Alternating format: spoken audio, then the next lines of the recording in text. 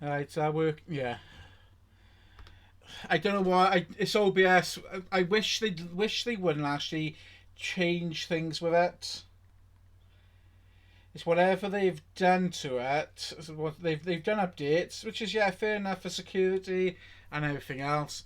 But it's like why play around with something if it's not broke? If it ain't broke, don't fix it, as they say. And they obviously having to play about with it because it's now OBS has just crashed out on me just then. Um, actually move that around to there. Oh, that's a bit better. Right then, I'm hoping it'll cool down a little bit in here because it is boiling out there at the moment. Right, so tonight I gotta change that piece of paper underneath there as well because I spilled a bit of water. So let me get that sorted out. So tonight we are doing a bit of model painting, as long as another technology starts to blow up on me. And if it does, the machines are taking over. The Terminator is here, but my name's not John Carter. Right, so that's that done by there. Got the paints to one side, everything I need by here. So last week we actually finished off with this model. Just that. This was the model we were working on last week, our Primaris Marine. Well, so we just finished getting the base colours on. We've added the white within the blue glaze to the chest to create the arc-like reactor, and that's as far as I left it. Some more water splashes, typical. So throughout the course of the week, I painted up. I painted up the other two, so they'd be in exactly the same position. Well, so this one is now ready to be carried on with base painting, with the next layer painting, and then Friday and today really, I have finished painting up. I finished painting him up today. Get the angle right. So it's now in a lighter shade of red armor, with the correct gold, the green trim. Even the plasma weapons are all actually finished. I know they don't exactly show it perfectly, but there. So yeah, so I finished this up today.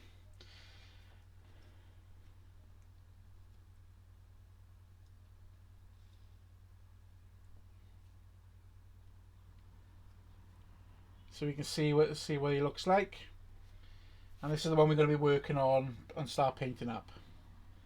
See a big difference in the colours, and this have also been edge highlighted and glazed, so all the edge highlightings have been blended back into the red. So they don't stand out, they don't look odd, they've just blended and merged back in, but they are visible. So when you actually look at it up close, I was hoping to actually have had this painted by thought of it as well, so I could showcase this completely off. This is the base threat.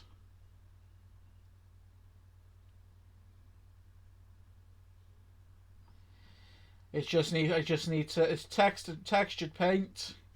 I just need to put a wash to it and then dry brush to highlight it before I can then mount the models to it. But all three of them are going to have the same type base, and the bases for me normally do take a little bit longer because the textured paint, you've got to wait for that to dry.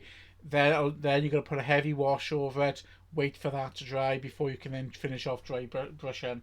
The edging, however, doesn't take too long to do. But I'm going to pop that to the one side because I don't need that at the moment. But we do need to start working with this guy.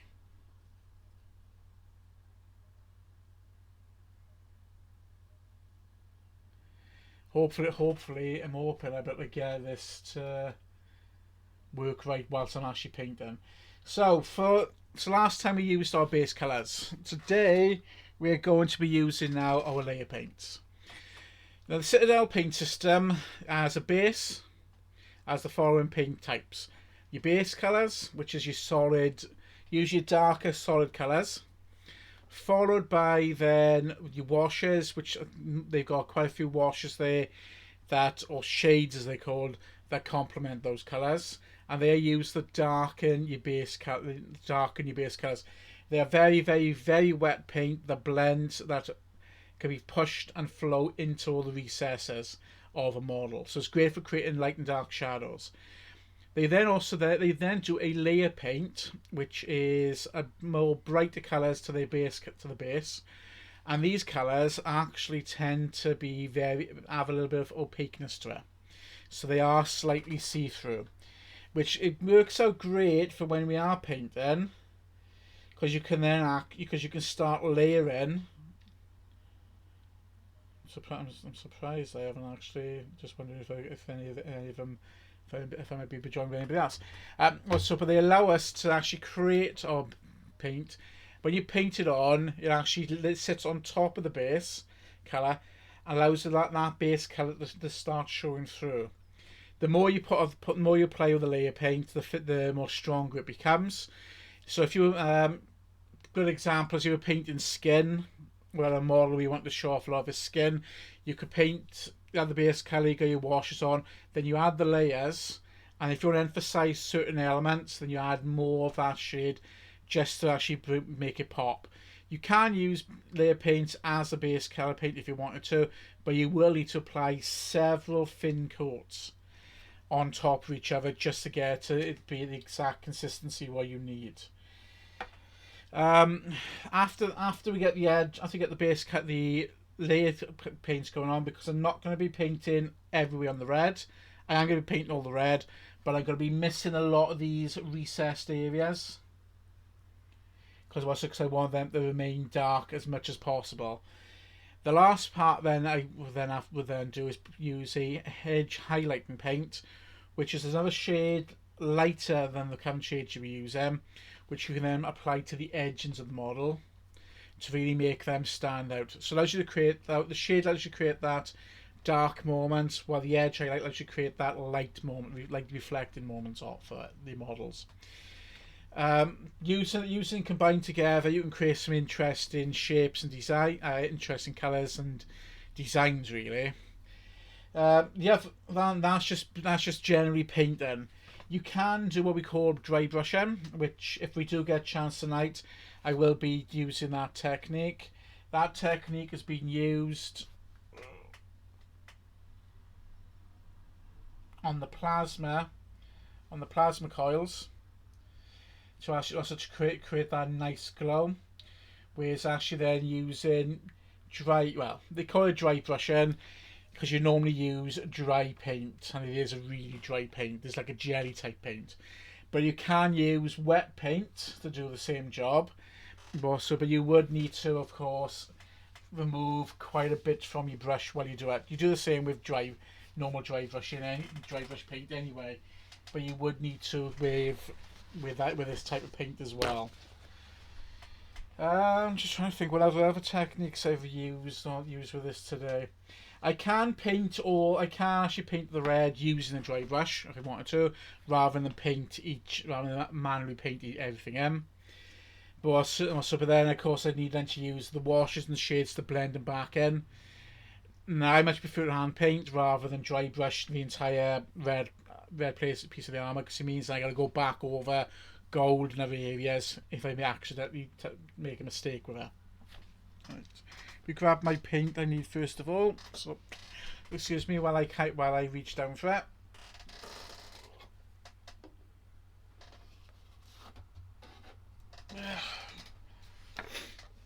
Right. So then you pop the colours I'm going to need for the base layering at the moment. Right, I'm just going to be them. Just going to stick with them three for the moment. Let me chuck a little bit of music on for the background. Right.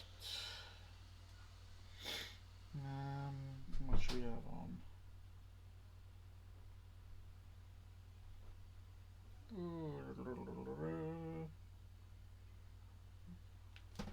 I'm not going to have it too loud anyway.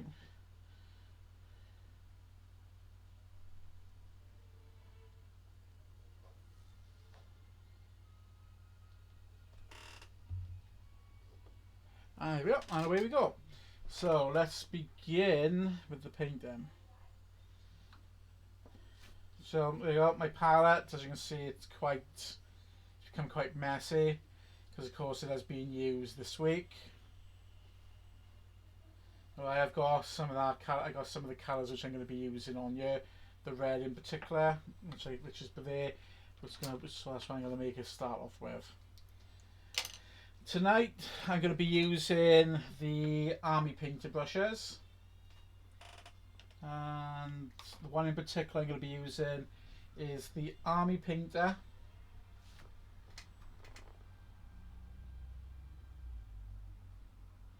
Warhammer character, because that's a nice, I don't think you'll be able to see the tip on it probably. It's got a nice tip to it, so it's going to allow me to actually get painting on the areas I want to work with. I've also got the insane detail here as well, which I've been using for edge highlighting, and I got my detail to hand as well. I have got one that's even thinner than that, which came with the set when I bought the set, and that is the Klinsky's Masterclass. Now, I was saying last week about the Citadel brushes. They're nice brushes. I know they've changed over to they have changed over recently to a newer synthetic version. I haven't actually seen what they look like yet or tried them out. I haven't actually seen what they look like yet. But they are well, I may pick up a couple at some point to see how they work. I am still going to use a Citadel brush to do loading my paint up onto my palette, and as always, again, try to avoid painting from pot to model. You will find for some things I would actually be doing pot to model. But most things, such as the red armor and the gold, I will be doing from a palette. The silver, I would probably go from pot to model, because I don't mind if that goes on a little bit thicker, because I just want to actually just to pop out that silver a little bit more. So as always, give your paint a good shake.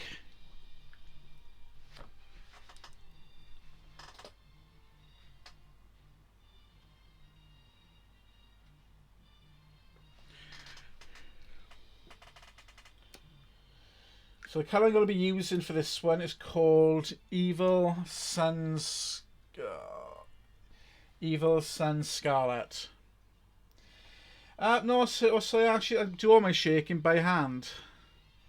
I have actually been thinking about retrieving my drill from, I think it's in the car, and also created a mount so I can actually just use that to mix it up. But I do a lot of it by hand. It's like I had to managed to save a colour earlier today. The emerald, what they call it? What green is it? Warpstone Glow. Because I didn't think I had another one here, but I actually bought some new ones now over the last couple of months. The ones I've got here have actually started to dry up and become jelly-like. So I did manage to save one of them today by actually mixing it up. I actually add a bit of water to it and dump some mixing balls in, and using a brush to give it a good stir. But yeah, a paint mixer would definitely come in handy. But at the moment, it's all still by hand.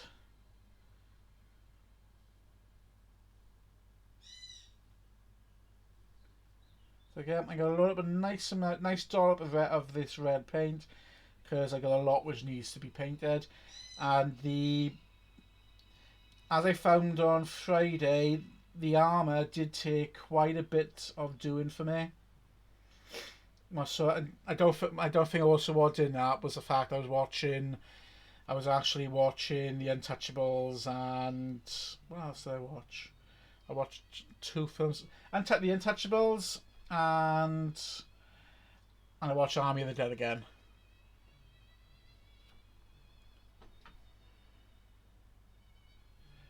Cool. Well, so again, it's only over the last year or so I've actually been using water. I've been using the water to thin my paints down. Because when I first started model painting, I was actually using Tiny's actually downstairs. What you're probably hearing is some of the music I got playing in the background. You probably hear some violins. But yeah, I used to paint from pot to model years and years ago. It's only over the last 2 years I probably started thinning down a little bit more with my paints. So it just create a nice smoother effect. Um, I've got a set of Chaos Warriors, Chaos Blood Bowl Team Warriors. There, well, so with the paint that you paint, I thinned down the paint, but they've gone quite blocky. Well, so but it does add. And Tiny's and I think, yes, see, I think you can hear me out when I'm actually called her up here. Because she been hiding downstairs, she been outside in the garden, posing in the garden. So, do you want to say hello? Just don't get catty everywhere, little missy. Yeah? So. Don't get catty everywhere, you know what I say? Because otherwise it'll be. I'll put it outside a bit. Because otherwise your catters will actually be becoming part of my models. Because quite a few of my models have actually got dog hair worked into them because of Jake and Kyrie both put in their dog ears about the place when they molt them. So I'm gonna put it there. So I'm gonna actually dab off a bit of the paint I don't need. Float it up a decent amount. And now I'm going to begin to apply it. Now I got to remember, because also when I'm applying, I have to be a little bit closer, because otherwise I'll be doing it back by ear, and you guys won't be able to see what's going on.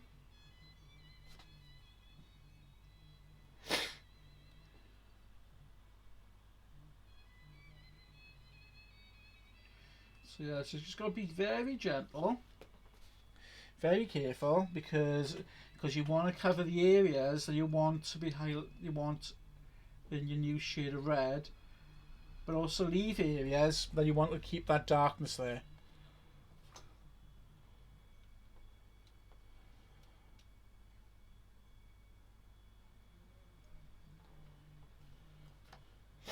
Yeah, that's it. That's why I'm using. So I paint with a tiny brush for everything. Yeah, I was sorry when I started out. I just had the starter brush, then picked up the rest of them, and again, yeah, it didn't actually thin them down. And yeah, we all we're all guilty of it when we start out painting. We're sort of falling into these sort of bad habits.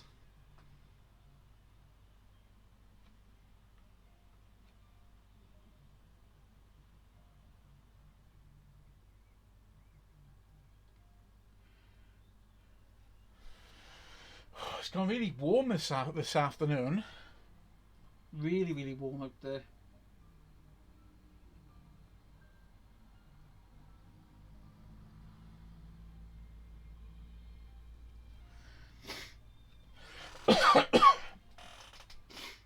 So I'm taking my time with this now. Unlike last week, where I just didn't. It didn't really matter where I would get my paint last week. Well, that's a bit of a lie. Where I was actually covering the areas that I wanted all the red to be, all the gold to be. So I didn't exactly take my time with it. Now I'm actually going to take my time to ensure I paint where I need to paint.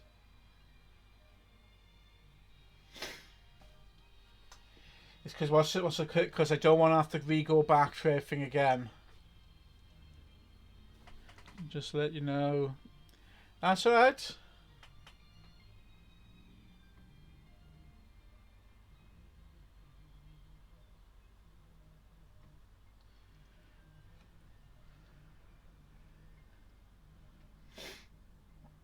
No, because he's got Anna and Alex on Tuesday.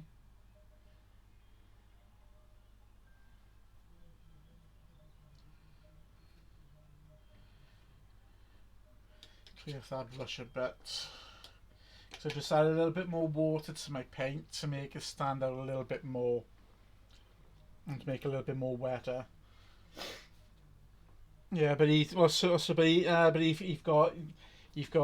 H&E on Wednesday, Tuesday. And don't really think they got much left. Don't think they got anything left to go through apart from finish off any work that needs completing.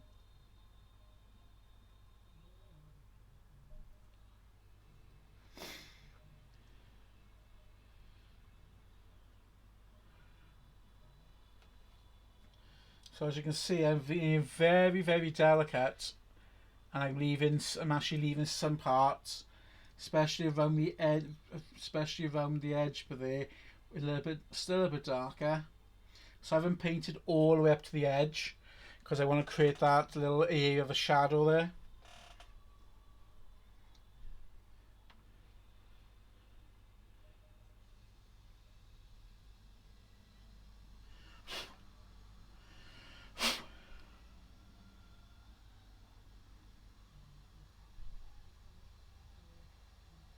So if I can lift that little area out of there.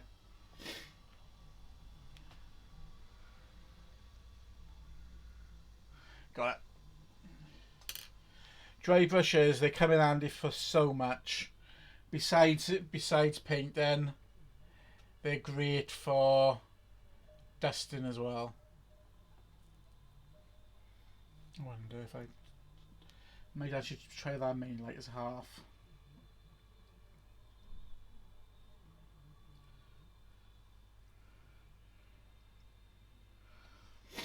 Crystals are going.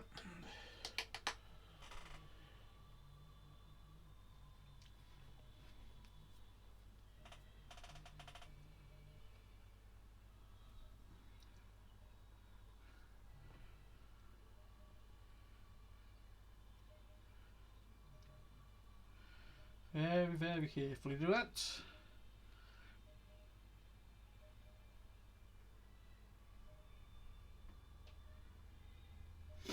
And because you're doing thin coat, it dries quicker.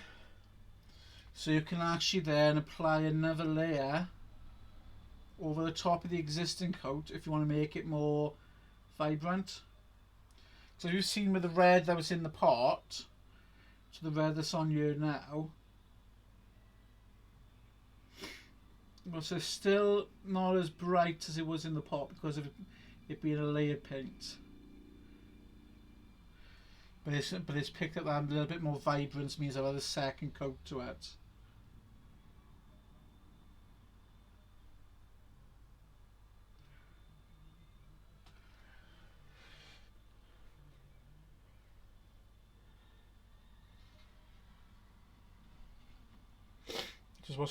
Just wish the DLSR, when it was in camera mode, in film mode, it'll actually automatically focus.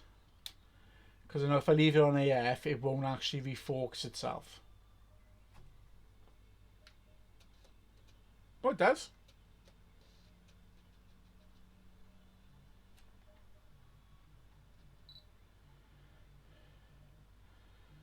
It will. It will refocus itself.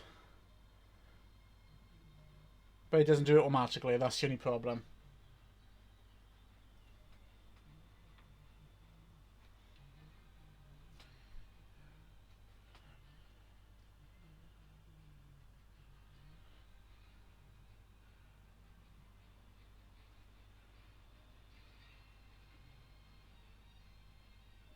So very carefully do it.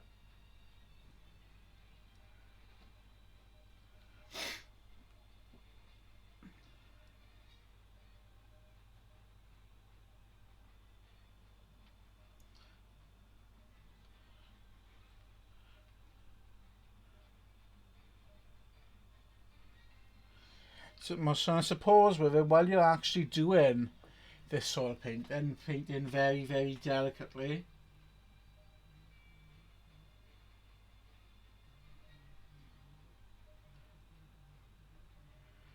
You do learn to develop some steady hands.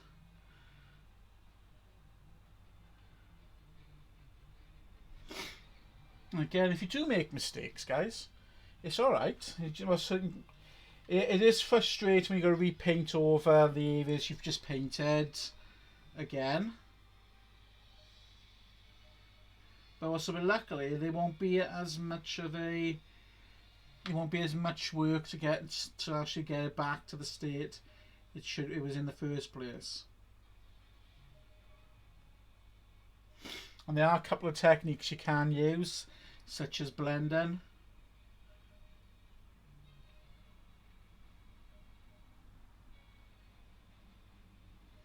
Which does work quite well. But it's just about practice.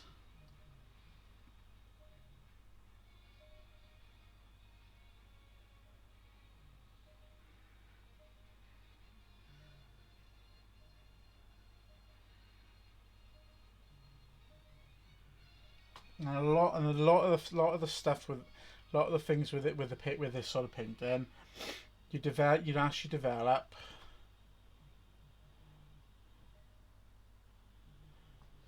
So you develop a bit of patience in with it as well, and develop a little bit more of a steady hand. Saying that, my hand's not the steadiest when I'm actually painting anyway.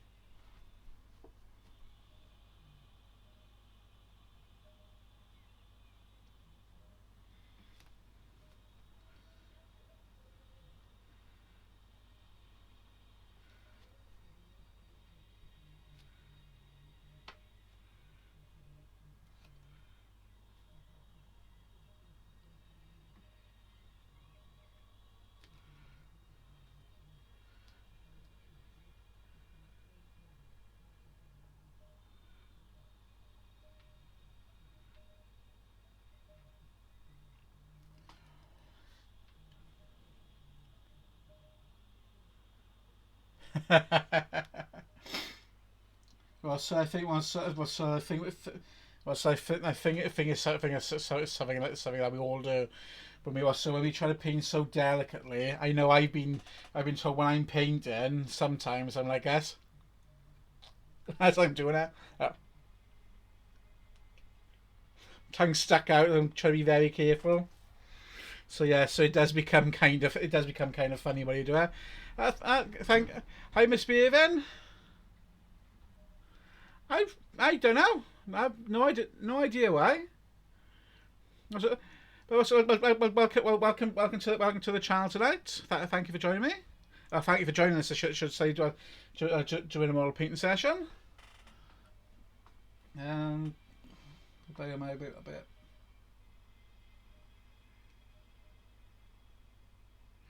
I think I've just noticed some details. That detail that was hidden on the other model, which I couldn't see. It's much appreciated, and you've actually managed to get me up to hitting that 100 followers mark. Because I was one follower away from hitting that triple digit number. So thank you very much. Thank you for the follow, and thank you for being here tonight, joining me tonight.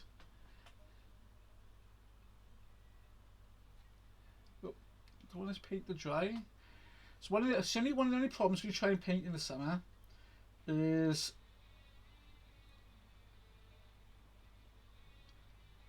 that your paint tends to dry a lot quicker. And that's one of the drawbacks to it. That's where thinning it down comes in handy. And thank you very much, P. So yeah, we've now just managed to get the top of the hood all painted in that nice shade of red. Now the parts I haven't painted on there, I'm actually going to be painting in a lighter in the edge highlight, which you don't really see so much what they look like by here because it just blends in, but they are in a slightly different colour.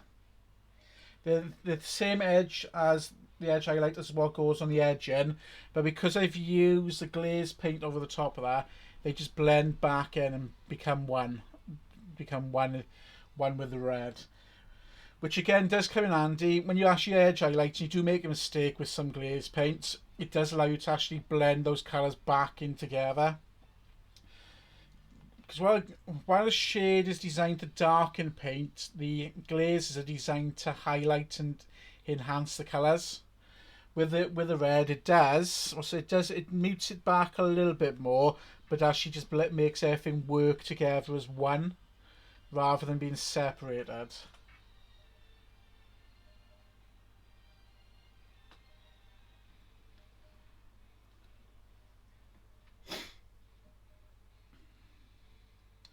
So trying to get it from an angle, I can actually paint it, so you guys can still see it on your.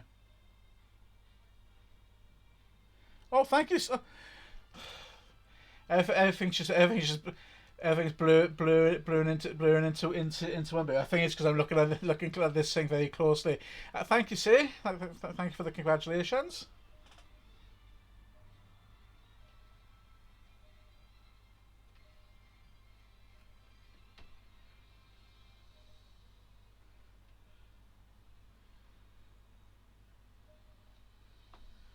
We can try and reshape these bristles on this brush a little bit more.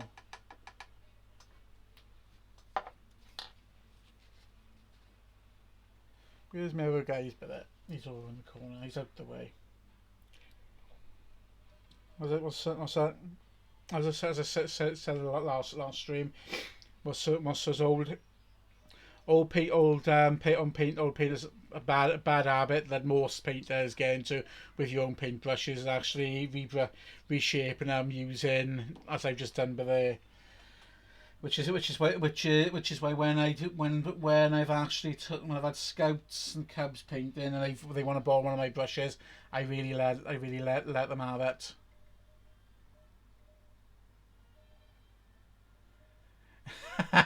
Scriven, yeah. It's the only way we can show we don't talk about you when you're gone. Oh, thank you, Miss Beaven. Also, I really appreciate that. Thank you.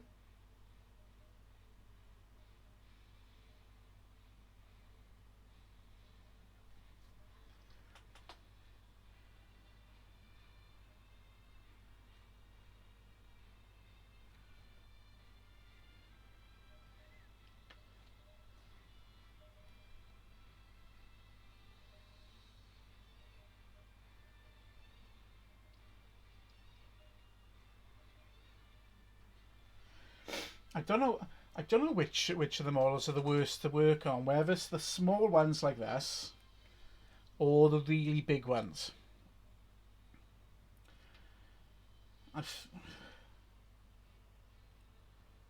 Small ones you need to have a little bit more delicate, to be more delicate with your painting.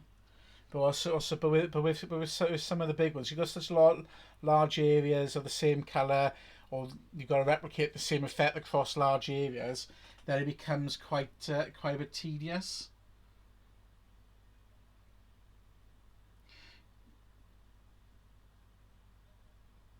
When I painted up my Magnus the red, the wings, I had fun with the wings paint on that.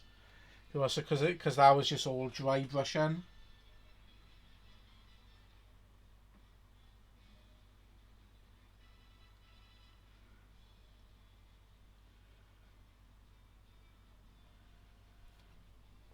just was just a black back end, then dry brush the red, block, then part in with more black again, dry brush with another colour, so you blend in with the blue, so you blend in the red into the blue, and then block it, and then you're finishing off with some more of a different highlighting colour across the rest of it. But yeah, I do have some fun with dry brushing. But also, to create, but painting some large models, I got one which I started last summer. Both painting, brilliant. That's good. What are you both painting?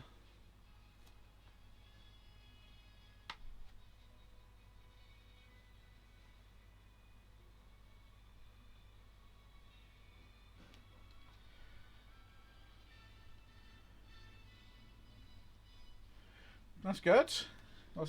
That's also sometimes that's a good way to pick up that inspirational moments. Because again, well, as you both miniature painters yourselves, is do a toad frog and the dwarf a few days ago. Brilliant. Because again, you probably suffer the same. Is we just have, like writers have writer's block. I think we have painter's block. We just don't seem to have the motivation or drive to do any model painting, and then bang, when we get it back, we just sit down and just paint for hours, if not days at a time. So a bit more water to that because it feels like it's drying up a lot quicker. So how warm it is up here.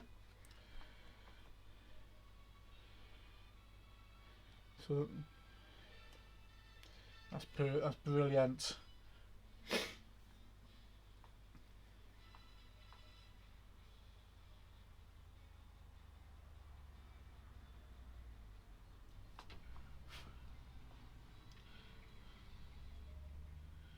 I think Tiny have run back downstairs, or she's sleeping next door because I don't see her in here. I think she's gone downstairs again.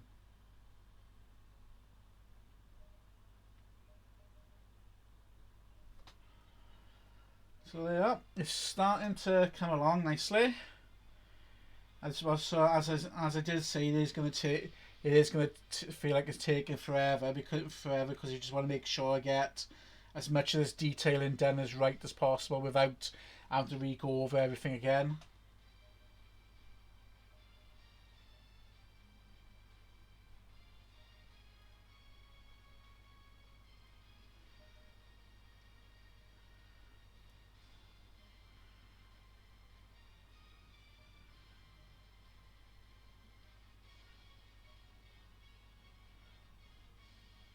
Well, almost there.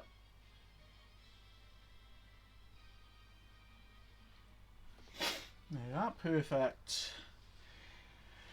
Almost done the top part of this.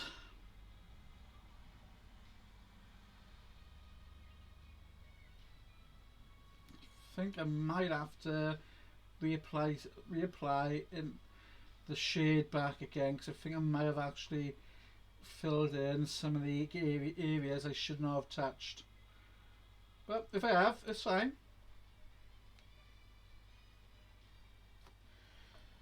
Yeah.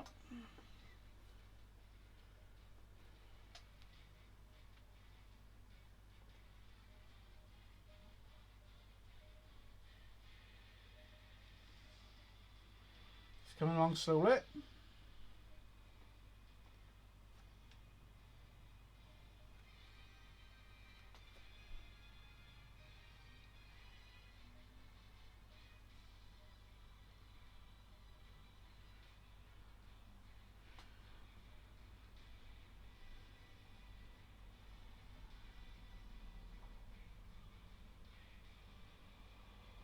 Luckily, if there's any areas of gold I'm gonna hit, I can go back over them again in a minute.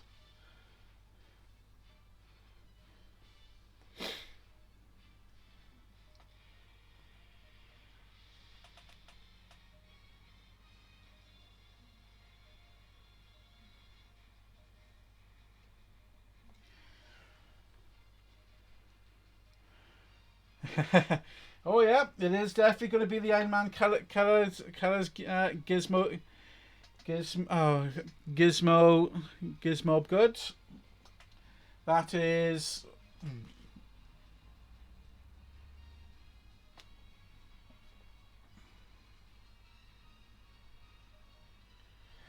That is what it will look like towards the end once it's all done, including. Try to get this to zoom fix right. Once the edge highlights have gone in, once all the edge done, the edge highlights have gone on, and all the other minor details have also gone in. Because again, I've even put in some of the yellow and black hazard taping into it as well, and using one of the hardcore technical paint just to create that shiny plastic moment as well for it.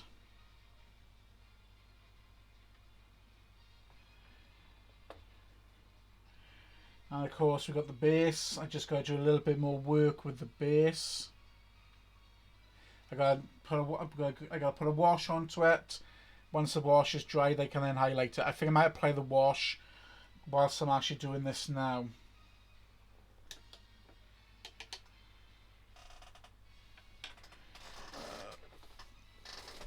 I'm trying to think, is it Agrax I use normally, or is it?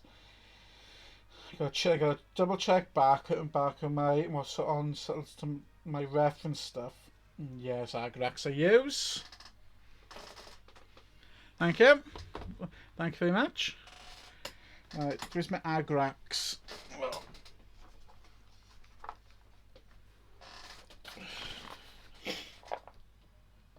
Go on the gloss. No, I don't want the gloss version, I want the full version of Agrax.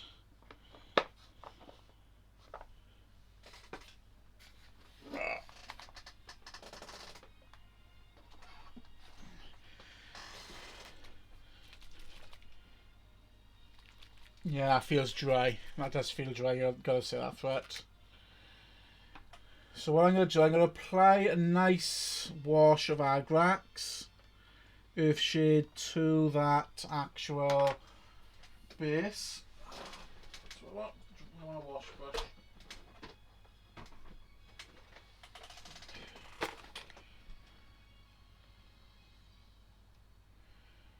And then I'm gonna get back. Then I'll get back with them back to the model.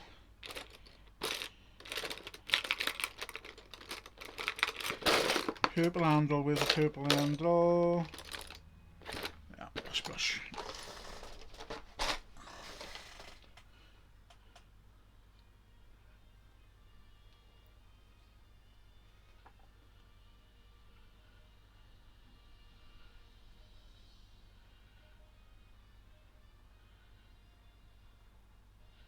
Oh, still a bit wet.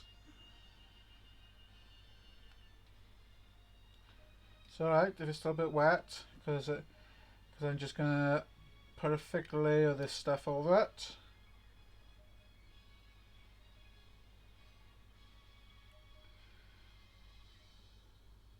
And let it soak its way in. There. I'll pop that over there because I'm going to leave that dry. So that's the base done. That's one of the 3 bases done. Leave that brush to one side in case I need it later on.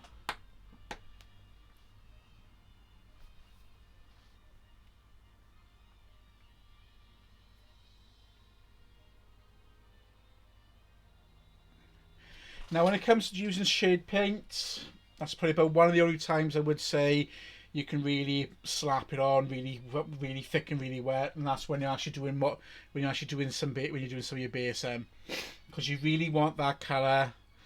In the case of what I've just played, but I want that to really seep into all the nooks and crannies. So I really want, so we're going to play a nice wet look to it for it to fully dry. That's what I was saying with bases. So I put the technical paint or the textured paint onto that at about 4:30 this evening, and it still hasn't had a chance to fully dry yet. So I leave that now, leave that overnight, and then it'll be fine. But that's the only thing I find with whenever I start painting bases, they can take ages for me to get fully painted. So we've now got the top part done. So I've still got the back there, the top ends of these jump packs as well to sort out. His torso, and then his legs, and that's the part.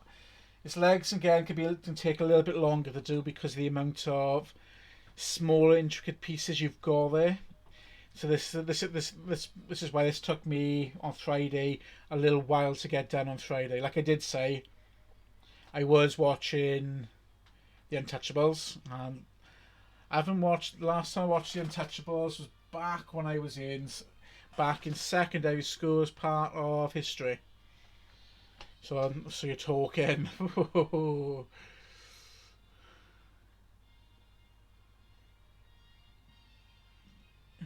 So look.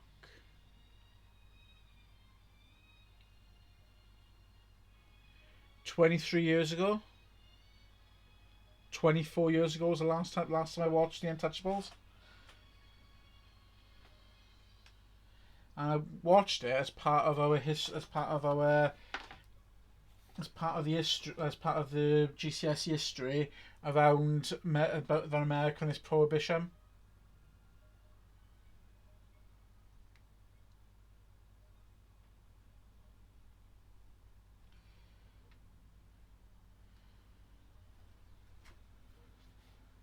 Fix that up a bit. That's lovely. Because again, I do enjoy my history.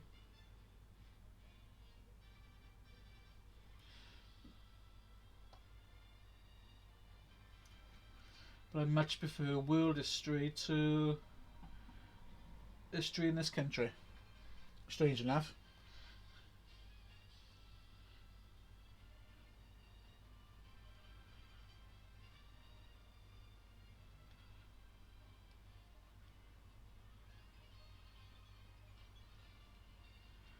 Oh, it's coming along.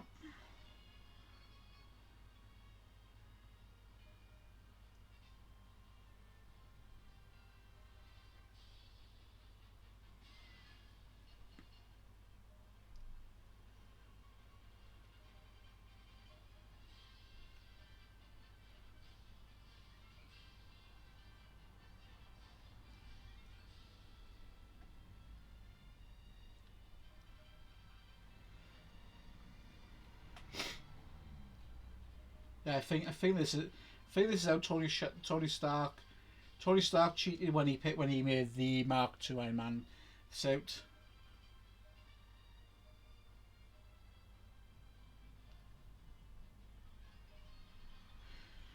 Because he had Jarvis paint that, he should have painted it by hand himself. It would have been so much better if he'd actually gone in and painted it all by hand himself.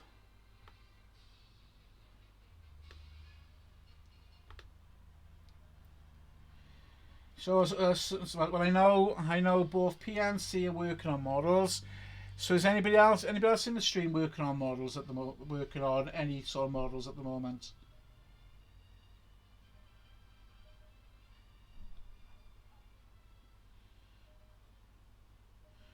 Or even if you're not working at any models, also if you think about even actually giving one a go.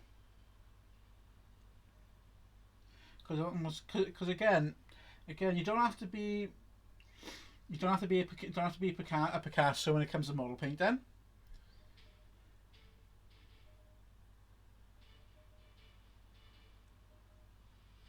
As I found, just take your time with them.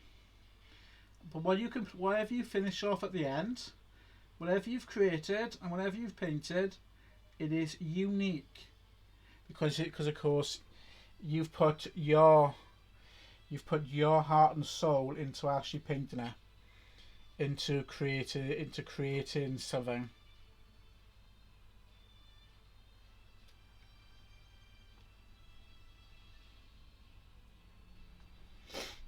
Yeah, that's the top part of it done. Now we just got to do the back underneath the graphins. The back of his pack, back of his armour, and then the arms, the torso, and then all the lower sections. Thank you. Again, it has taken me years to that. Well, a good few years just to be able to reach that particular point. It wasn't until I actually started painting. No, similar trying to get the lines in for the edge highlighting. It wasn't until I actually started painting my Centurions that I actually reached the point where I felt comfortable or confident to actually give it a go to create those more highlights. And when did I do my Centurions? Because I came back in 2013 to model painting. I did spy him. I did spy him in the channel. Let's have a look. See if I find my Centurions.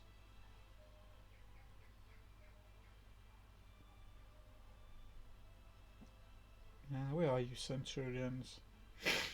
I don't think I took them separate. And that was before I went to Warhammer World.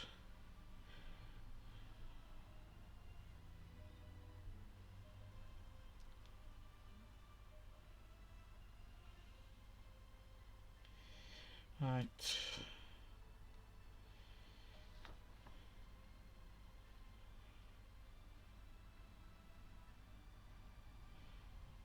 No, I can't. I just can't seem to find them.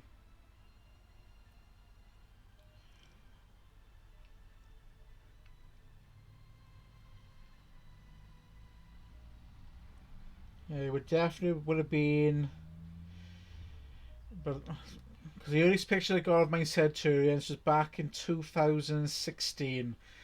So you're talking about 2.5, 3 years before I had felt I had more confidence there to really put those very thin edge highlights in, to try and create those nice crisper lines with things. So yeah, it does take time and practice, and it's not and that's the only thing I can suggest with model painting. It's just practice. But whatever you paint, it doesn't matter if it's a work of art, or if you got paint splotches, or the colours don't sit in a nice line or very crisp. It's because that model you've painted is unique. It's yours. It's your own piece of artwork. Well, so again, you will have people out there that'll criticise your work, because I've had that myself. But the only one, unless it's actually criticism to help you improve on your painting. So the only person really who should be criticising harshly on your work is yourself.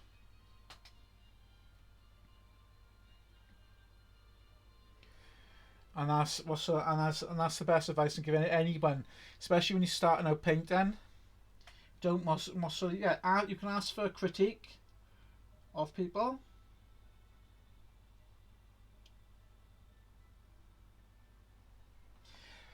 Ask for criticism. Comments and criticism, but a good painter or good painters are going to give you advice to help you improve, not to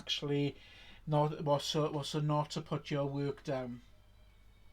If you find someone who's going to actually do that, then they're not somebody you really want to be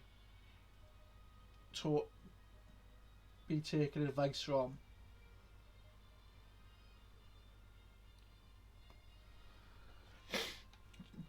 Because again, I know myself. I could.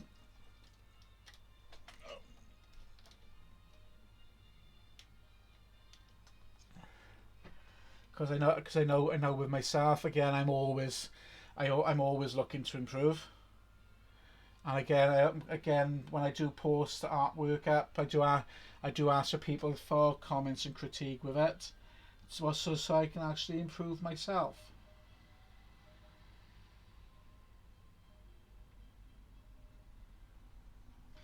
And I have had some which commented on, "Oh, the paint's too thick. You shouldn't have done this. You shouldn't have done that." And also, and I'm glad somebody actually in the group did say to him, well, I quite like the style because it actually works with that type of model. It works with that effect, and that's actually what talking about my Blood Bowl team. One of my Blood Bowl teams.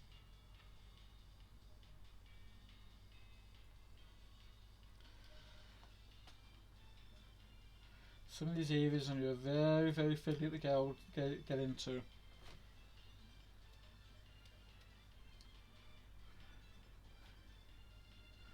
Now we can see him there.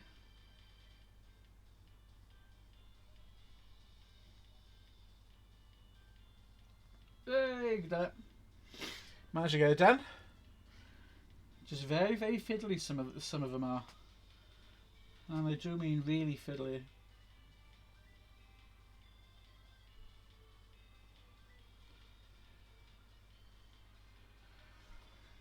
So, so what have you guys been up to today then? Anything interesting or special you guys have been up to today?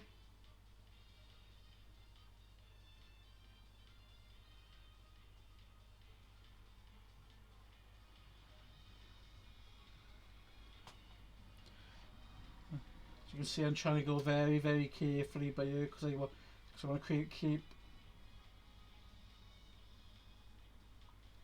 I'm going to keep a very dark area around some of the mooring inside that part of what I'm painting, but there, especially the details in there. Painting Templars, brilliant. Templars were are one of my of course one of my brother legions.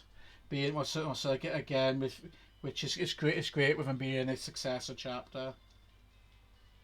Oh, the Imperial Fists.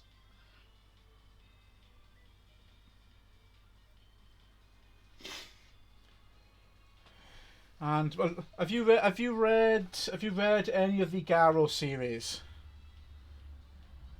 Anyone said any of Gizmo? Have you read any of the Nathaniel Garrow series? Because it's in the last Nathaniel Garrow book, which looks to be the compendium of all the Nathaniel Garrow stories. Well, so it's where we actually see the moment where the Templars are actually born.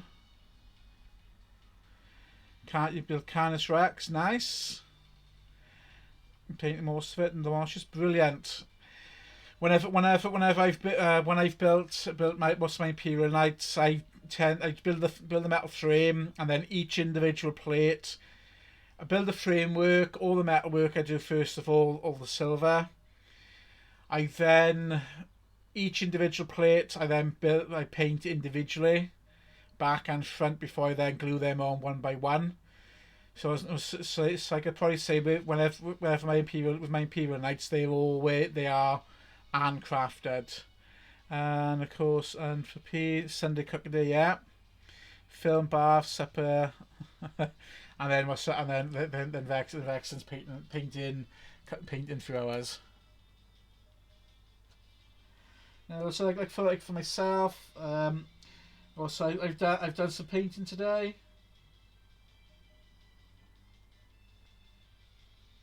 I haven't really done much. I haven't done much else apart from painting. Because I did quite a bit of stuff yesterday with moving wardrobes. clearing 2 wardrobes out of the room, ready to make way for my new bed to arrive next week. So I've got a bit more space in here at the moment. I just got to shift a few more things around now next week when the bed arrives. So I'll have a lot more space in here. So I've also been trying to rest up my leg as much as I can, because it's been giving me no end of grief today. Every time I move or try to use her, walking up and down, I'm about to take the stairs one at a time when I'm going up and down them. But like as I said, I wouldn't mind so much if it was in my if it was in my bad leg to begin with. But also it's in my good leg, so I don't know what I've actually done to it. So, not a big reader. Watched Grimaldi Sandrone series. Nice. No, that's brilliant. So yeah, no, I like reading. I do like to read. I've read a good chunk of the Horror Services. I also really enjoyed Nathaniel Garrow. I've actually got 2 of the character series from Forge Movie. I've got Garrow, and I've also got Magnus the Red as well. So I've got Demon Primarch Red, Magnus the Red, and character series Magnus the Red as well. I haven't unboxed or even attempted to paint in either of them yet. Also because I think they're gonna need some more special treatment in terms of how big the characters they are in the series.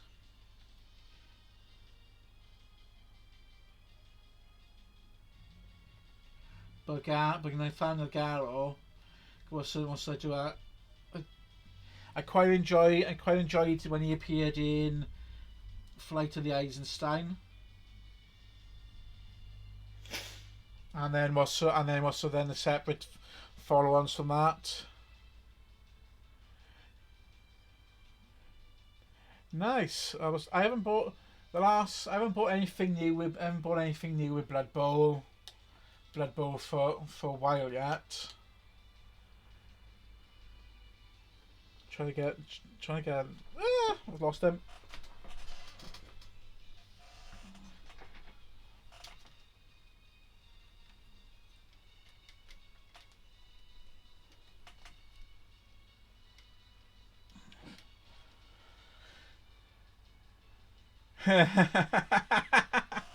Now the paint dots on there does actually look like you've been shot. You've actually been shot in the head on a battlefield. I couldn't have timed that any better myself. The last thing I bought for Blood Bowl was the season 2 box set, and also I also bought a Tree Man because I wanted the scribble. I only wanted the scribble for it. So I've got a Tree Man. Yeah, I got to paint up at some point. Those two Blood Bowl teams. And that's Scribble. I can't think of his name. But yeah, that's it. I haven't really bought much else with Blood Bowl. I think the last physical book I bought of theirs was the Inspire #1. I rebought that, so I had the tactics for the Chaos Blood Bowl teams. And also for building a Chaos Blood Bowl team. But that was going back last year. I looked everywhere to see if I could find the squirrel on its own on eBay. It was something ridiculous. By the time I bought it from eBay, it was just as cheap for me to buy a brand new one as soon as they come back in stock with Games Workshop. And then just go from there, because I'd have a Treeman which I can then just paint up. I could probably even just check a few things that I make it turn into an enslaved cheerleader. I have actually got some Chaos Demonetture as well, or most of the Chaos cheerleaders I got to paint up. I am still trying to find a Blood Bowl coach. If my woodwork was any good, I would actually build a build a stadium, so I can put the Blood Bowl pitches in, because I got a Chaos pitch there for them. I got a Chaos and a Skaven pitch, so I can swap back and forth with them. But yeah, I got pick my hands up on that scroll. I got him on a separate base ready, so that's another character to add to my list. How many characters have I got now? The two that come in season 2. I got Lord Borak. Let's go with my Blood Bowl team, and I've also got. Was it? I think it's Ripper Spickle. One of the Skaven star players as well. I've got there as well. So I picked up quite a few.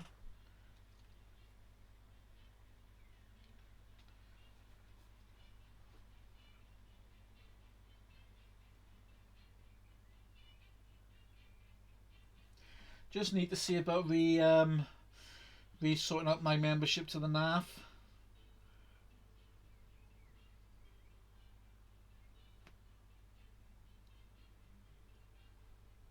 Because of course that's useful to have.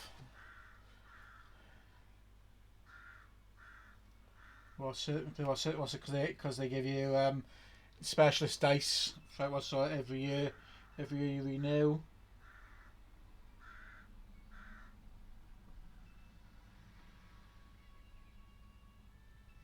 And unique and it's also unique Blood Bowl markers and all that.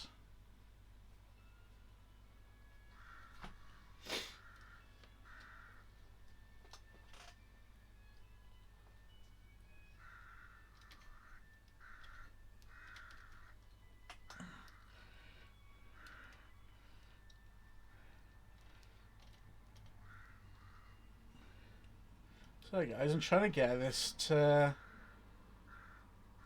sit right, so you can see what I'm actually painting at the moment. But it's like every time wherever I put my hand,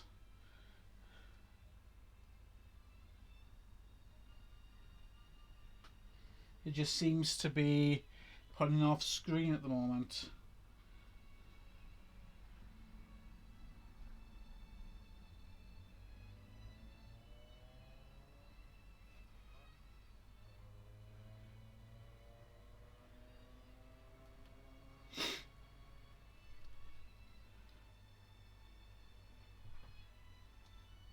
I think you're tiny.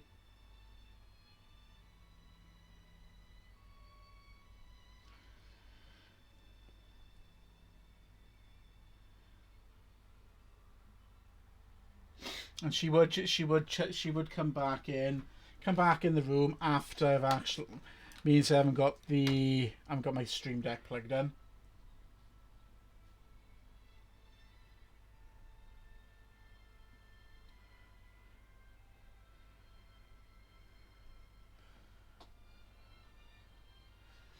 So I'm painting this lower fin, trying to get the red base in the where the fin plugs into.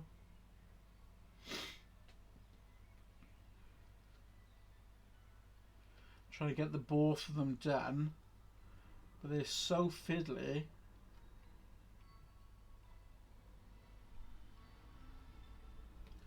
Where they located is very fiddly.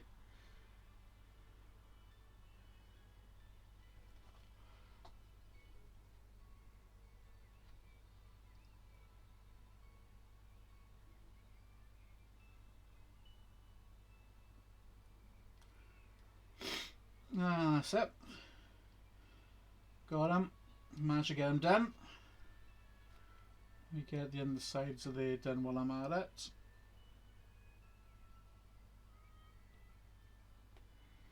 Means they're accessible now.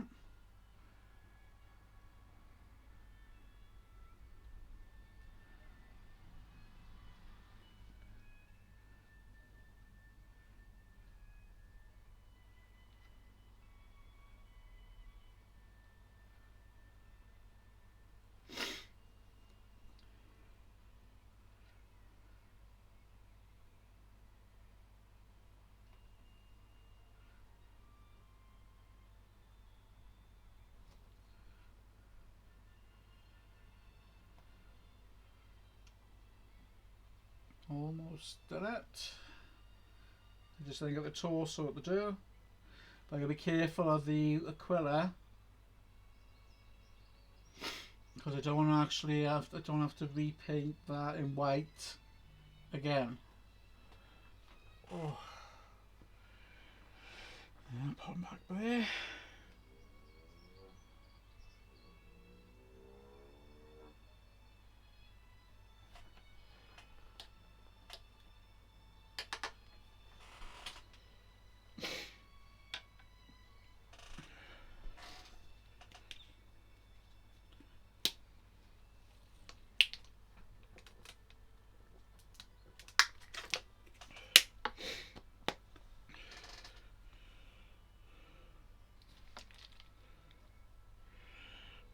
My left ear is really warm, so I think somebody's talking about me. If it's your left ear, if it's your left ear, normally that's good.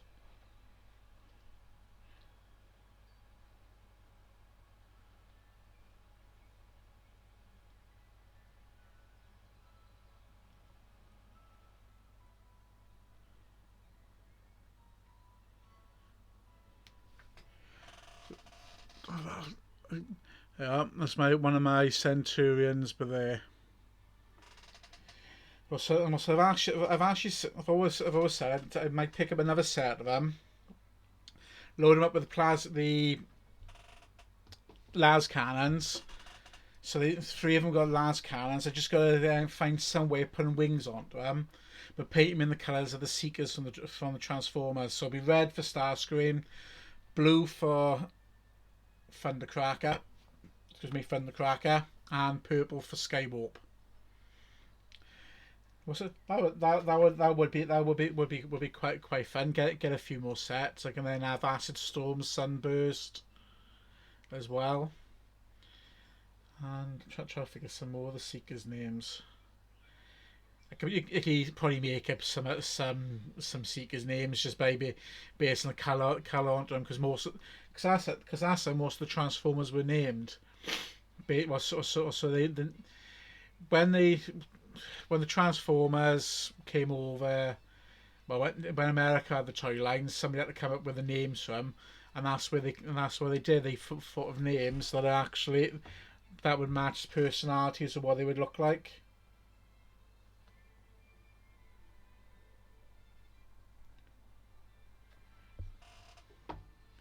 Which of course is how we get some of the strange names like Bumblebee, Blitzwing, and things like that.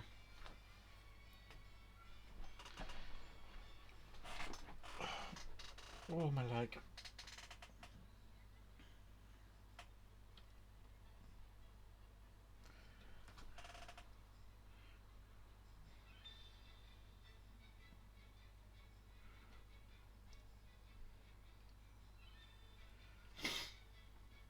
Right. I'm gonna get this back panel cleared now.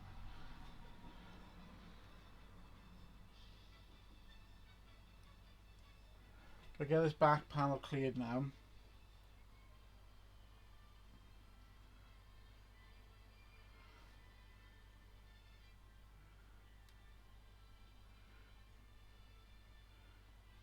So when I get the legs, I only got to worry about the legs, nothing else.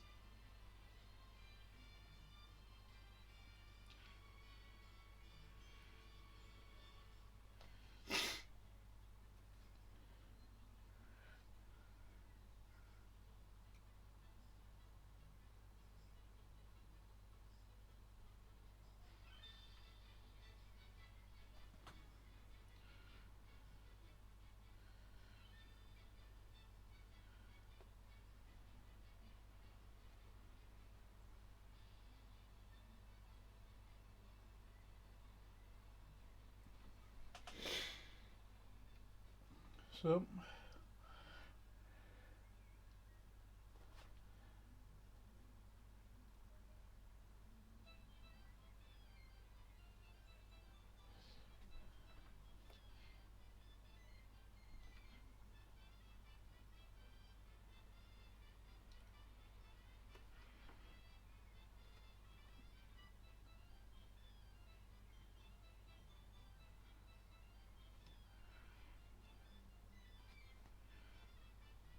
Almost there.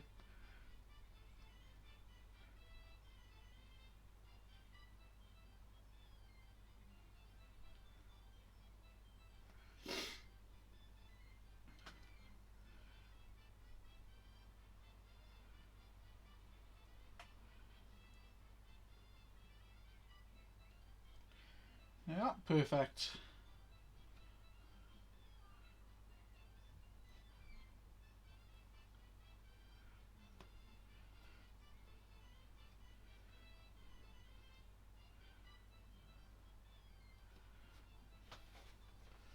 Yeah, right, so now I just got the torso and his legs to worry about. And then so once that part's done, we can then move on to doing all the gold. Then we got the silver. Then it's going to be the plasma casing. Before I then plasma casing, the gold, the green on the pauldrons. Once that's done, oh, it's got the arms as well. I got to do. Once that's done, then it's the slow and can be very rewarding highlighting process where we'll be doing a highlighting in with red, but the gold will actually be question for you. Highlighting gold. What colour do you think I would use to highlight gold with?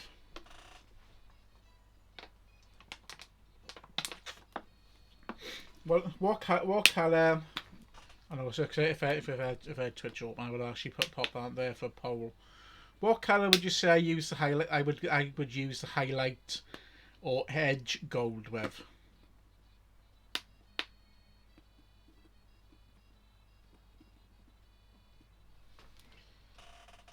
Actually, I might actually do that.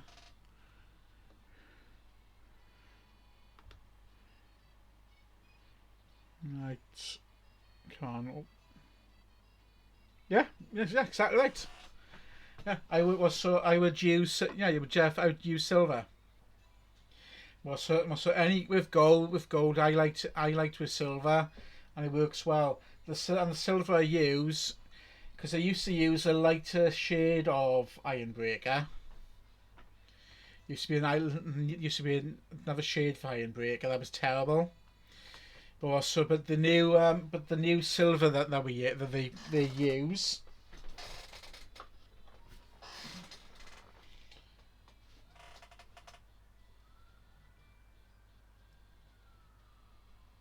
Stormhost works wonders with both on silver, on top of lead belcher, and also on top of Ironbreaker, and a lot of your golds. So as I've done, because you can actually see it on you.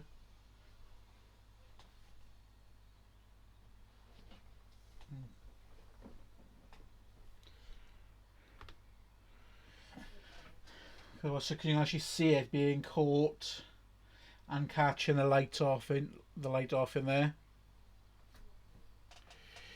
I'm not sure because I usually buy a job lot off on eBay these days. Going to the Games Workshop itself. I think they're $2.50. I think the 12mm pots are normally. I think they normally £2 odd from Games Workshop. But I end up because I end up buying bulk loads off YouTube, not YouTube off eBay. Right, paint shop paint. Right, and we've got a battery die on me already. No. Yeah, got my battery die.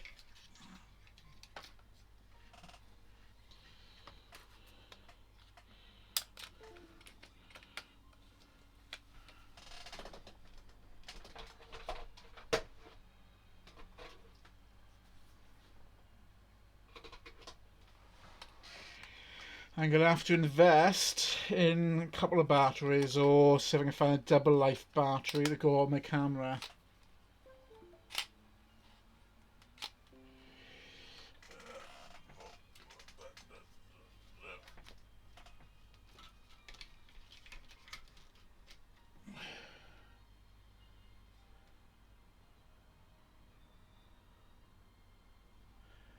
Yeah.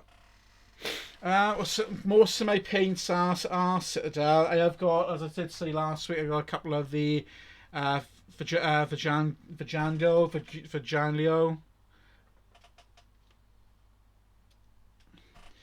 They were so there as well. Why do I use the Citadel paints? Because they were the first paints I started out. Well, so they were the first paints I started with when I was doing model painting, and that seems to be the painting system I tend to work with these days. Right, paint. Right, base colour paint. Yeah, also, again, I don't know how they can try and justify that with their base colour paints when they starting out at £2.75.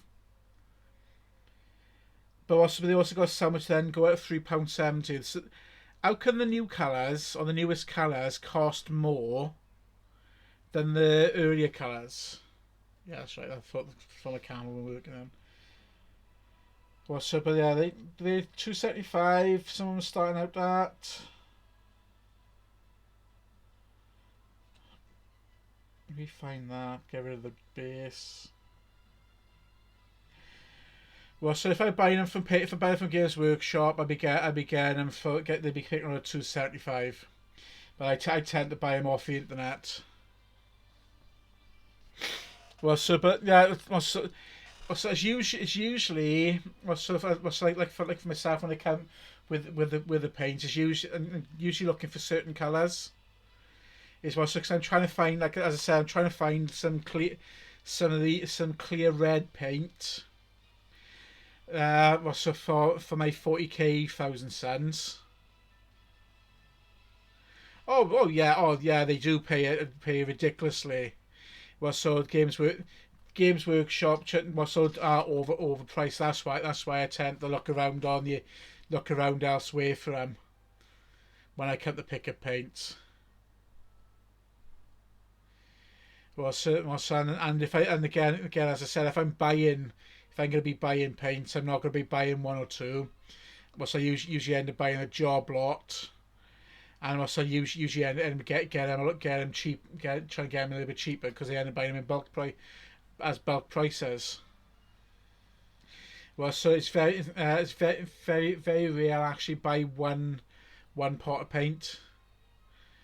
Well, so but I know it is not normally I'm looking for certain colours they're going to work quite well. It can blend well together with.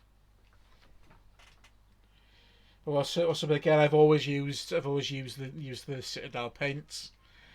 Back when I started out years and years ago, I was using acrylic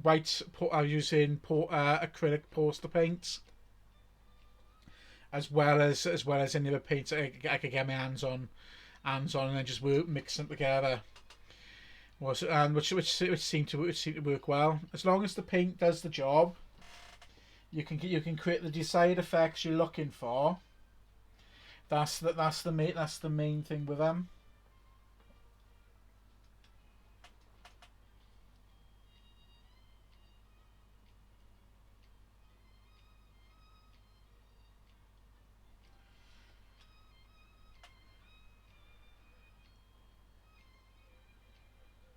Yeah, that's brilliant. That's the best way to do it.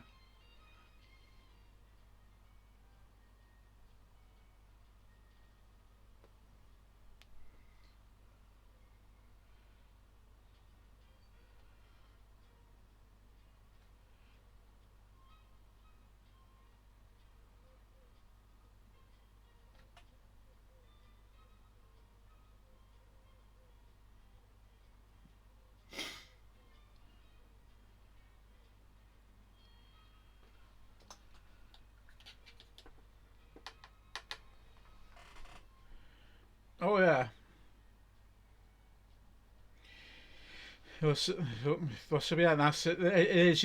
When it comes to things from modelling, you definitely just pay to shop around to see what bargains you can find with her.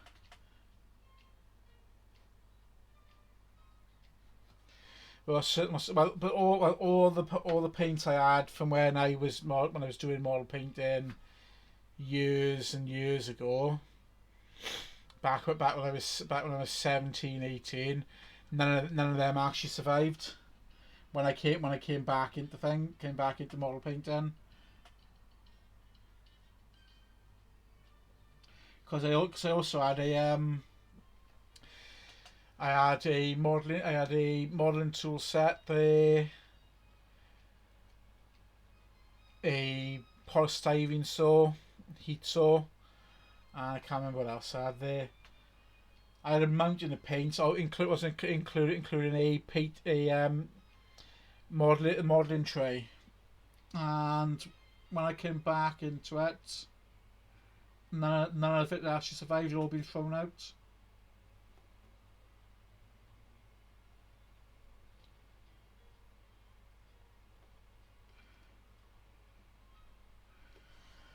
So I had to start again with it all, and yeah, the Games Workshop stuff is nice, but they are way overpriced for what it is.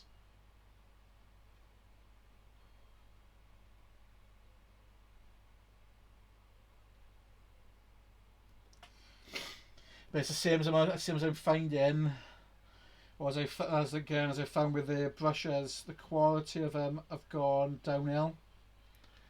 And I know I know a lot of people have actually said the same thing about the Games Workshop brushes. The quality, for what you're paying for them, the quality has gone downhill drastically.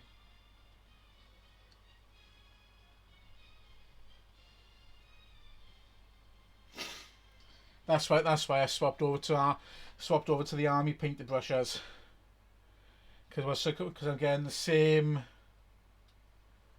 I'm getting decent quality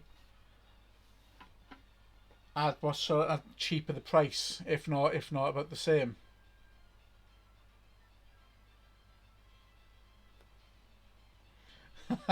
Oh, I've had that. A few of my models did survive. My paints didn't. My tools didn't. My paints didn't. There's a little. My modeling paint tray didn't survive. My paintbrushes back from then didn't survive.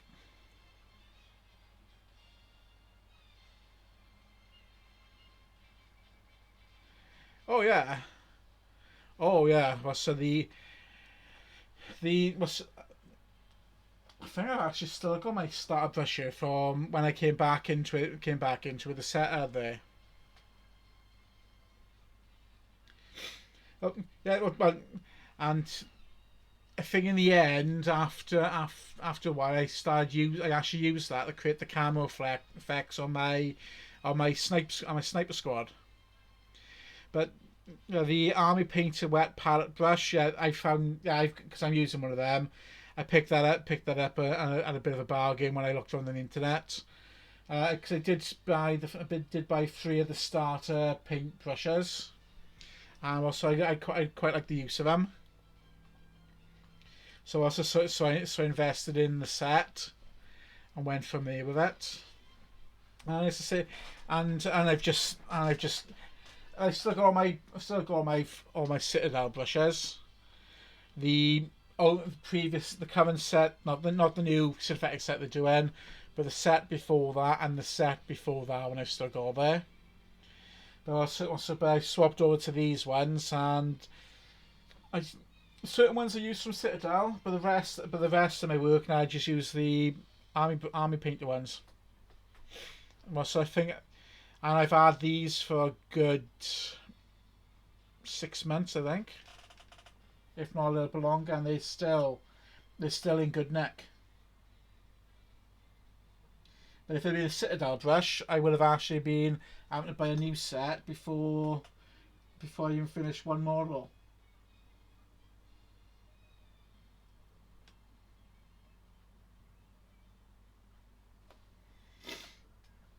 because the quality in Citadel brushes has gone downhill drastically. Really have gone downhill drastically.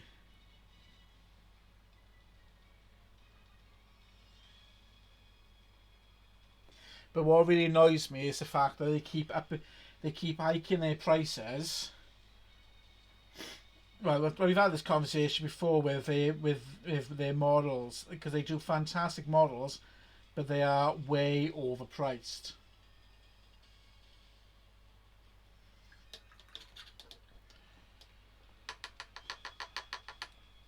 And they are way overpriced. Great models, great details. But again, it's always worth shopping around to find models a lot cheaper.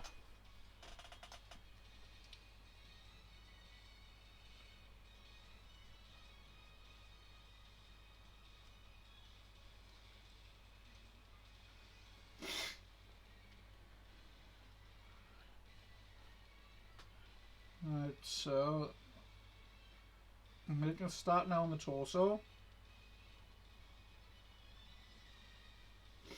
Careful not to touch the visor. Yeah. Just go. Start making the start on the on his gorget now. I am.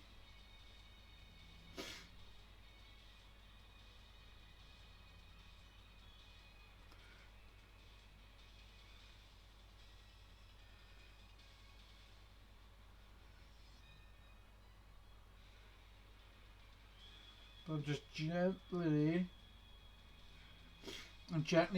gently painting. I'm not applying a lot of pressure with the paintbrush. I'm just gently doing it.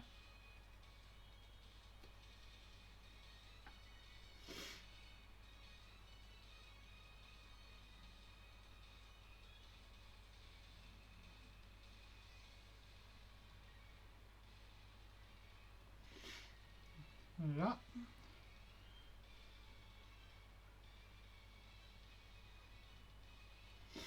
There's the gorget done.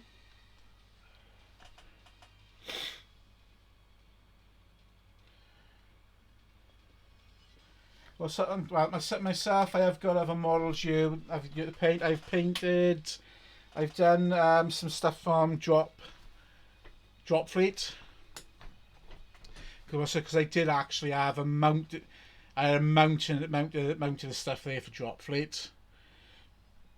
Because I originally had the starter set. I actually had a massive amount of ships there from one of the armies, and then so then when I left up, but then when I moved in with my previous ex, I had to check out a mountain stuff, and a lot of that went. So you're talking stuff I hadn't actually assembled yet.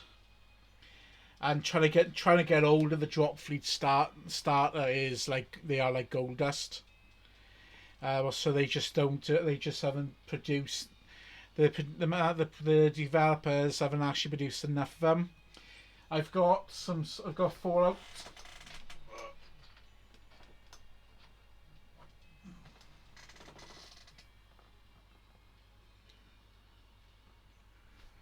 I got some Fallout models here as well to paint. Because I've also got the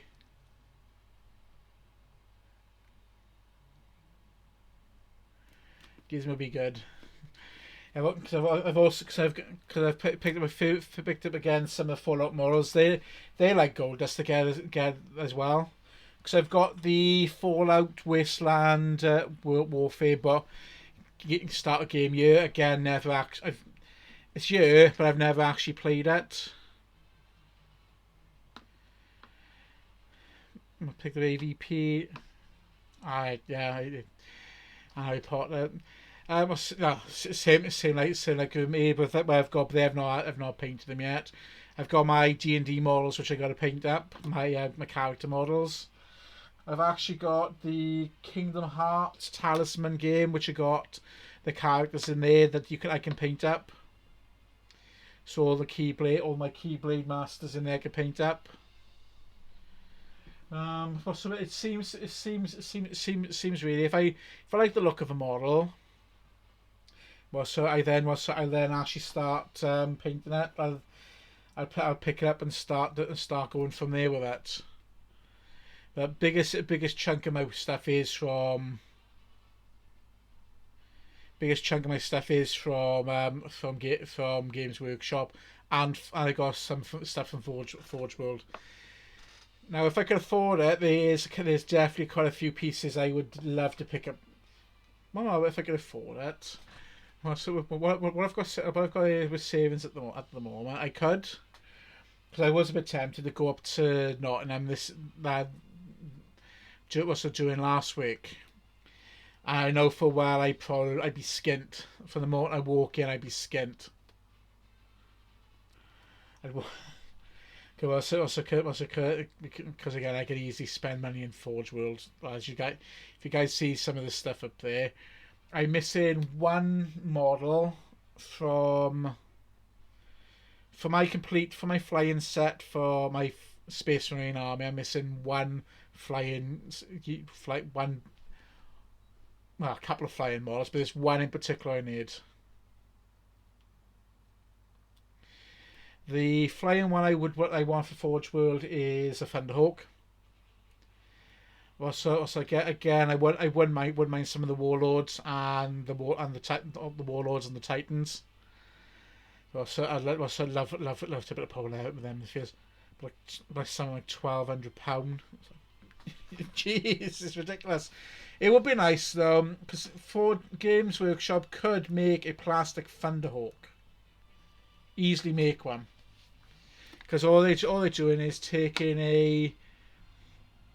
Is it a Thunderhawk? Or is it the Stormbird? Let me double check. I'm probably calling the wrong model.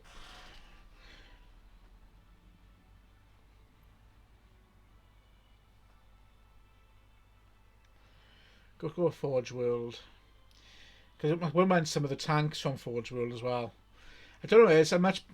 The 30k models for their tanks and their vehicles, even the Terminators back from the 30k period, I much prefer to the Terminators you have in the 40k universe.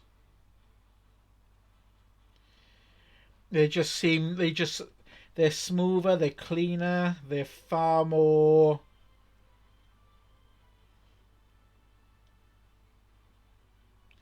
They are far more... Well, more really. They're more streamlined, they just stand out better. No, I wouldn't mind a Fire Raptor. Storm Eagle. No, I got Storm Eagle. Yeah, it's the Thunderbird. Thunderhawk, not Thunderbird. That's the name of it. I would love it if they made a plastic Thunderhawk. So it would be great if they actually turned a lot of their Forge World stuff now into plastic. Yeah, yo guys, Thunderhawk gunship, £475. Oh, it's nice. Oh. It's a lovely model, but £475 is taking the mick.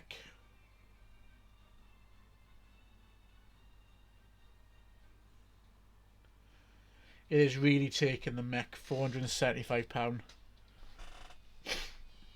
One day, perhaps. You never know. I was told the manager down in the Games Workshop in the Warhammer shop down in Cardiff got one. And because it's pure resin, it weighs a ton.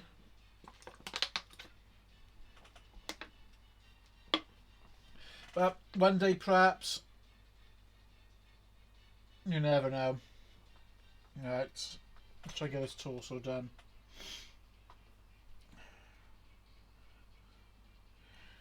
A Thunderhawk, a Space Marine Thunderhawk from Forge World, because that's the only place you can get it. £475.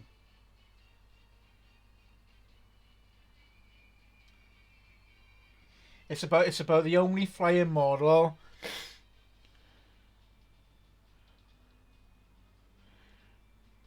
That's they'd feel right at home being on a spaceship, because again that's when they were used to living on the flanks.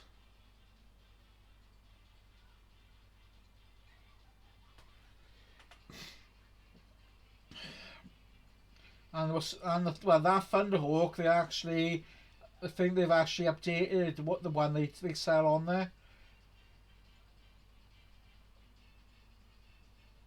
because they did stop selling it for a while. The store manager down in Cardiff apparently got one.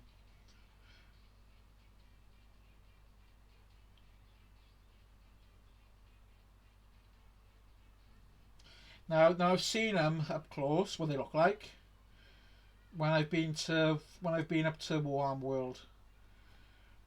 Well, it's a nice model. It weighs a ton because it is pure resin. But that's the only flying model I need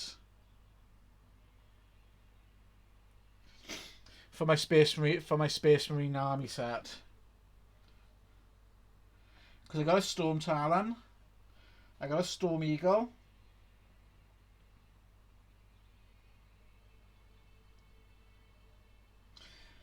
I did start assembling one of the newer flying units.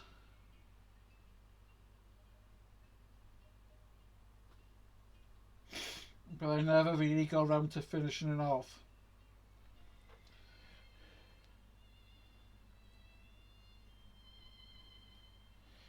Oh, it's nice up there. I've been a few times up there.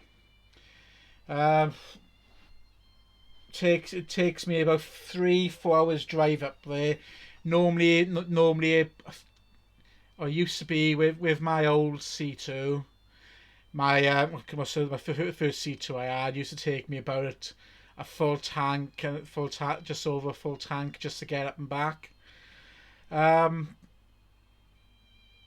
yeah, you can watch them playing games, so things they see what else they're doing up there. You've got a Warhammer shop, so stand which sells all the models plus the other things you can't get in the standard Warhammer shop. A Forge World shop up there and a Black Library. So you can pick up anything and everything you really want from there. Bugman's Bar. That's a nice dwarven tavern. They do that's lovely food up there. Whenever I've been up there, first time I went, I actually we went to Denby on the one day. I stopped over at the hotel, and then I spent the day up there. The day after that for my birthday, I went up there for a job interview, and I also went up there a couple of other times after that. But I haven't been for a good few years. The Hall of Miniatures is fantastic. I do mean it is really really nice. The Hall of Miniatures is they've got a lot of it. They've got miniatures from every series, every season. Big dioramas put out together on this. Some of the iconic battles. When Ferrus Manus versus Fulgrim was on Isthlan 5.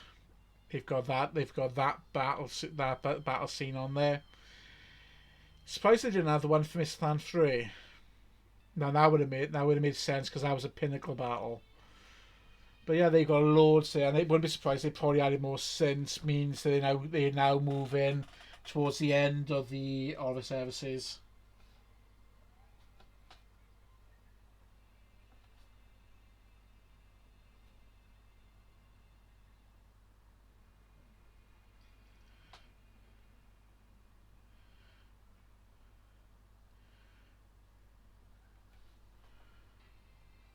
We're getting there slowly. But yeah, my son, when you get a chance to go, well, so you and I'm sure you will absolutely love it up there. I think the last time I went, I'd actually saved up. I had a bonus from. Just had my bonus in from Gap. So I went up there for my birthday. Just had my bonus in for Gap. And I bought myself a load of Thousand Sun stuff.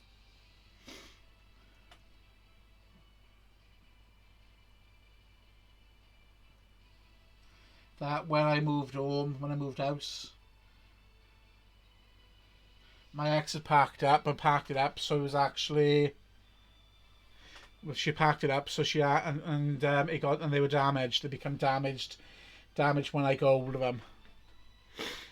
Stroke the fires. What's your favourite Game Workshop mini? Just one each. When you say mini, what sort are we talking about? This sort of size, or are we talking about the vehicles or the big guys as well?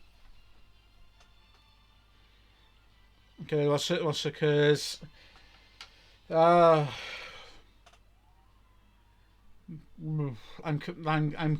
drawn between my favourites because I got quite a few that I've assembled and painted.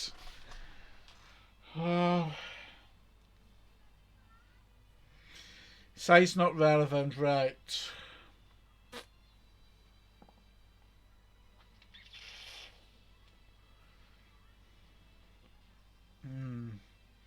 That's going to be a toughie because I got a couple of the really big guys which I'm really proud of. Well, I'm proud of them all.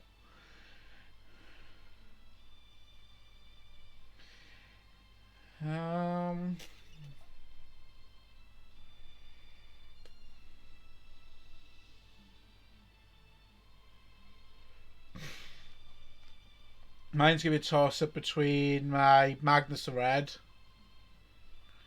and my Imperial Knight, and one of my Imperial Knights. I'm going to go with...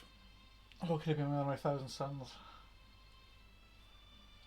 Currently the date with what I've painted and completed, I'm going to go with my Magnus the Red.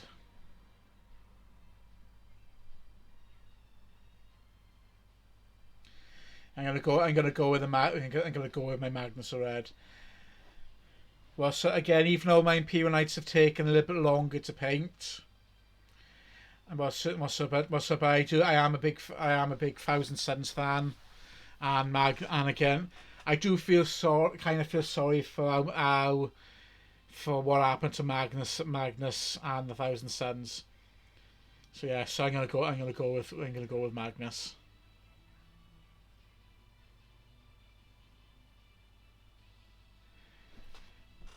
I'm sure I'm gonna try to find what it is.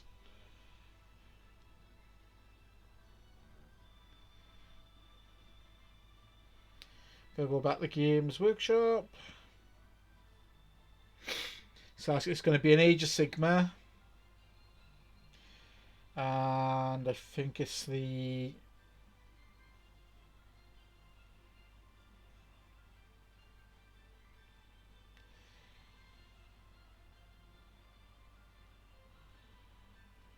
Yes. Age of Sigma, the things of destruction. They're the ogres. So we find that a bit more.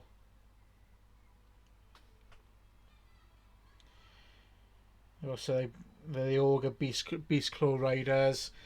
I'm trying to find them.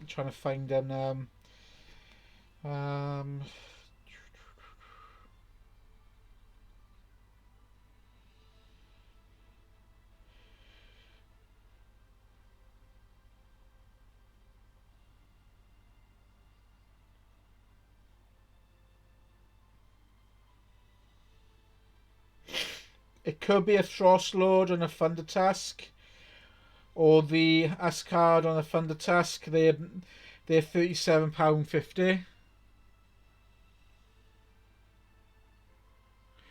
Yeah, I thought so. That would be great if you could within the charts.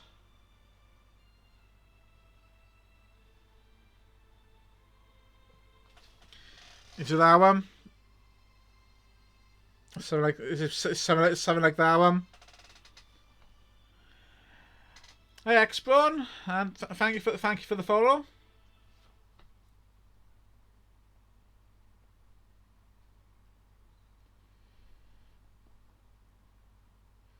We changed that one.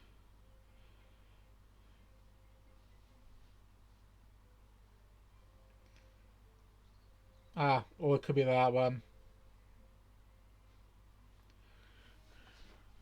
It could be that one.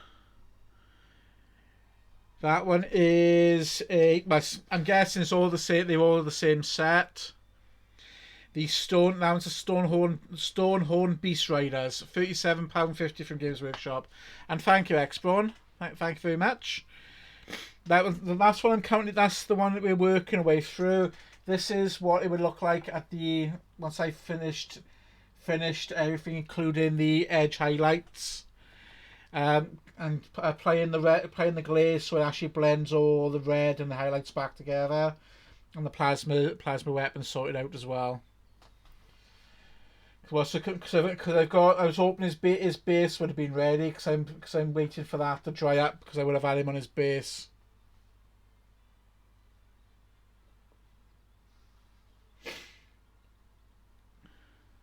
Oh, thank you. I have you. I did you. They so there was somebody else used to work for Games Workshop. So that actually runs a channel as well, which does that. Which does got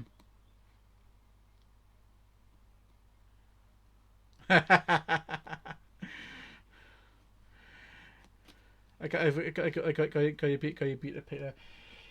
Well, if taken me a good few years just to get myself up to the current level I'm at with model painting. Because I remember when I came back into it, because I was doing this back when I was 17 or 18. I stopped when I met my first, well, my ex-wife.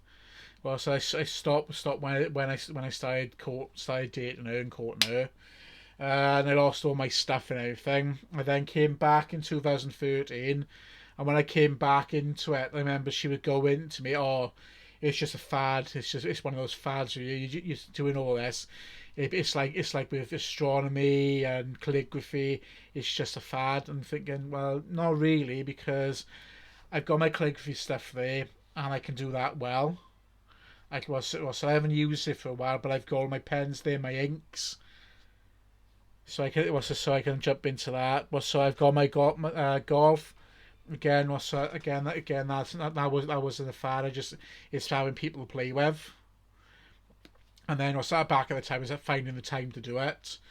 And same with astronomy. Astronomy again. I enjoy things with that.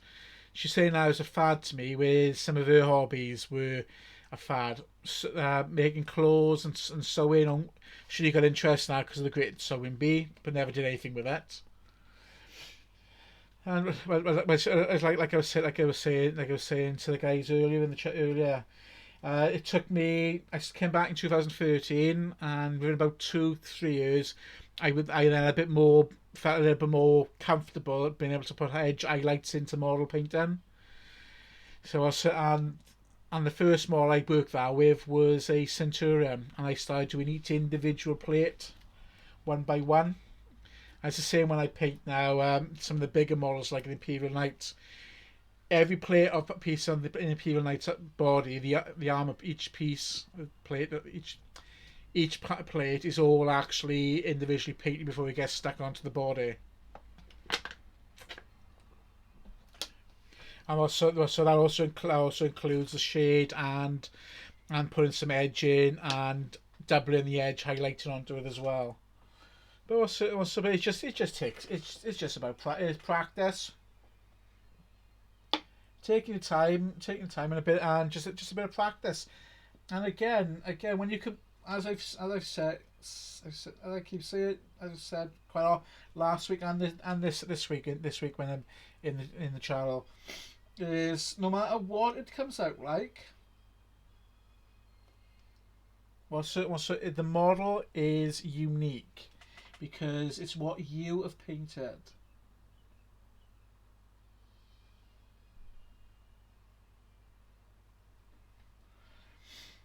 Each of us again have got our own unique style of painting, and we all have got our own unique style of painting. It doesn't matter if it never try to paint to make it look like the box art. That's the worst thing you can do.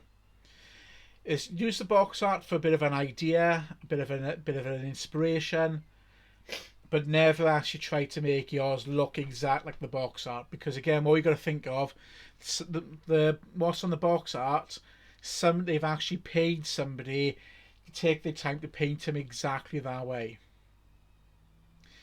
What you're painting is what is unique for you. It is unique with yours. And again, what you've painted, you can look back on that in years to come. I've done it with my first Space Marine Scout. I was over the moon with that when I first did it. I was really over the moon when I did that one.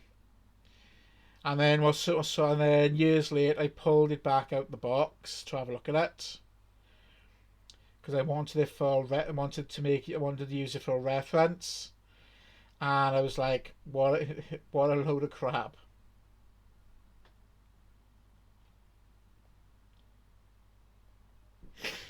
Yeah.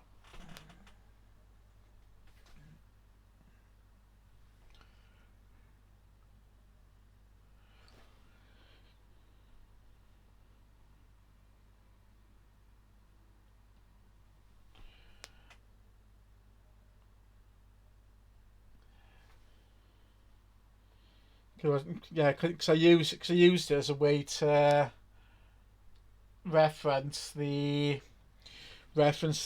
camouflage for any of the models I worked on.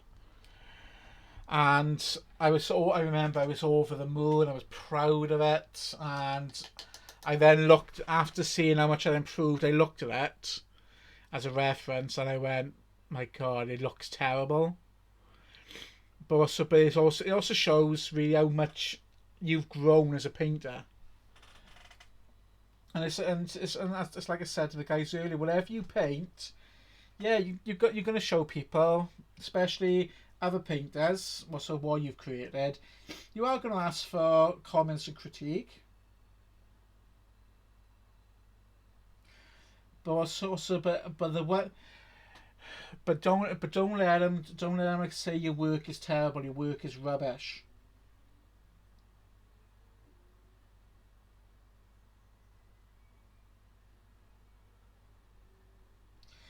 If you got somebody saying that to you when you ask for comments and critique and all that, they're not somebody that you really want to be getting advice off, because again, all they should be doing is trying to help you to improve, not actually discouraging you and dissuading you from painting. Because imagine you could have been painting something for a good while. Well, so to have you spend ages doing, and you're really proud of what you've created, to have somebody come along and go, "Oh, it's terrible, it's rubbish," and that's the worst thing, because it's just going to dissuade you from actually doing any more.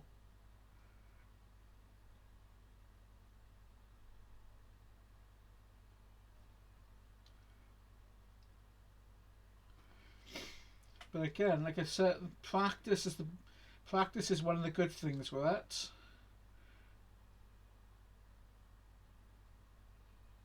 And watching others while they do it.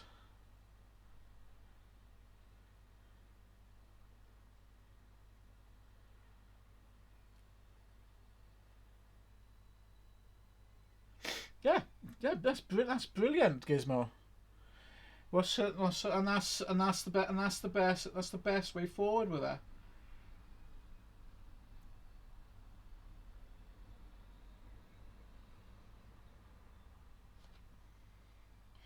Because after I started to improve, my first tactical marines, Sergeant for that, I actually repainted. His face looked like a bit like Colonel Gaddafi. It looked like it actually been melted. But I was able to improve on what I currently had there.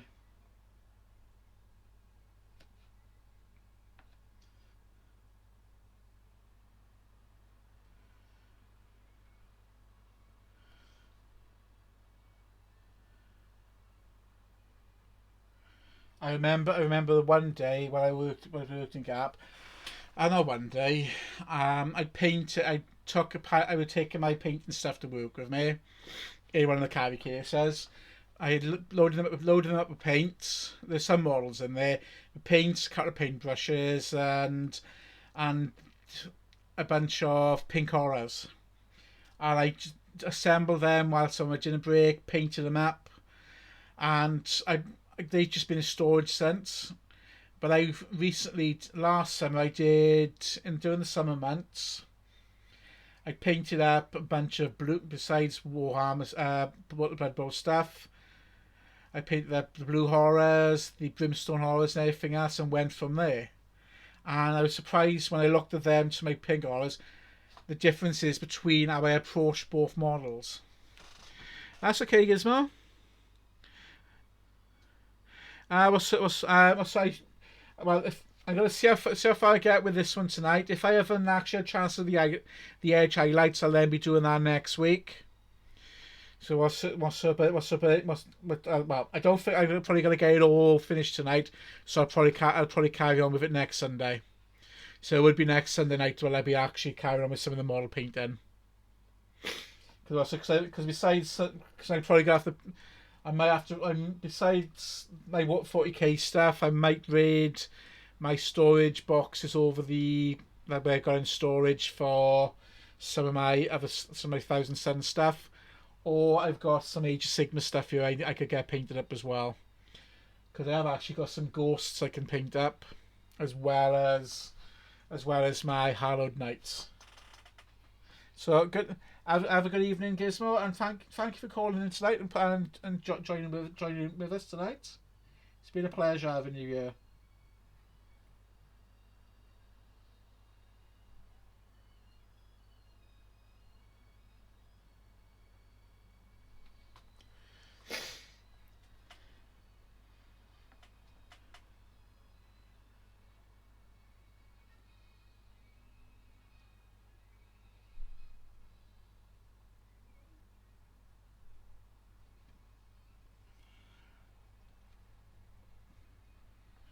I quite don't know what it is. I quite like painting the legs on Space Marines. The leg plates. I don't know why. I think compared to the rest of the model, the legs because they're so more separate plates and all that. You can actually be. It actually feels like you can achieve the layering you want with it, and really build them up.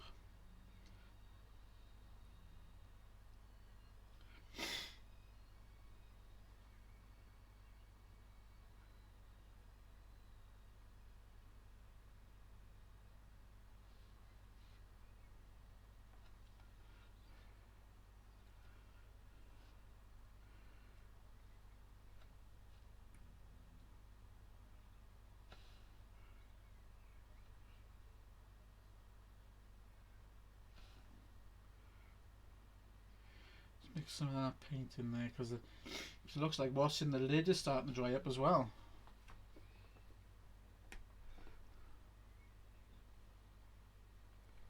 It does look.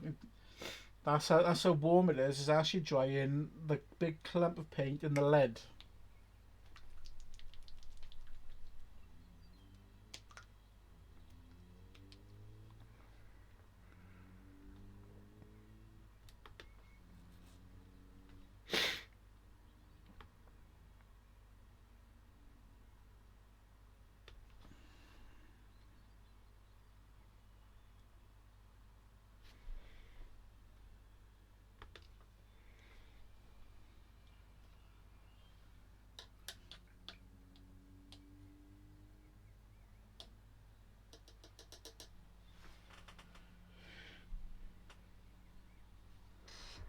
turn that up a little bit.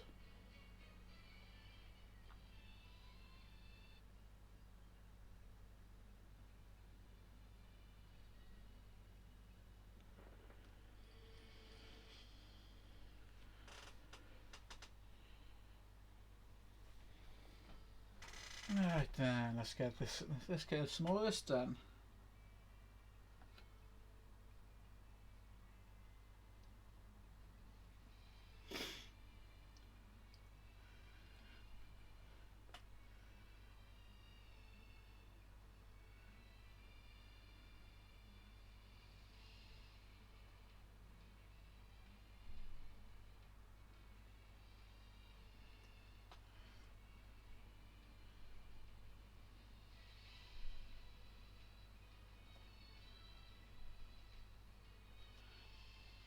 Yeah, perfect. It's coming along nicely. Yeah, Stone on Beast Riders. Yeah, well, so looking at with that model, you've got three options when you build it. You've got, because they're all the same price. I wouldn't be surprised if it's one box with 3 different option builds there. Because I got that. I've had that with one of my Stormcast Dragon Riders, or my Stormcast Draconian Riders. I think I had a choice of 6 or 7 bills in with it, and for about £30 now, that's not too bad. But I can only build 2 or one special character and 1 standard unit.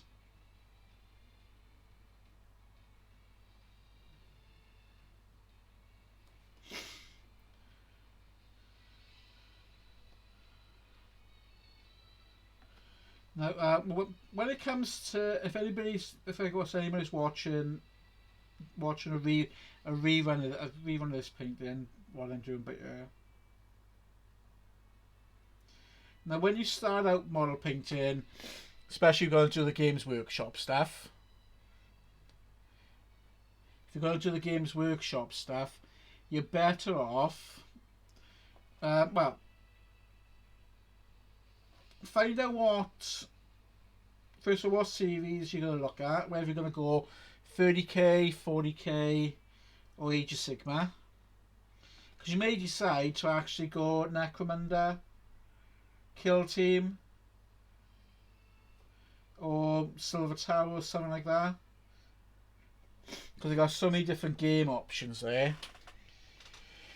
And again, because you then may decide from in there which type of army you want to go with. Now, it's the easiest ones to paint up are Space Marines. The reason why I say that is because their plates are like this by here. The plates are quite a decent size, so you haven't got to worry about putting so much detail into it, not some smaller detail. But when you start looking at things at Chaos Space Marines,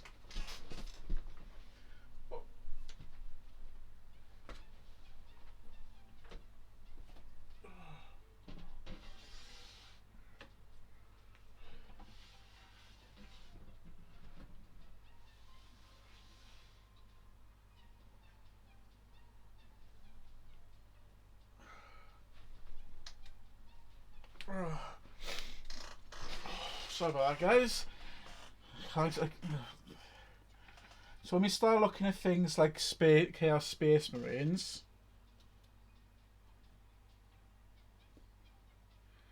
or even the Thousand Suns, the level of detailing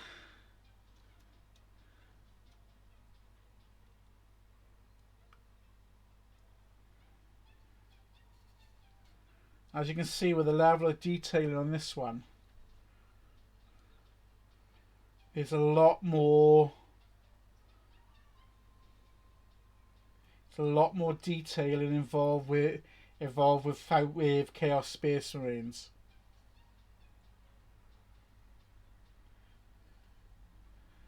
And again, these ones are Egyptian. Thousand Suns are Egyptian themed 30k Thousand Suns are not a little bit different because again they are flatter.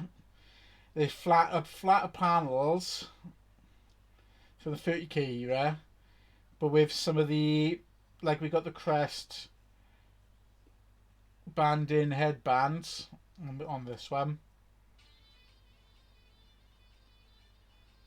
To get it right. So it's just you've actually got that sort of detailing, but not. But you were talking more some of crimson and red, crimson and white, or red and silver. So you haven't really got that much detail with it, but different armies have different detailing applied to them. So for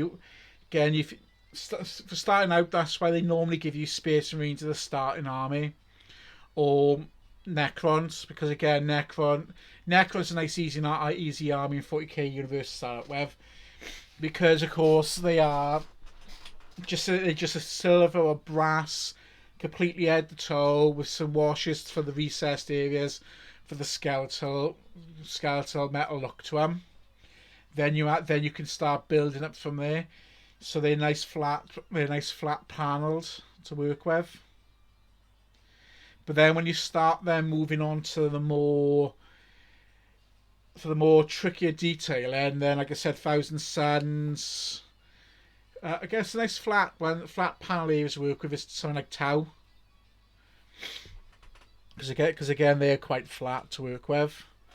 For now, when you're looking at P, the Stormhorn Beast Raiders, Firestorm Games.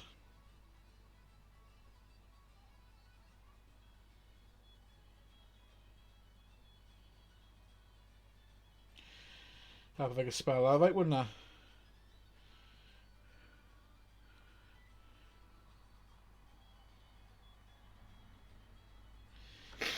Right, Stormhorn Beast Raiders. Let's have a look, see if they're available.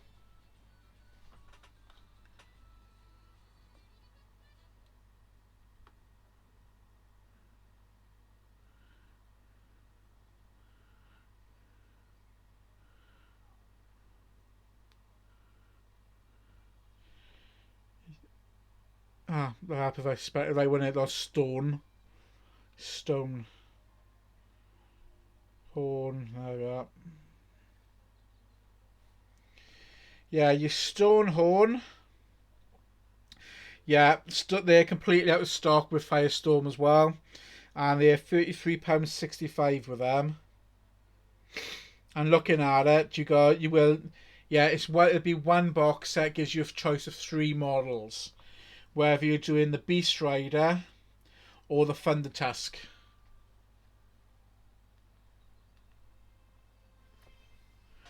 But that is an option, but there.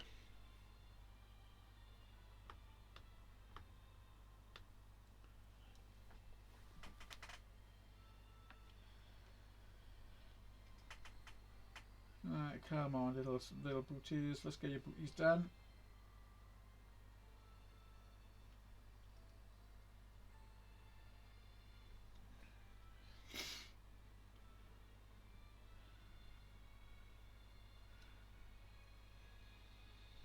I think for these, the red takes the longest,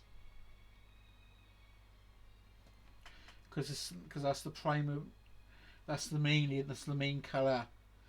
The prime colour for these models. The gold will fly on. The gold won't take too long to do because that'll go on quite nicely, quite nice and smooth. Hopefully, and it is in the small areas to work with.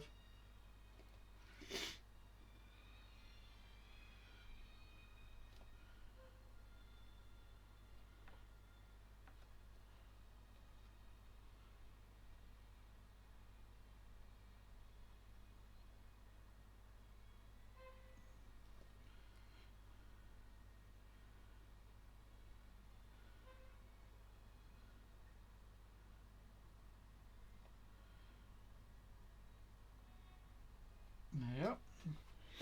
The one leg on the front is all done. Just got the back and the little red and what I'm using to hold the front pads onto the metal brake pads onto it.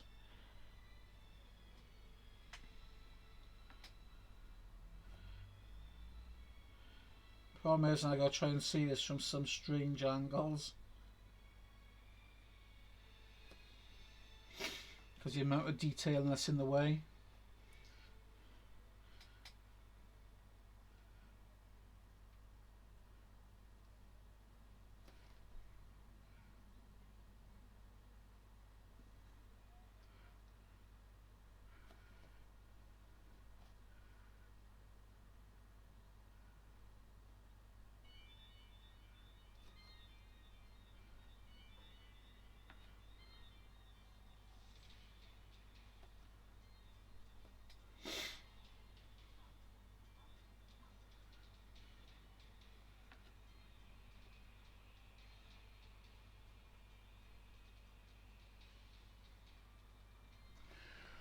So when you guys paint, what do you normally have on in the background?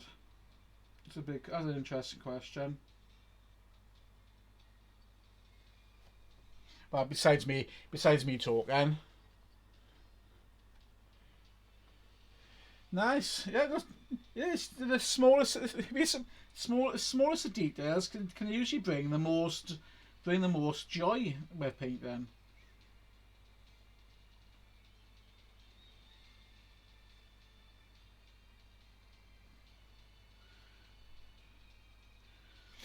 Trying to create the shade I needed for Doug's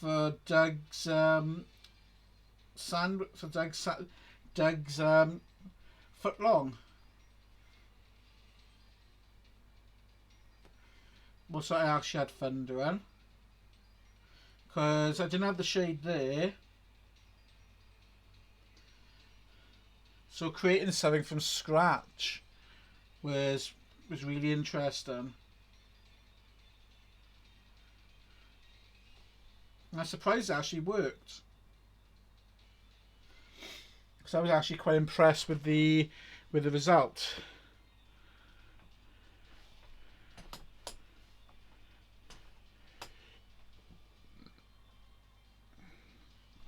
Yeah, same here. I normally have got I normally have the TV on. So like I did on Friday, I watched a couple of films. When I've done some more painting, if I'm looking for ideas or trying to create, looking for ideas, not so much inspiration, but ideas how to do something. It's like earlier today, how to now again I've created plasma coils before, but seeing what other techniques are out there. So I look on YouTube today earlier for ideas with and watch that whilst I had something playing on the back on the TV. It's like I've got music playing on at the moment, and again what I got playing while I'm doing this is the Kingdom Hearts 3 key and 2.8 old soundtrack that's playing in the background there. Yeah, I know. You listen to game music? Yeah. When I did these assemblies last week, Sunday morning, I actually had the Final Fantasy Crisis Core soundtrack playing. Because again, I don't just play video games. I play video games because I like playing them, but I also like the music as well. So like the music was actually in them as well.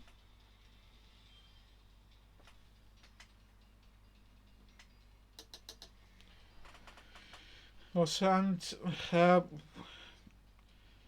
if I could have gone away, it wouldn't have been appropriate. I could have had a bit of epic rap battles playing in the background.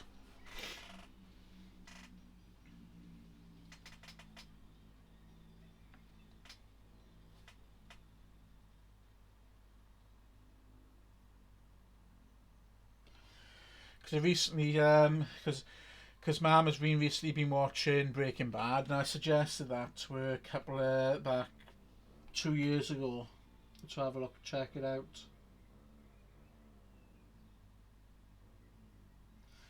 and she wasn't really interested in it because of course she also likes Walking Dead. So I sent her the other night the epic rap battles. What Rick Grimes versus Walter White. That's just for a bit of a chuckle.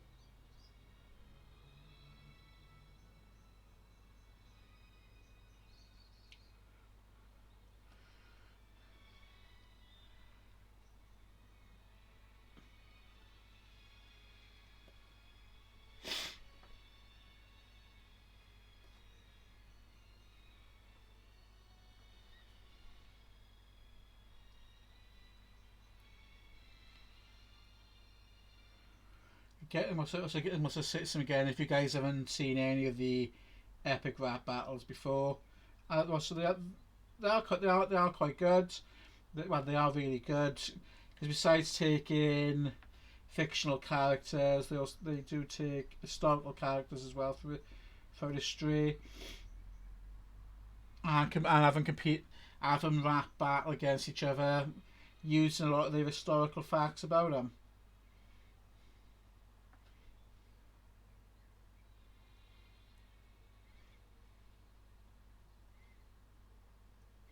It's a good way as well for learning some little odds and ends about history of certain histories of people, certain history of people from history itself.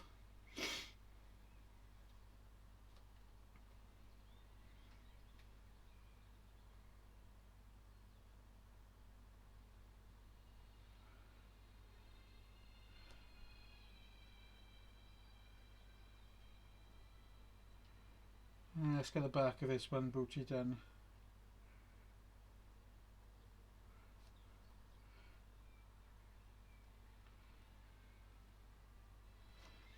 Yeah.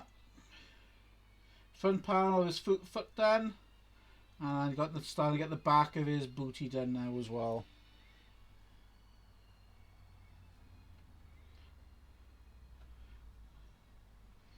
Of course, because of the details because I got some other components in between, I'm having to now try to paint around them. Some of it can be fiddly. And I do mean it can be fiddly sometimes with her, because the way things are located.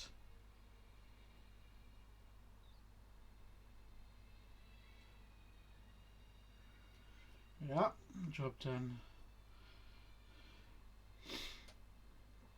But you do find interesting ways. Do you find interesting ways to get around that? Evening, Great Berserker. Welcome, Hola. And how are you this evening?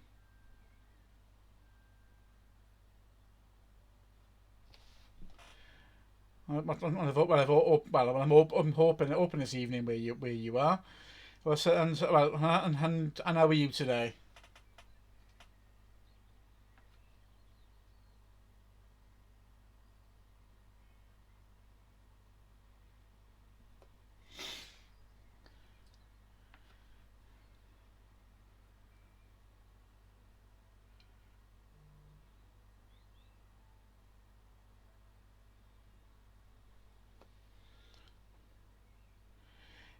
Yeah, good. Yeah, good. Yeah, I'm not too bad. Not too bad at all. Yeah, I was having doing my model painting stream tonight. So I'm painting up this guy by here. One of the Primaris Inceptors just started last week. So I finished this one today, which is what this guy will look like once I finished putting all the layered and edged highlight paint onto it, including sort of the plasma coils for his weapons, and also the edgings for the green for the pauldrons and everything else. Been working on the red for well, almost 2.5 hours. Because again, I gotta go through. I gotta be very slow and careful with what I'm doing with the red beer, because I don't want, because I want to leave some areas as they are, just so I've got a bit of dark edges there.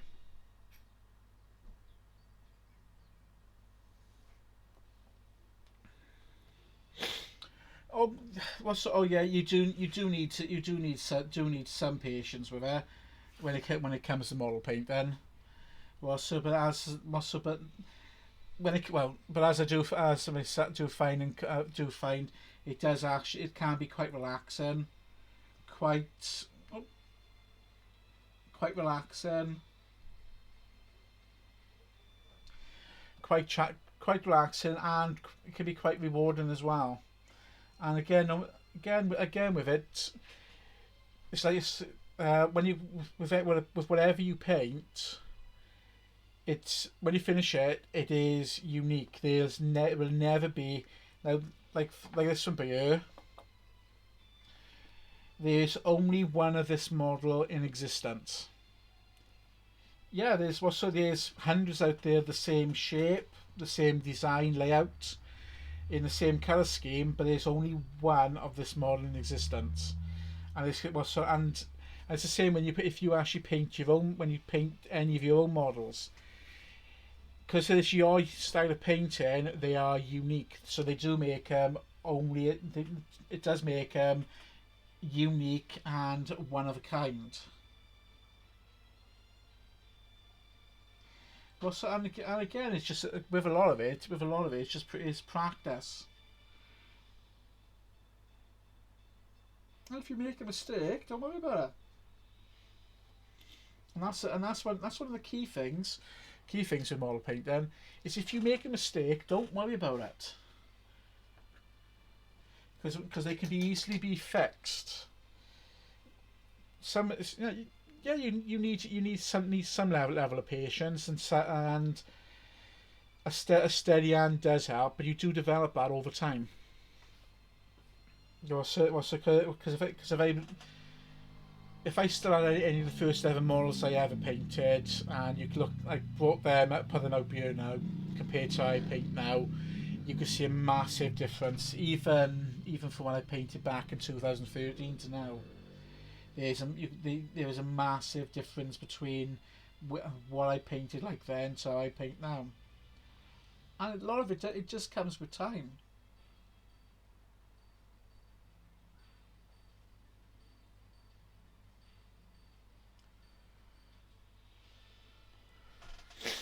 I gotta remember. I keep forgetting to keep this in camera.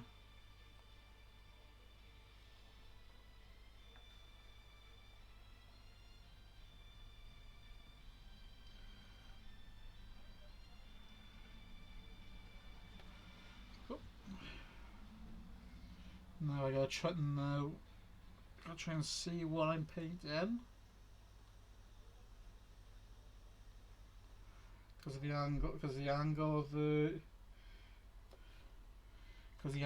angle of everything at the moment.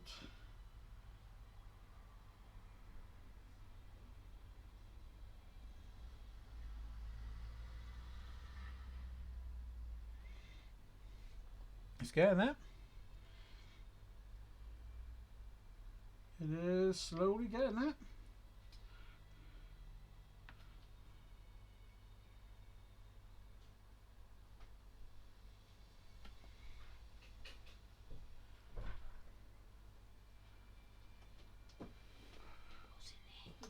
No, that's that's the DS, 3DS, right. PSP, and all that. Good night. Night. She in here now? No. So she came in. She came in early to show off to say that everyone else still exists, and then she left. Oh.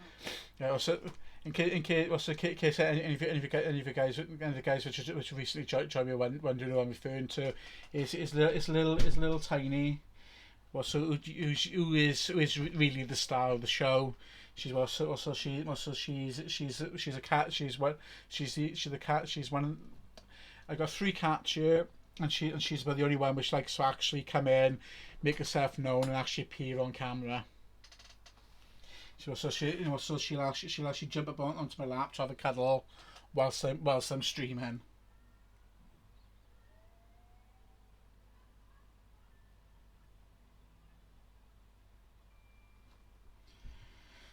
Because when we were in lockdown, she actually attended.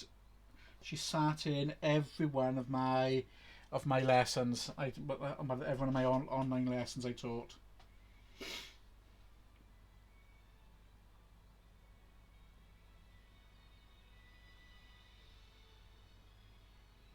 Because whenever I got a remote lesson, I do have some of my learners actually ask us about,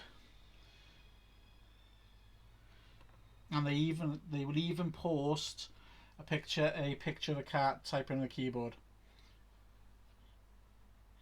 Because come in, she'd sit by me at the start of the session, and that's where she would stay until for most of the day if she hadn't got bored. And if she disagreed with any of the answers, if that's a question she disagreed with any of the answers that I was given, she'd let me know. She'd let us all know. She also likes to play. Again, P actually, and I'd be able to agree with that. She also likes playing D&D because she does like to play.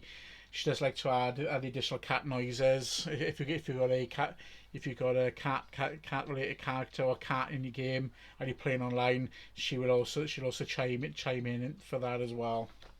And she seems to do quite well. Actually meowing exactly where he needs to be.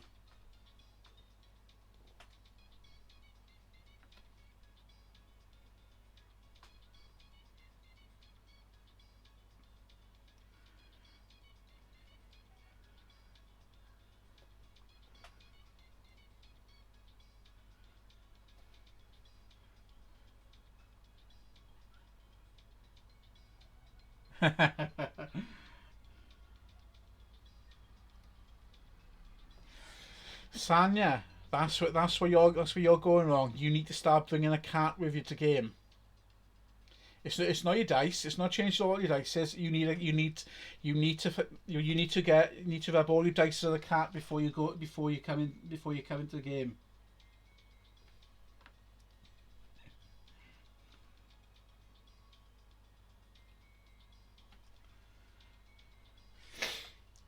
That's also that.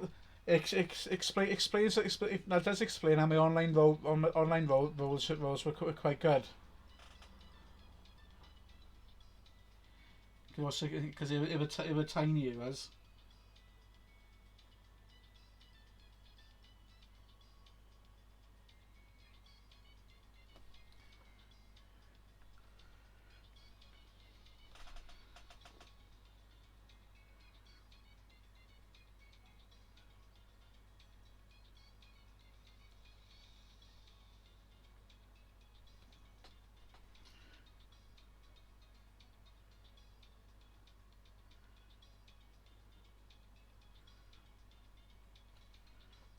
Some of this detail on this leg is really complex.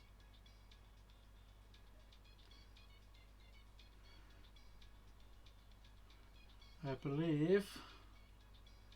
I'm being a little bit premature, but yeah, with this, I'm going to say I believe that's all. That's the one leg complete, but I got a plate, but I gotta get done as well.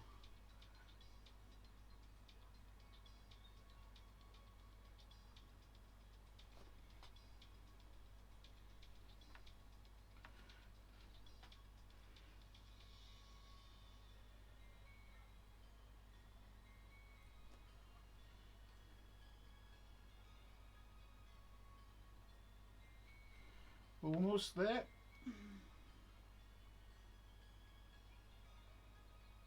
Oh, notice something by there as well, part of the belt.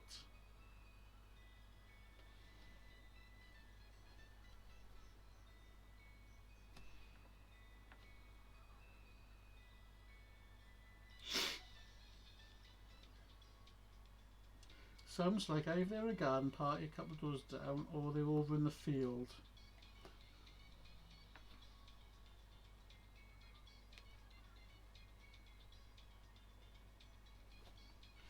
Yeah, it's one leg done.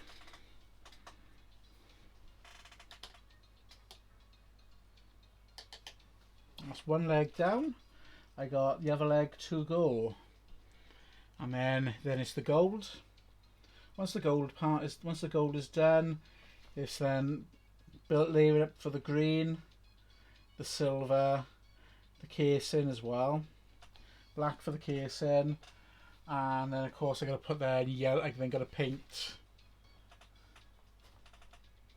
those pipes in there in a nice in a base colour yellow.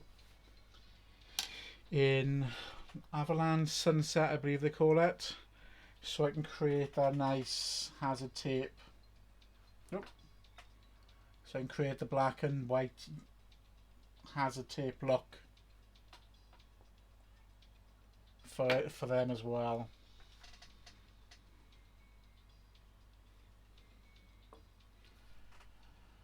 And that base is still taking forever to dry, as you can see that. This was it's still quite wet. And that's been what, about 2 hours since I've applied the wash. And yet it is quite warm in here. Right.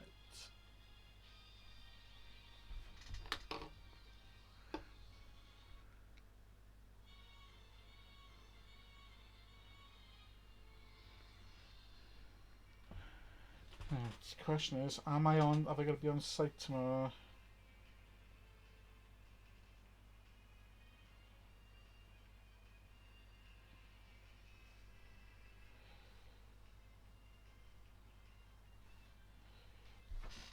No, so I was just wondering if I'd have to be, if I was on site tomorrow or actually off site. But it looks like I'm actually going to be on site tomorrow. But I don't know what I'm going to do with level 3s down in Torvine.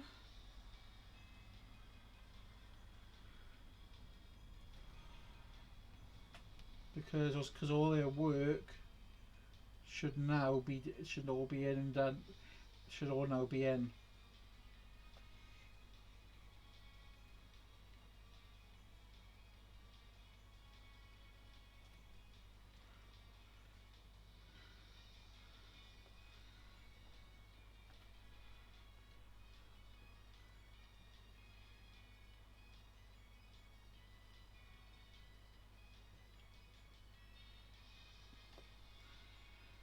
Just getting it.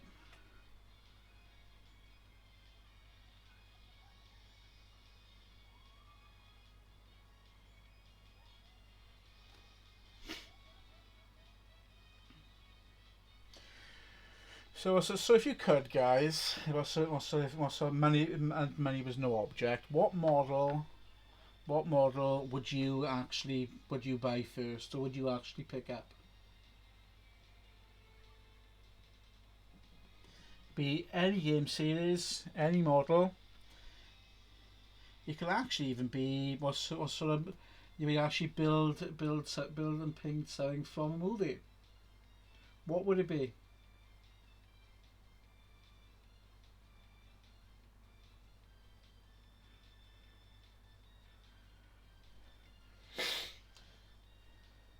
Now, if I had to pick a song from the 40k universe or the Warhammer universe, would be the biggest warlord titan they ever do. A 1-to-1 scale model of Earth, nice, Crichton.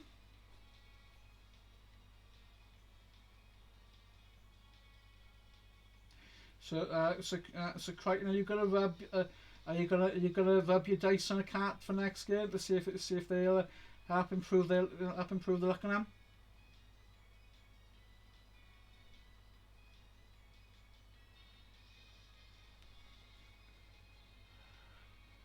And you live in a.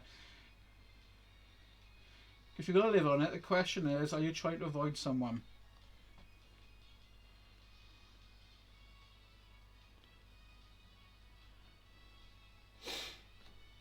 The Beast Augment, nice.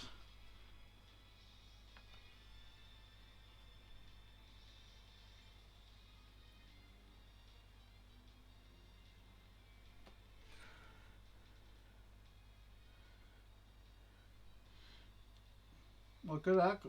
Hopefully that'll help. Well, as I said, find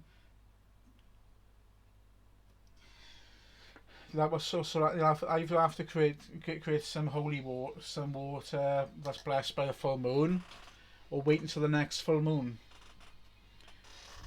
For me, the one I would, besides the Thunderhawk,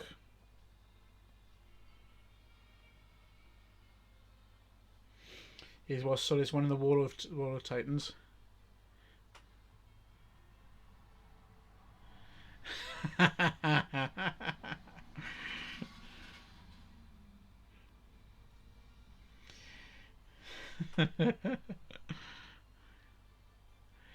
Well, yeah.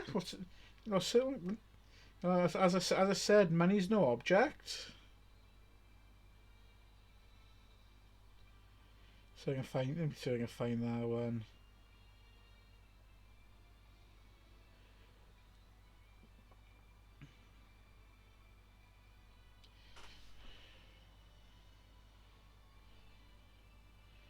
Ooh, right, yeah. So the one I would like is going to be a Warlord Titan.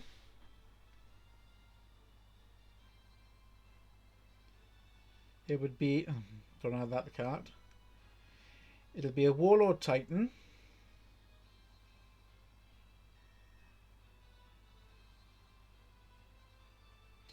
Ooh. Let me up the equipment on it.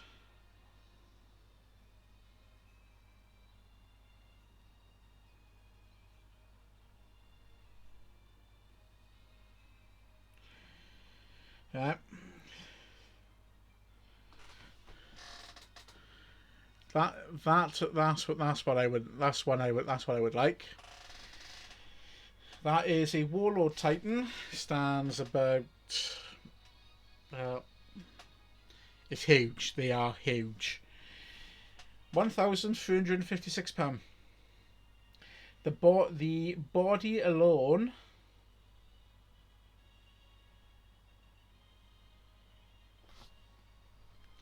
To build one of them, the body alone is the Mars Pattern Warlord body is £975.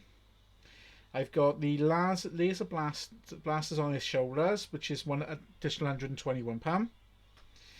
The Mars Alpha patent head, and that's a standard £65.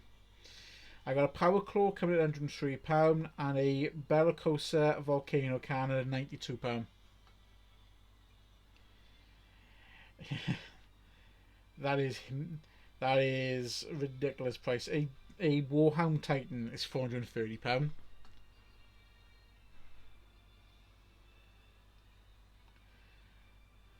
not really sure about the Reavers.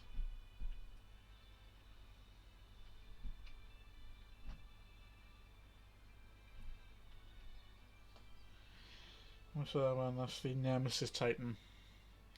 Yeah, they are ridiculous prices. A lot of them are. Yeah, that was definitely a missed opportunity. Not opportunity then that was.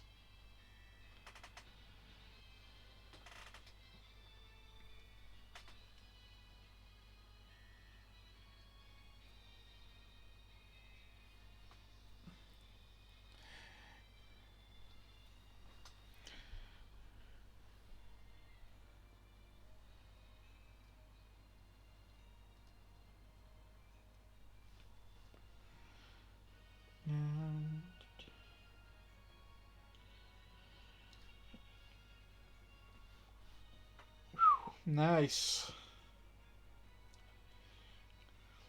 Oh, that is it. That is it. That's definitely that'll be that'll definitely be a centerpiece.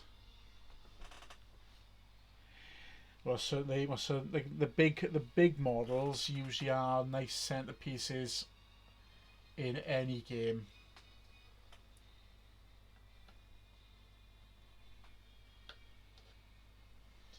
Cause it must looks like that. If I put that.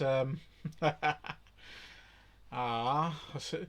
What's it? If they put a baby with it, they may sell more. But also, but yeah, the like for myself, that Warlord Titan. When I first saw them come out a couple of years ago, and the price of them, it was like you are an assembly alone. Kalufa Mayday. Nice.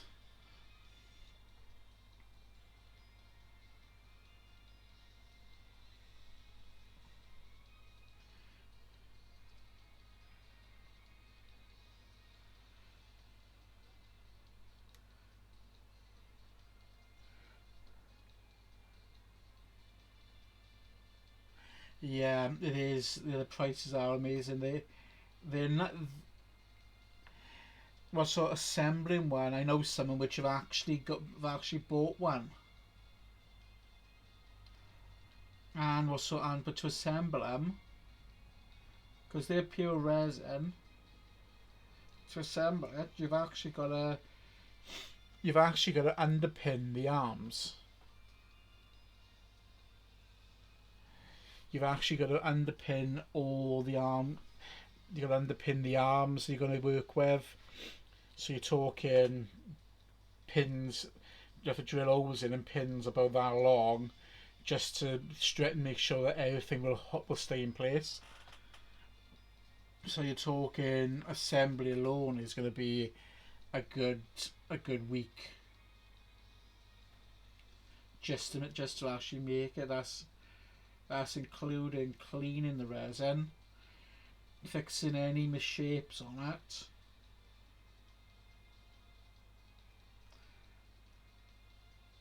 dry fitting, and underpinning. Because again you paint it as you would then with an Imperial Knight and so on. We were then actually painted piece by piece in subsections.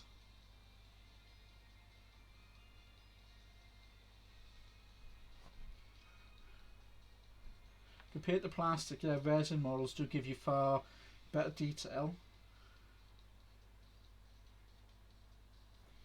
but they do weigh a ton. I got a couple of resin models here, and they do weigh a ton. Right.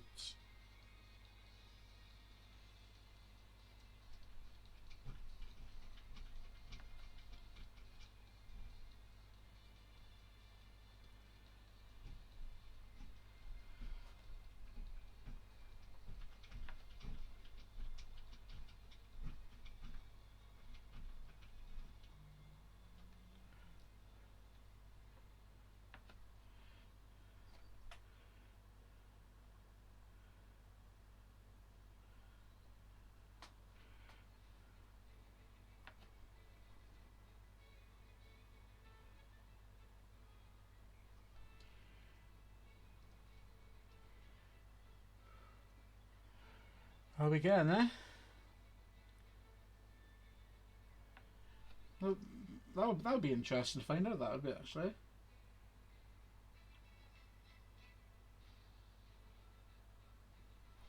I'd probably gotta be saying for like a special anniversary probably.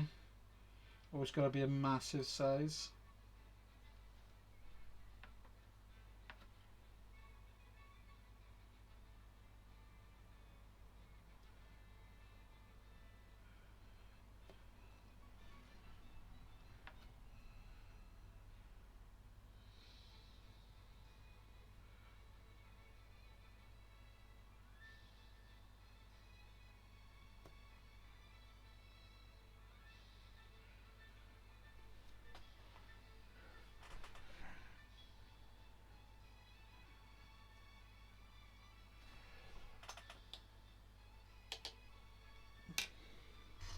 Let's have a look.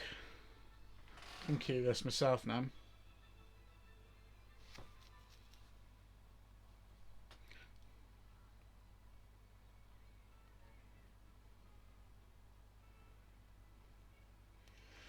Good old Google, let's have a look. I'm finding that's diagnostic. It's got to be the rarest one.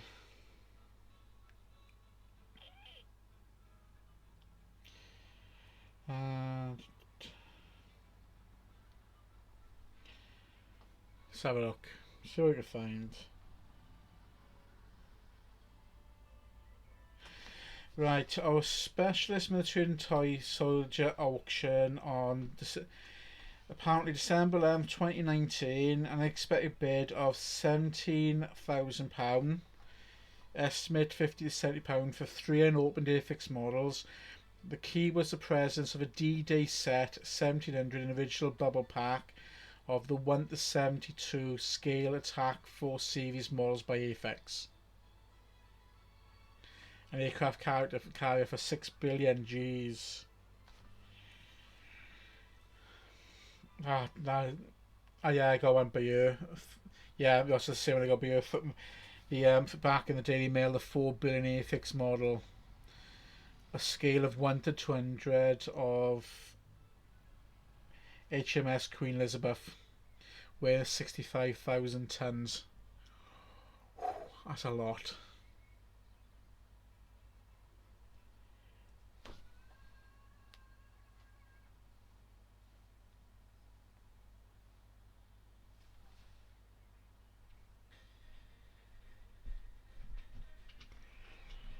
Oh, on time. Yeah. That's a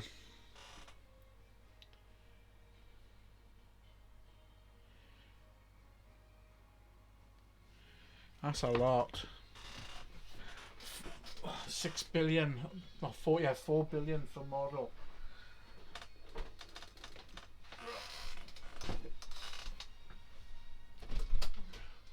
Come on then, Missy.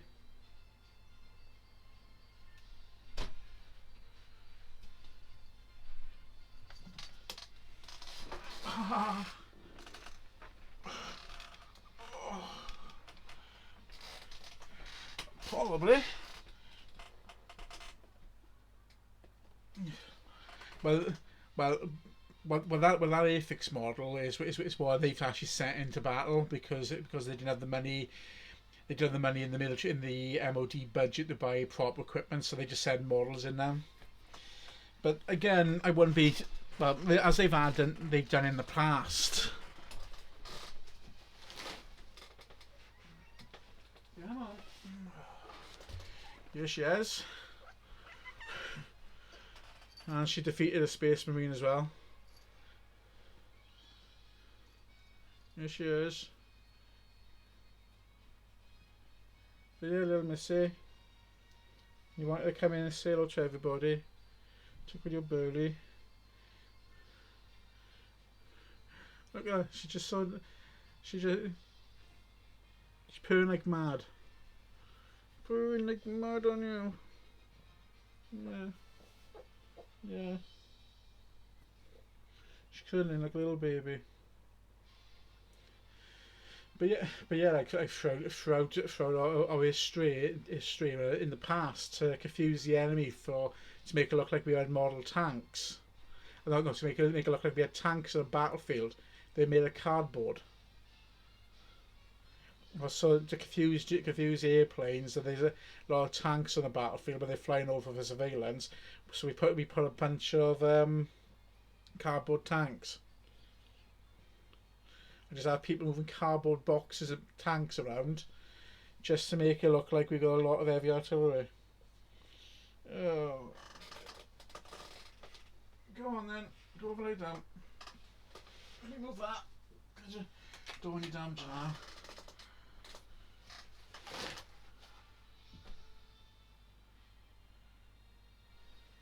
Yeah, she's happy now, she is. I remember seeing on historical history, yeah, horrible histories. They were about cardboard tanks. Again, I wouldn't be surprised if they probably did an inflatable tank as well. I wouldn't put it past them. Because we've tried a lot of things.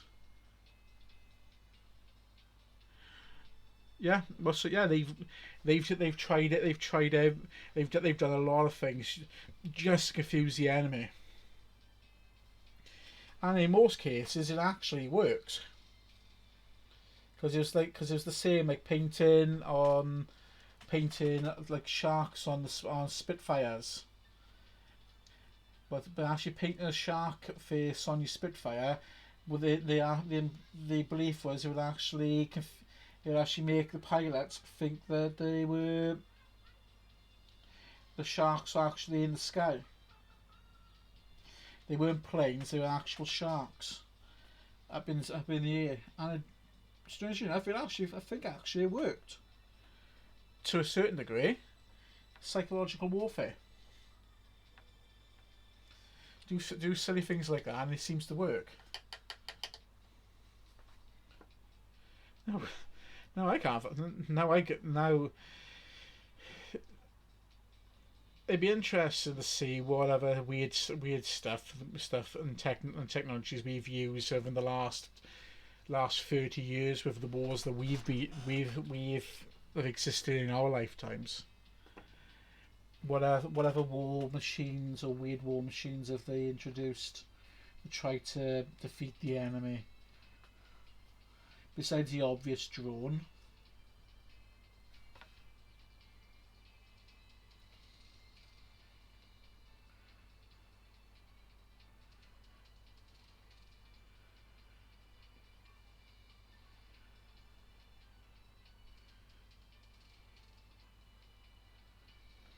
But that'd be interesting. Oh yeah, yeah. I remember that one. Well, so yeah. They train the dogs to run in the tanks with bombs strapped on them, as to blow them up, and it kind of backfired on them because they started running because they use their own tanks to train them. So obviously the dogs are gonna run under their own tanks, and they did. That's one of the things I quite like about the series, or I liked about the series Horrible Histories, because you had things like our dodgy war inventions,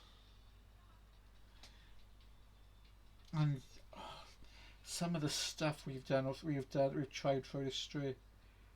It's like who comes up with these ideas?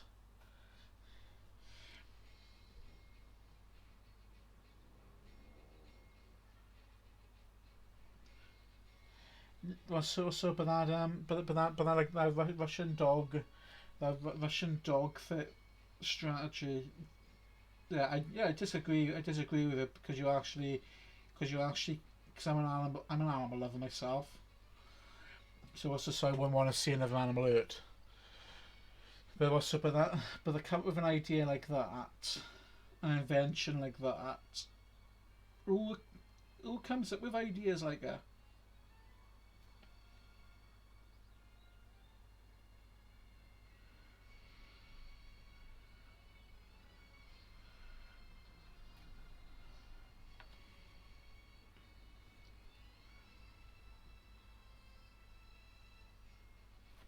But it's the same with our codes and ciphers.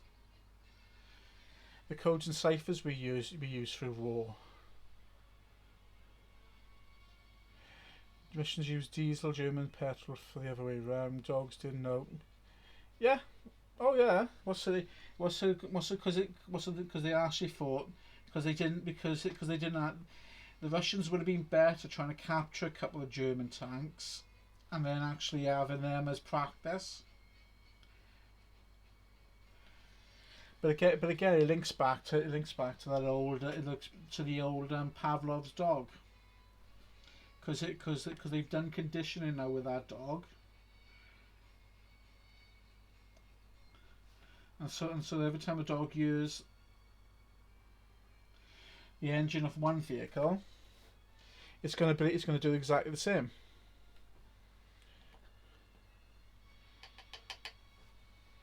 Oh my god! Now that's definitely a dodgy. That would definitely be that's mental.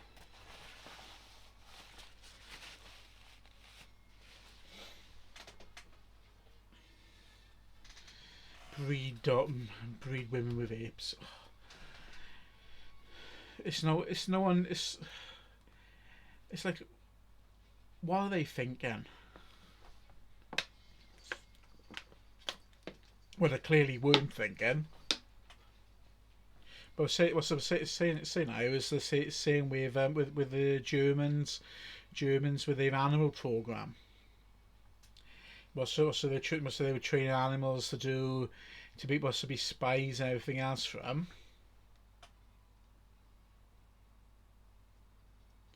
And that didn't work.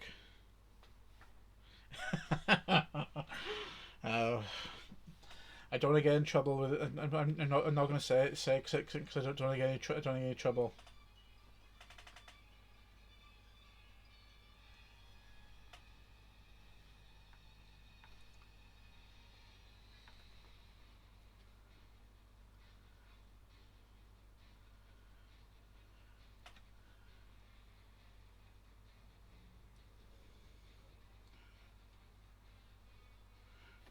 Oh, that's the wrong leg I'm painting up.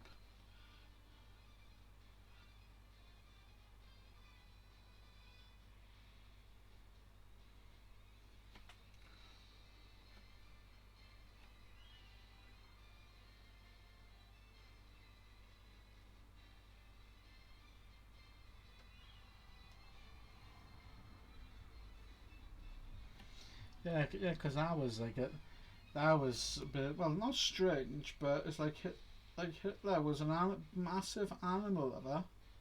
I didn't believe in animal cruelty, but yeah, look at this. But then against his fellow man or fellow humans, there was also the crimes he committed against them.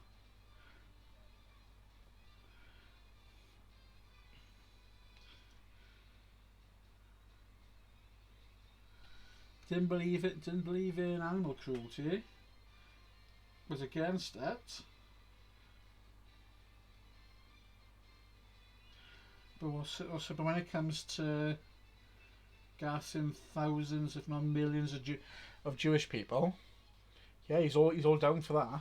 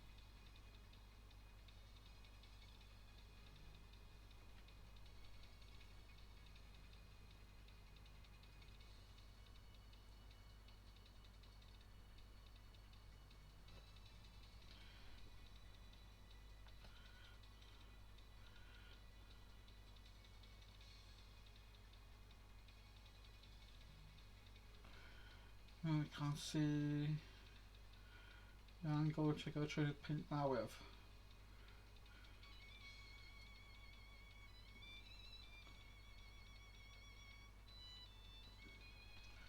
Got it. Oh, the leg's almost done. Oh, look at the back of the foot.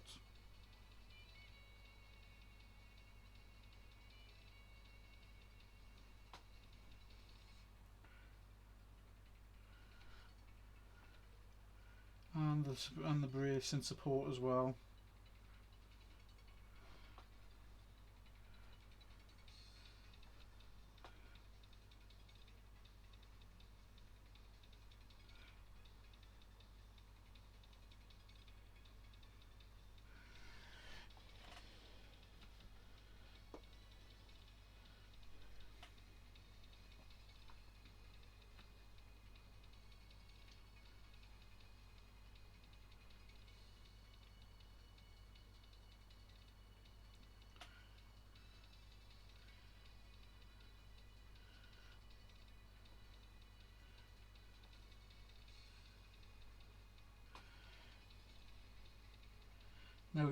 Now, when it comes to like model painting, I've seen a lot of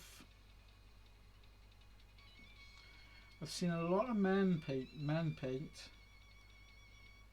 but well, I know C does.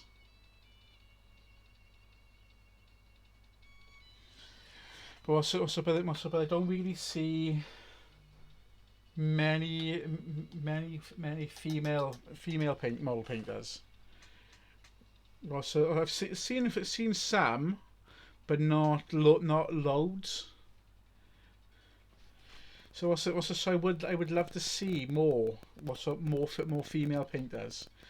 Now when I've run a model painting session, model paint, model painting classes, also for the model maker's badge for my scouts.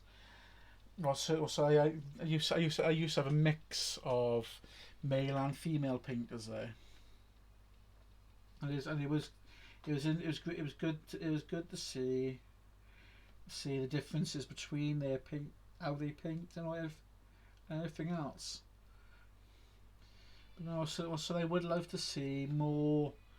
Would love to see quite a few more female painters. I know my friend G. She does. Because she used to run the. I've got. I think I actually follow. I think I follow her on, yeah.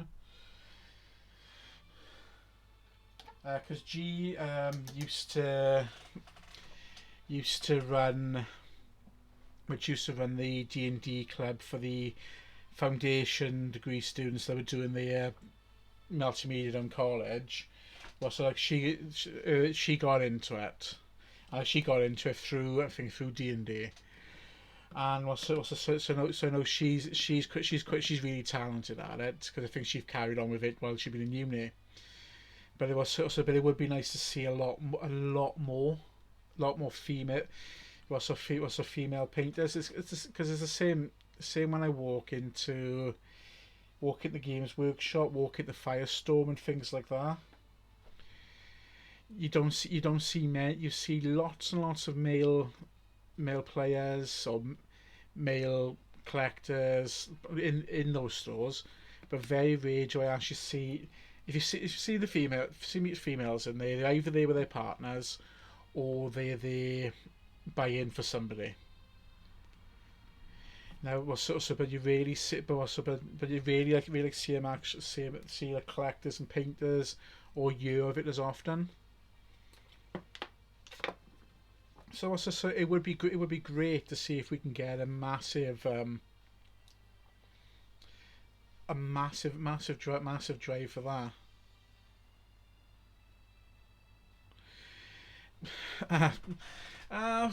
The ones down in Firestorm and down in Cardiff and Cumber, I wouldn't say they lost. Some of them I've seen, like when I've been down to the one down in Newport, they've been there for playing Magic or Pokemon. Also with the Pokemon trading cards when they've run those club sessions down there, or to book a table for that. But that's really about it. Or looking for a nerdy boyfriend. I know when I took my last ex with me into Firestorm, the look she was having from a lot of them down there, it was like, huh? What's going on? What's going on here? I'm thinking, alright then. Well, I walked in there the one day, and just in front of me was a couple. It was a couple, and you could see all the males there going, lock in. I'm just there walking and laughing, because I'm thinking, God, guys, come on, it was as if you haven't seen the opposite sex before. I know for some of them that's about the only opportunity or chance they might get to talk to the opposite sex. But if they apply their confidence while they play in the games, in other situations, you'd be surprised what they could accomplish. They'd be surprised what they could accomplish. Look on that on camera. Alright.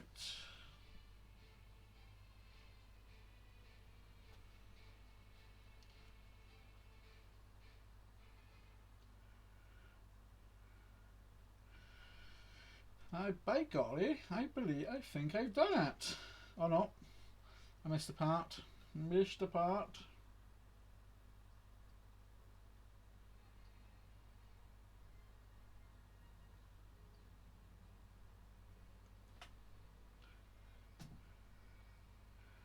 What's the time?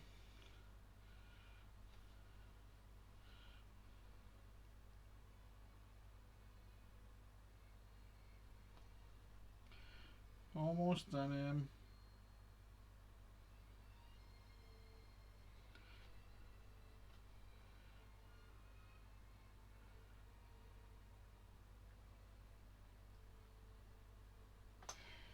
Yes, I believe he is done.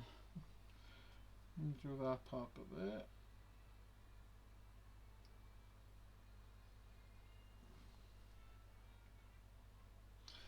Oh.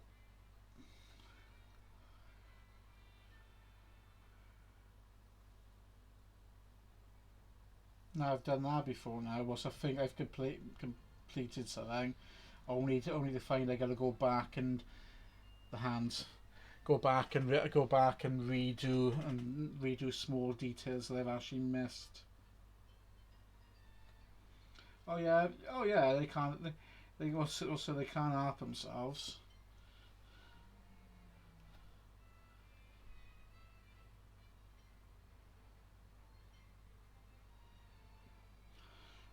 But so again,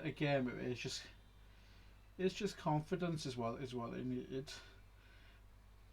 Confidence, and to be honest, well, it's confidence and the fact that they need to be given a chance.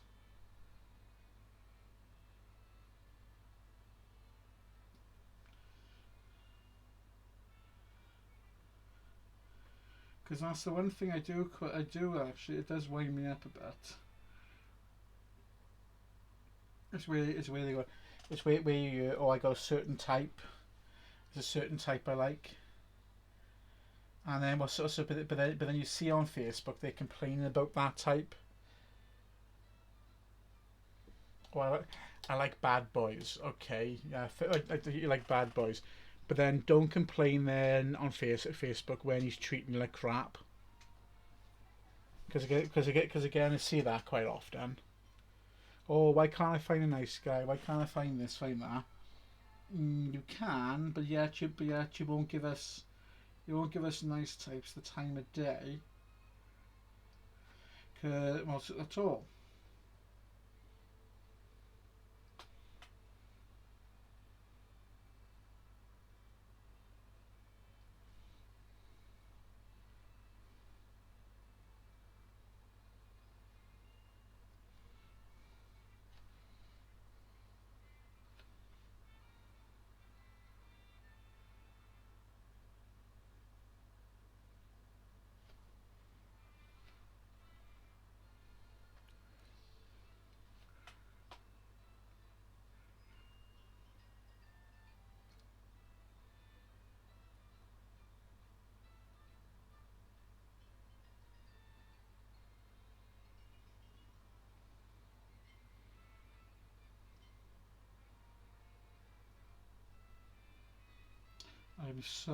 I'm trying my best, but not to start whistling along to Winnie the Pooh.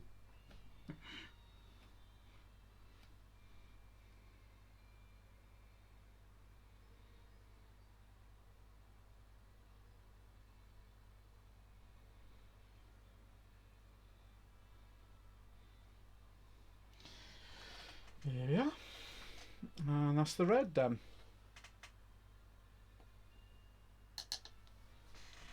So now comes the gold.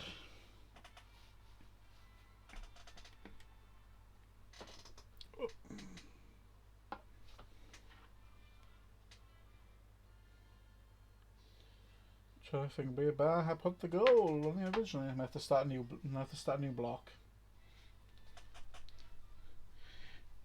Because the wonderful thing about tickers is the wonderful things that tickers do, and the wonderful things that tickers do is bounce. Because that's what tickers do.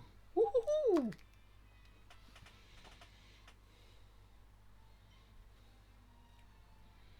Yeah, I like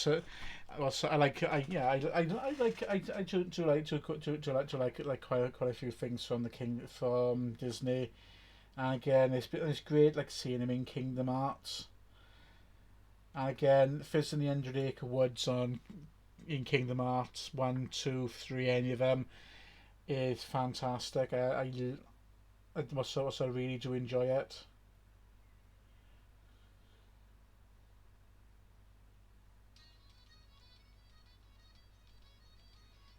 Even at my age, you just can't beat it. A little bit of it was sort of little bit was sort of little bit of Winnie the Pooh.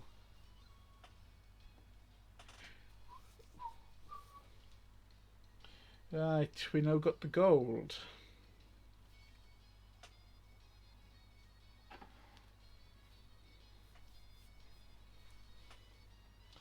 So anyway, where I've got gold, I'm going to actually apply now. I'm going to apply a bit of what we call Guiana's gold. I got gold over me. The ironic thing is, it looks remarkably like the gold I've applied to it originally. Just a slight variation in the shade, but it's completely different to the Retributor armor.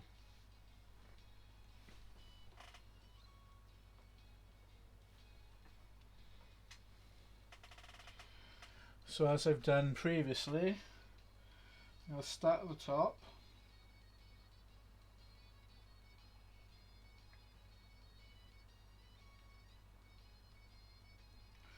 And because we've got that gloss as well, it really adds a bit more of a shine to it.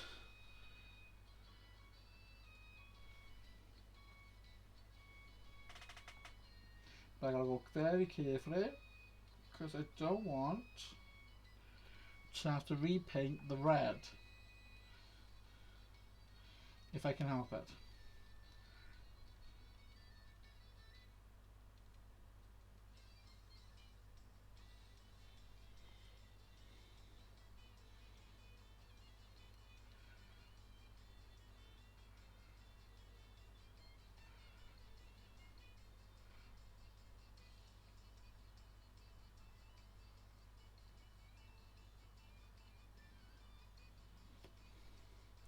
I gotta do something slightly different with the helmet than this one because I need to make this one into a sergeant.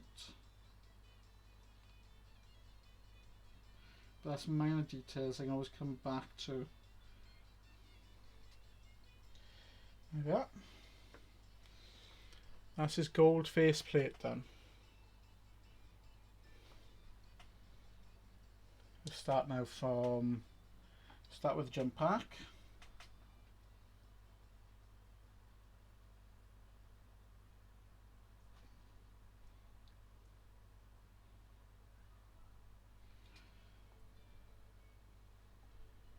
Carefully does it.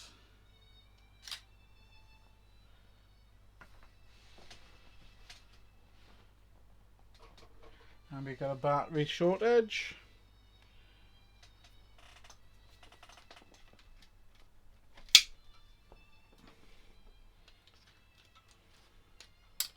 But I don't think there is a battery shortage to be honest. I just think it just gives up. But compared to last week, it's not as bad as it was.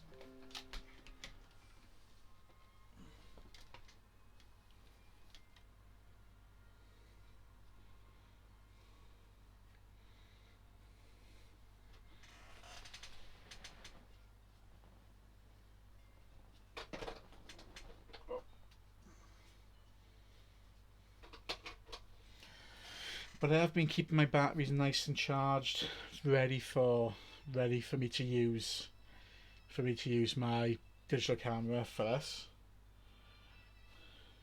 Oh, I'm turning my fingers gold. Gotta be careful with that because I have been known to transfer the gold and put gold fingerprints on parts of the model I shouldn't be touching. So I gotta be careful.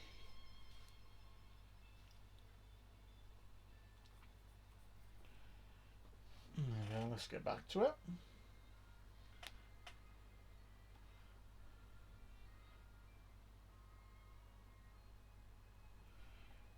It's going on quite nicely.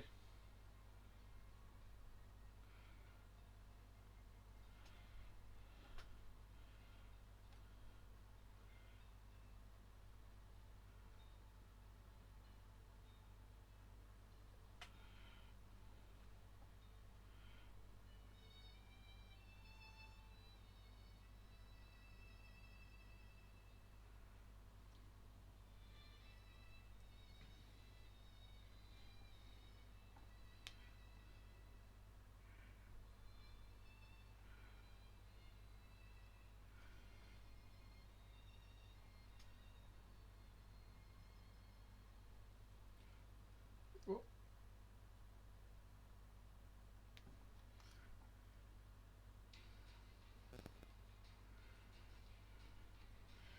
Yep, done. That's one side done.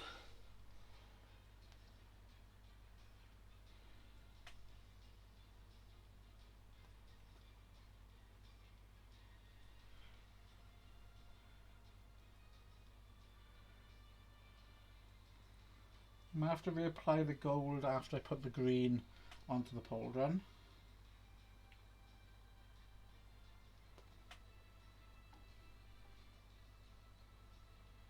But it shouldn't be, it should only be like minor touch-up work I gotta do with them.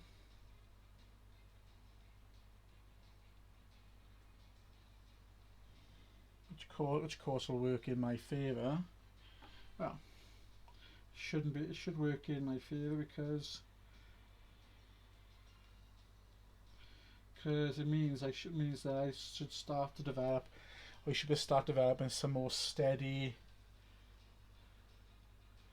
Be able to work with more of a steady hand when you're actually playing it.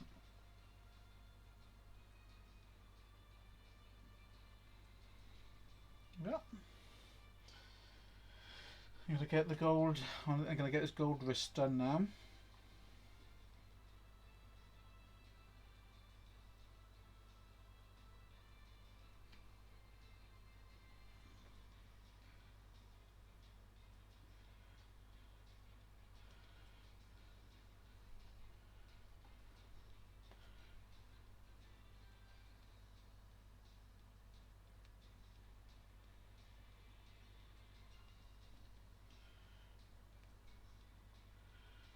Careful, I don't touch any of the gold because I don't want to get gold fingers.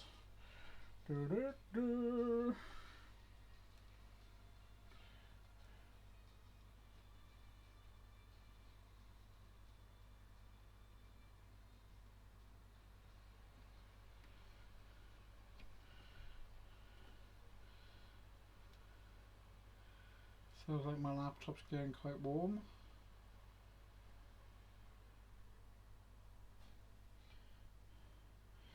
Yeah, that's the one half done by there. I just got to do the 4 graph shoots at the back. I'm going to get the gold done. I'm going to get the nice chunky gold areas done this side. Do the graph shoots and then the smaller detailing as well afterwards.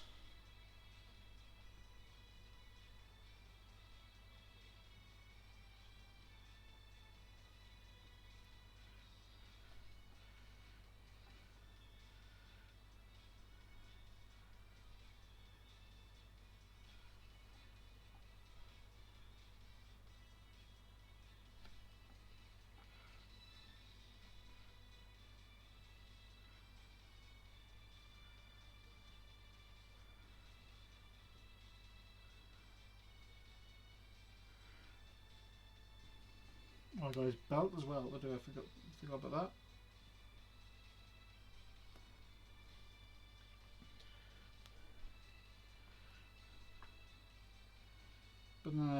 that's one of the things I do quite like with this, with model paint then, and it's not. Yeah, I know I'm doing 40k stuff, Games Workshop stuff, but it is nice to see other people's model artwork out there. See what else other people can actually come up with and paint. Because again, different.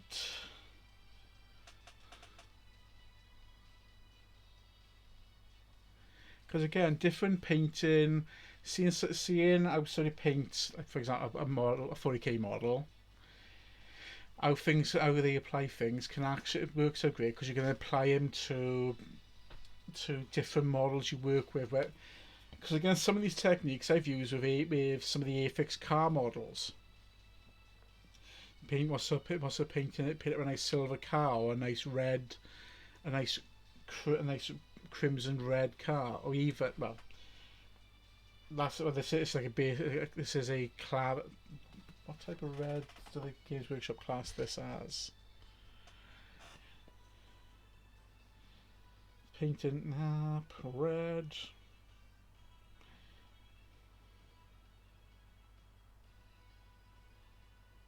Oh, they just class as a standard red.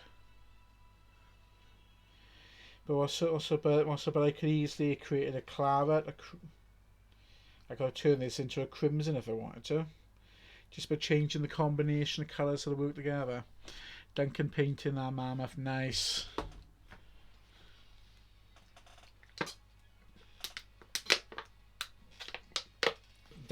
Duncan, he's brilliant. I do say he is a brilliant painter. And since he's left Games Workshop, he seemed to have grown more and more in popularity since he left Games Workshop.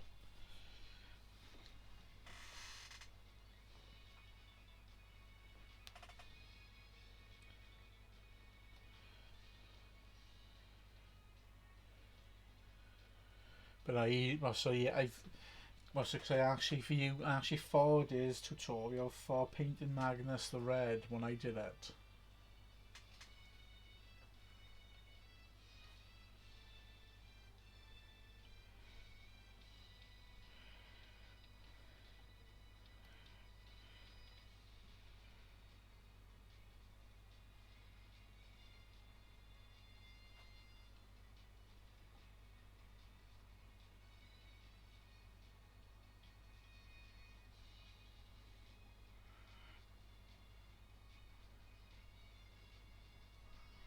And it's great with his videos because you can because they're available on YouTube as well as on his channel, now on his channel.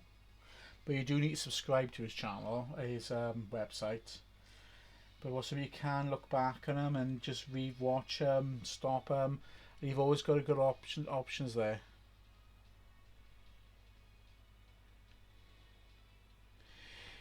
Well, I did join his website.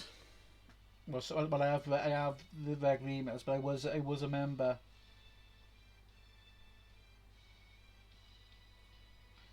And also because of course some of his videos on YouTube, but if you subscribe to him on his website for the price of a coffee, so you actually got access to all of them.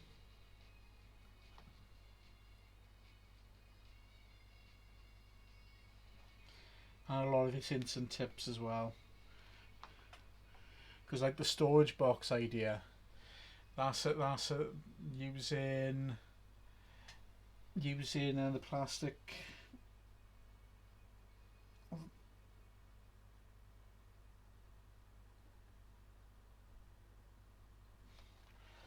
Using the plastic storage container boxes. That's why I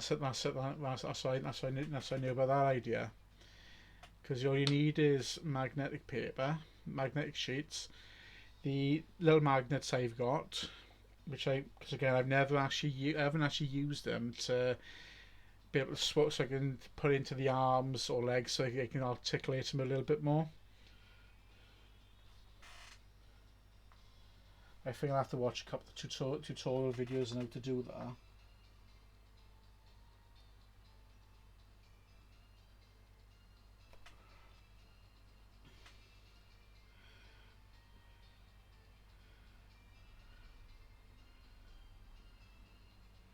But I don't know why you left Games Workshop. I'm not sure why you left them for. Disagreement probably.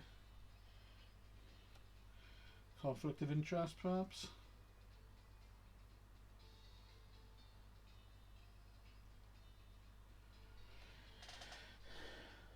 Yeah, that's the biggest bulk of the gold done. I've just got now, well, let me get these two parts done by year. I've then got the grav at the back, these things. Then the under armour. I'm gonna actually be using a detail brush because I want to actually paint into that. I want to paint the actual very thin lines into it.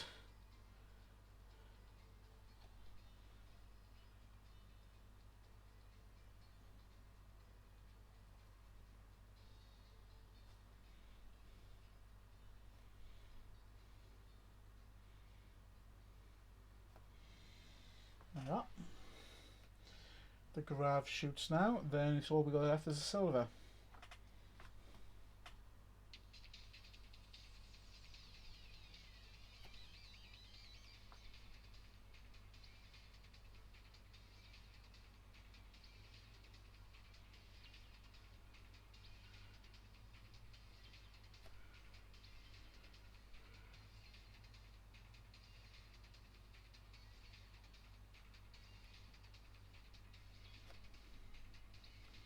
I gotta say, this gold, Guinness gold, really does.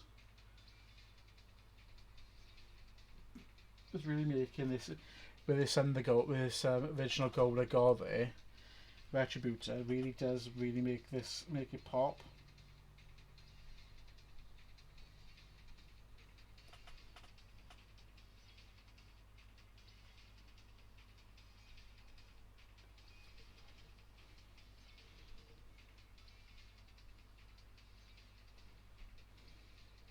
Because I've normally used Balthasar gold previously because that was the only gold available to us. Balthasar just makes it more of a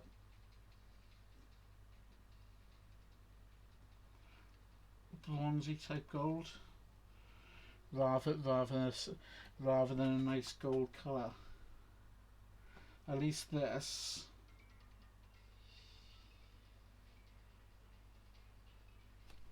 Savannah's Pride.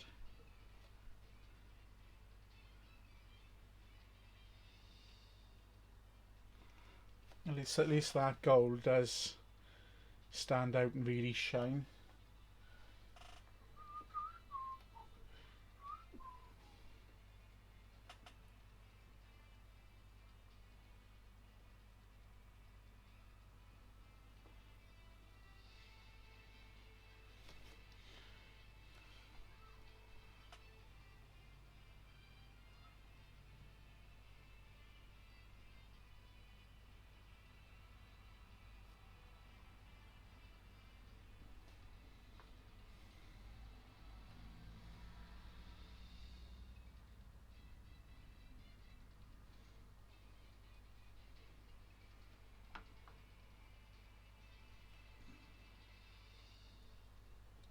Almost there.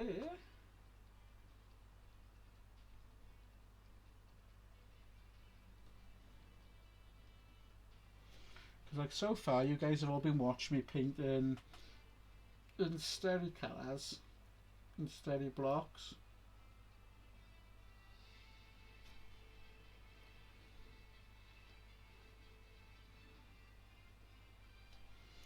Because next I'm going to actually be painting in very fine details.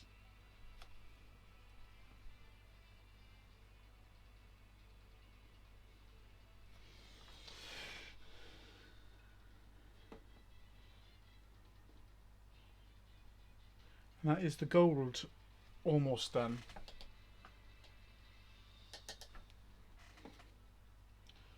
And he keeps falling over because he's drunk.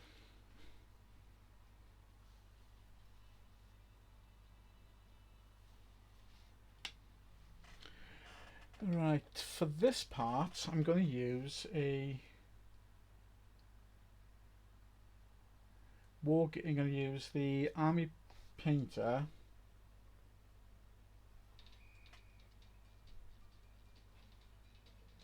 Army Painter's Detail. Because what I want to do is create some very thin lines.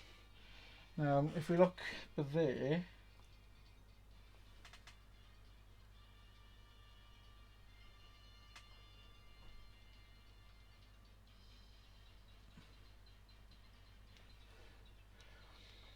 we've got very, very thin banding, same as we've got inside there in the arm as well. And that's the under armour. Now, most Space Marine models, they normally go for black or silver, something different, because these guys are actually, well, they're based on the Iron Man colour scheme. They're going to be gold. Again, the chapter itself comes from a very rich, the asteroids they live on are very rich in gold minerals deposits, so they are quite a rich chapter. But what I want to do, I don't want to get rid of any of the already shaded in detail. I just want to make this gold stand out a bit more.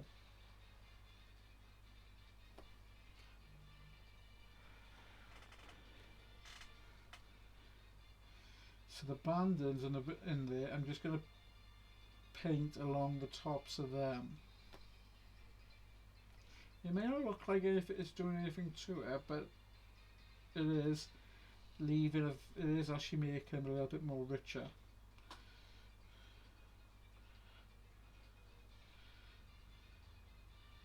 And of course, this is good practice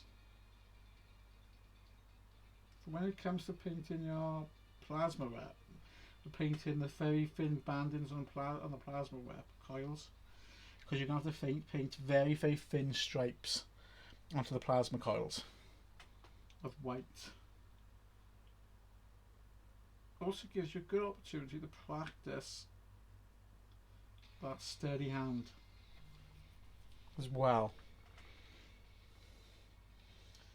Being able to get a bit of a more practice in to improve your steady hand for painting. If you make a mistake or it goes on too thick, don't worry.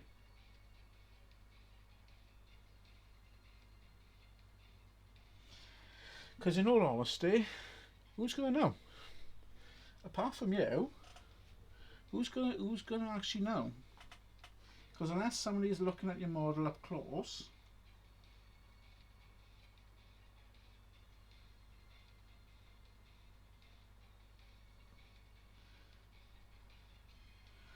only you are going to know about it. But sometimes making those mistakes can create very, very, very unique and interesting pieces. A lot of the interesting things I've created have happened due to mistakes.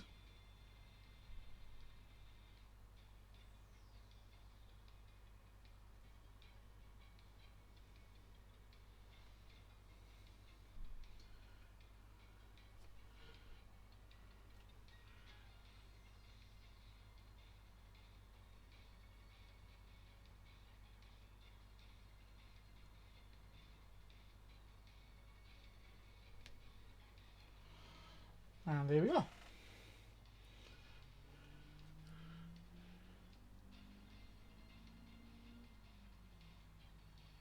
Yeah, go ahead. Yeah, go right ahead.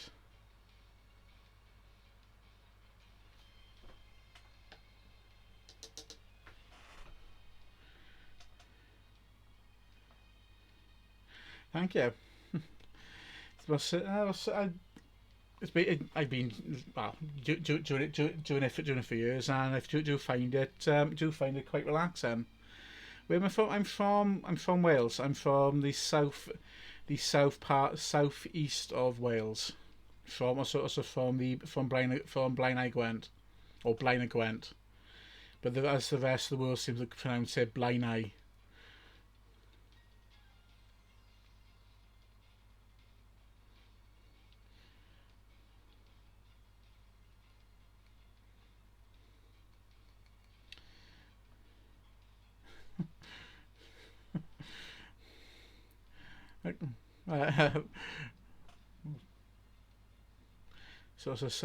Some blown up outside there then. I couldn't place your accent. Yes, I'm a Valleys boy. But strangely enough, I've actually had students in the past try when I've had a few students in the past would not believe me where I said where I'm from.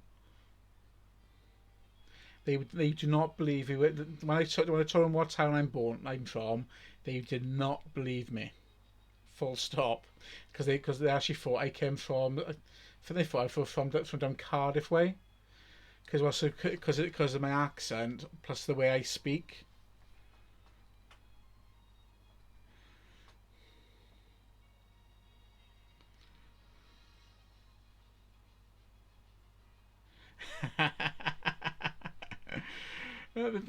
they, there are a few of us about the place. Which what part of Wales is he from? Is he from then? Because I know a couple of gamers which are from this way. So I've been. I don't talk with it with a sort of with a sort of dialect for more around this area. Because I've had them reckon I'm from down Cardiff way.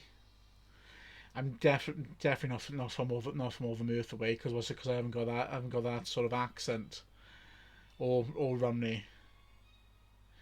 Sweet. What's it? Chance it.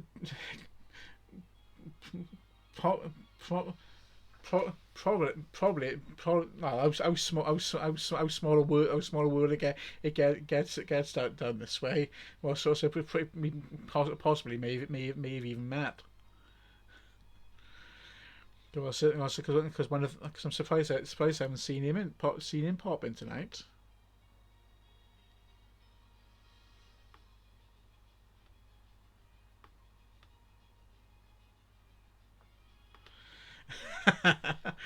I can imagine.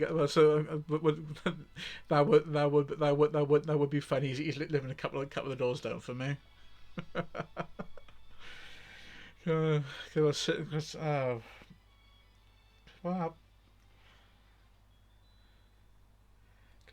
yeah, because I was back last year. I think it was somebody I know knew my was it somebody I knew was I knew the was so how small this world is, because Lance Little was so his son I taught last year and I made his tutor this year, and was and he knows my mother, and also and the D&D gate, but see evens our D and D group. So it is quite a small world when you actually when we look at that when we look at that.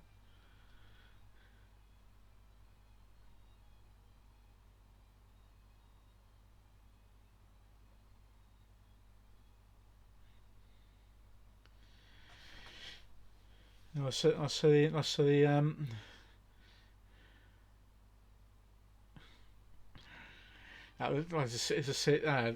it's the same when we see some of the Welsh accents, or when they portray us Welsh on TV. Oh yeah, totally. Here's an interesting fact for you. I'm actually related to Tom Jones. Tom Jones's mother was my grandmother. I think it was my grandmother's cousin. So when they actually have me sing on camera, I don't know where the singing genes went because I didn't get them. But yeah. But yeah, what's the name? Tom Jones is my it was distant cousin. Something was this. It's one of those weird like half cousin, quarter cousins, something like that. So if I met him on the street now, you wouldn't have a clue who I was.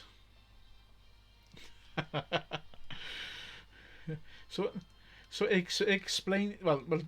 Lance will explains why I got such a wonderful singing voice whenever you pick me to sing all those wonderful songs on stream.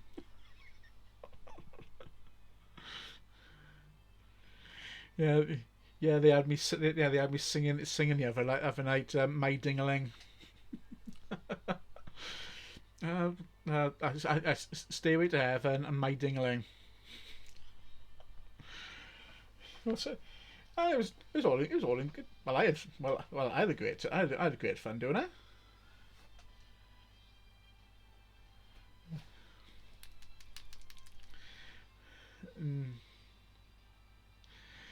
No, not no. When I'm painting, I don't want to spoil the paint. You see, I don't want it to curdle.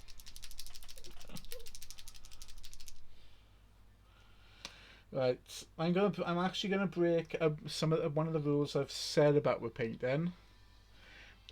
That's all right. That's obviously it's been a pleasure having you here tonight, Misbehave. So thank you for popping in, and thank you for the follow. And I look forward to seeing you again. I'll probably be chatting to you in the Discord group anyway. So, as we all seem to do at the moment.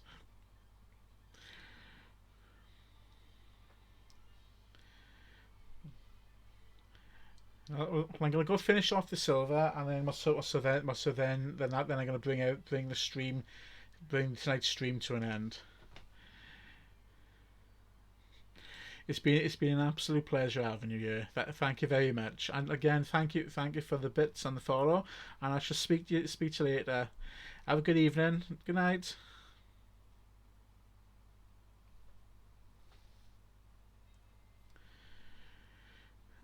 I'm gonna actually break a slight rule in what I've actually said previously about we shouldn't really paint from pot to model because the paint will go on too thick. I'm gonna break that rule slightly with the silver by you guys. If I zoom out to there, because there's my silver, just there, and I've got a little bit in the actual cap. Whoop, put it there. It's a little bit in the cap. It's something staying in the cap. But what I'm going to do is actually clear a little bit off my brush while I'm doing it. So it's not actually going to go on as thick. Plus I'm actually going to be very liberal because I want to create a nice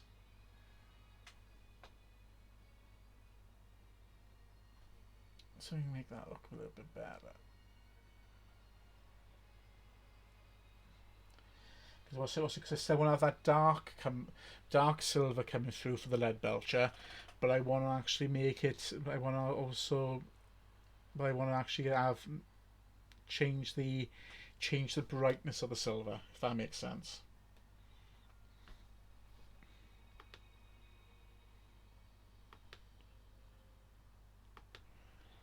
So, oh, I don't want the detail.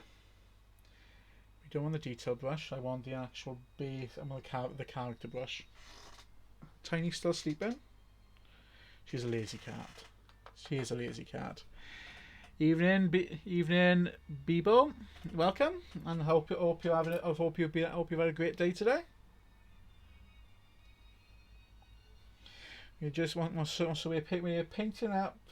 Well, we're just finishing off now, adding the silver, or highlight it, or make increase it, altering the silver on this Primaris Interceptor. This is one I finished painting earlier. So after I actually finished with the full stream, or after I actually finished everything with the painting, this is exactly what it would look like. We're including the edge highlights added to it, and also applying a glaze, which then actually blends the edge highlights back in with the red for the red armor. And then I've got to finish off the basis for it, which is this one by here. As you can see, that's starting to dry up a little bit more, guys. Which is going to, once that's dry, I then going to dry brush that, so it actually creates a nice asteroid effect. Which then this will actually sit above it. But I'm now just going to actually work on the silver and breaking one of the rules I've mentioned before about painting straight from the pot. You can do it, guys, just you don't want too much paint though.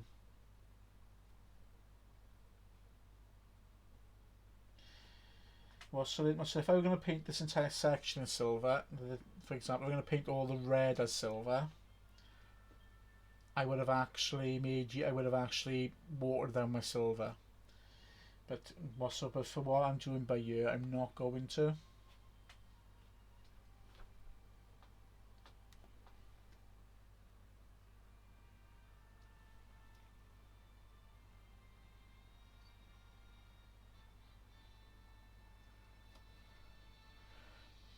So you brighten that one up.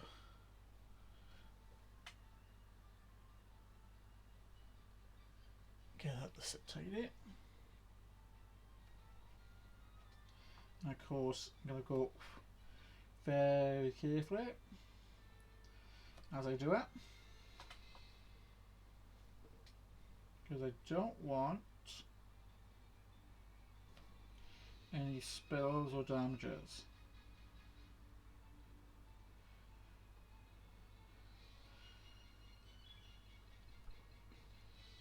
And I think because this is actually, this is the part that's going to be, you normally apply, this normally lands when they jump in. It's not going to really matter so much if I actually leave a lot of the original colours showing, because it's actually going to be, if I had this based, this would actually be dry brushed. I'd be dry brushing with exactly the same colour as what I'd be dry brushing on that, so it creates that dirt and dust and worn effect to it.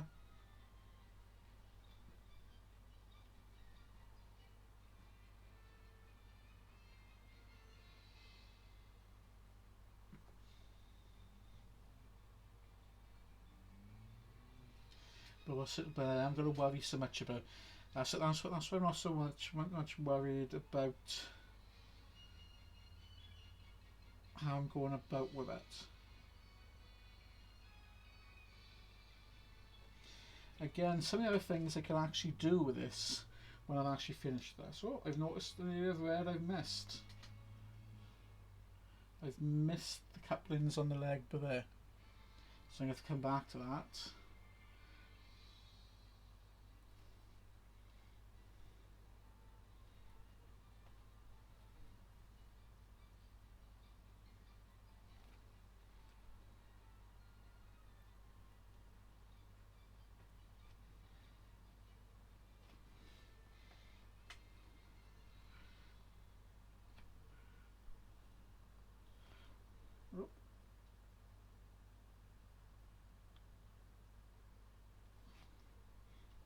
Carefully do it.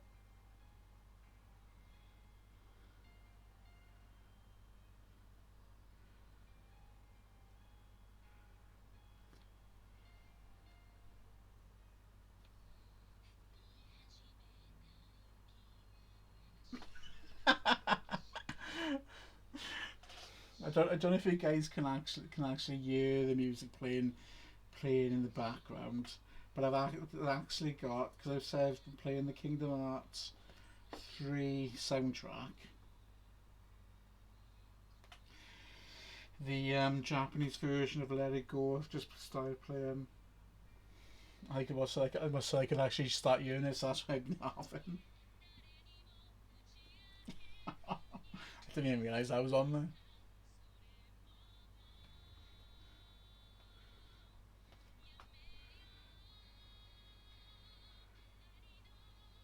No, actually, I do want to learn Japanese. I've tried a few times.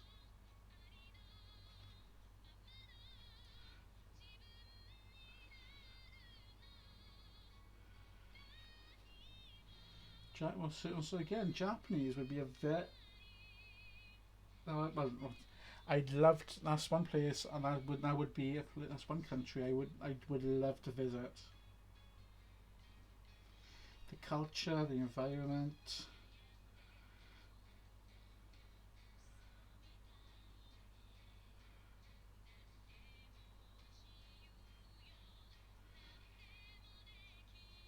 Even the food.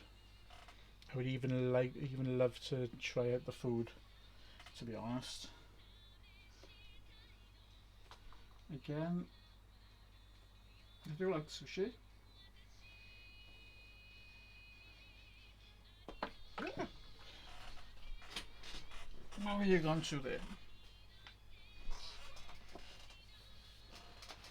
Oh, my leg.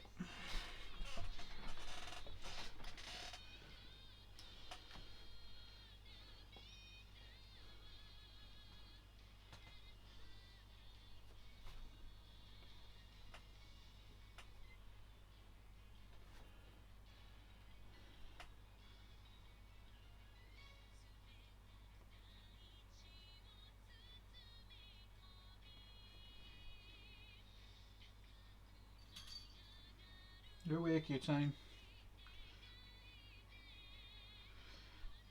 Yeah, asking the cat if she's awake, as if she's going to answer me.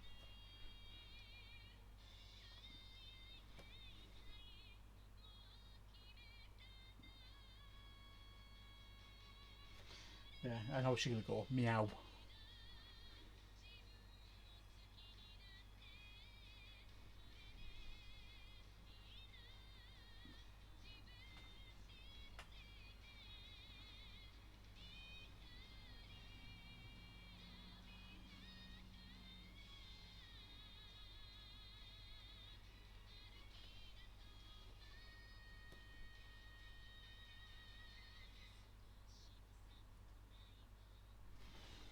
Yeah. It's the silver on the feet, that's the silver on his boot he's done. So let me get the jump pack parts done for next.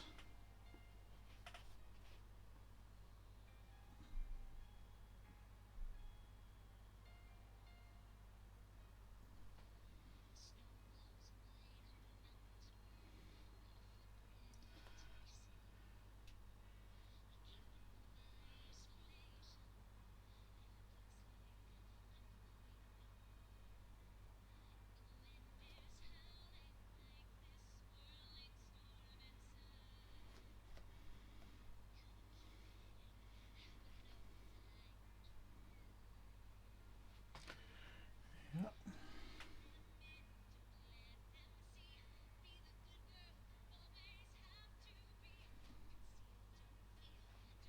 Almost on the insides. Oh.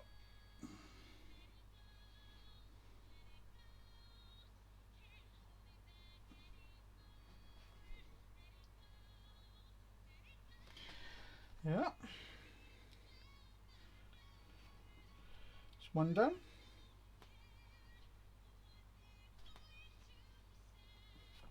So I got the other one done. I just got the weapons and the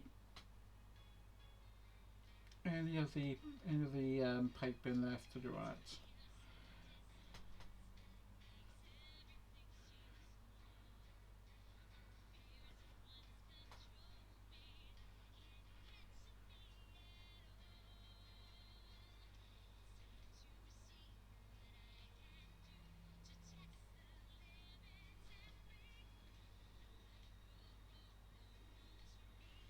I painting the right one?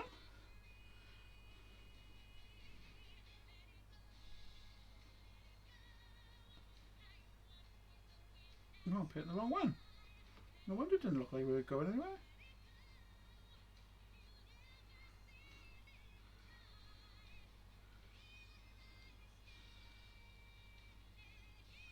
Oh, almost there.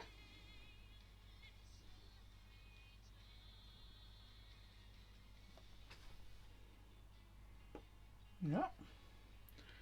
Oh.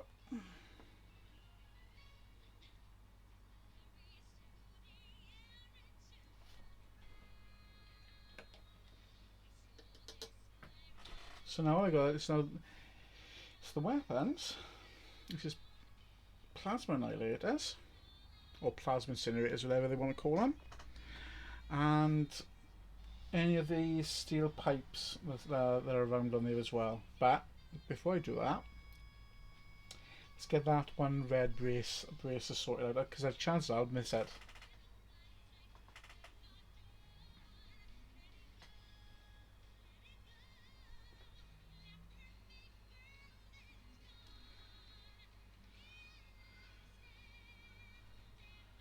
I'm not going to worry about making sure it looks picture perfect, because who am I kidding? I'm a bit of a perfectionist.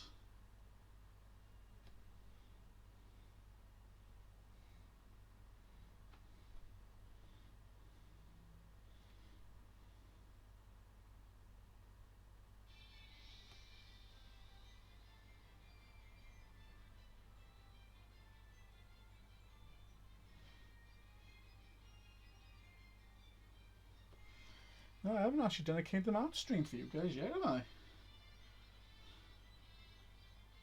No, I've done a Birth by Sleep for one of them.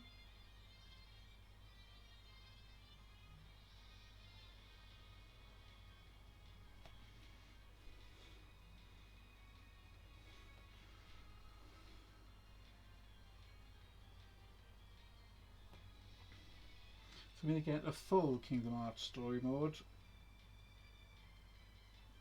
I would probably blow your minds.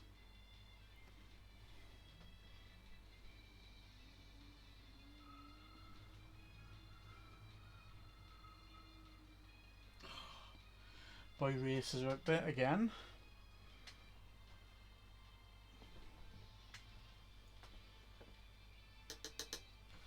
Right then, we're coming now to let's get the weapons done, and then I'm gonna call it a night.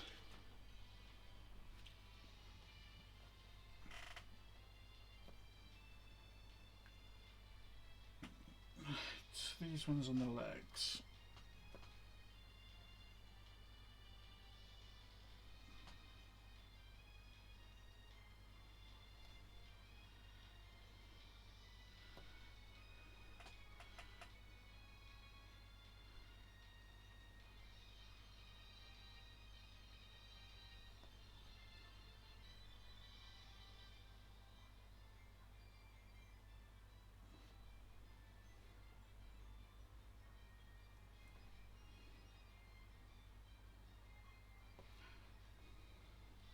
It's one thing I like about when you get to paint weapons, you can be very creative. These guys had swords, I can paint them so they're standard silver, or I can make them relic blades, make the blades power blades, and that's where you get to play with. And that's when you start getting to play with all the different colours.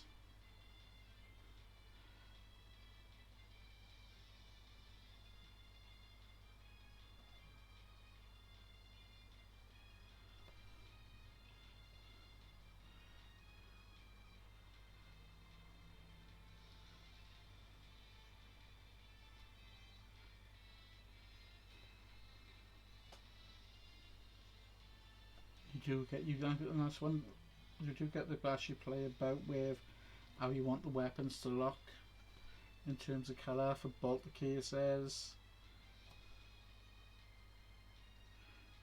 power swords, power axes.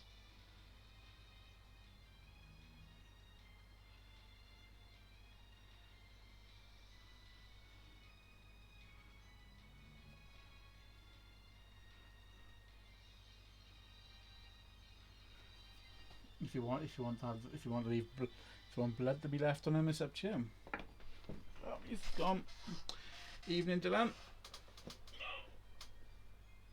Oh.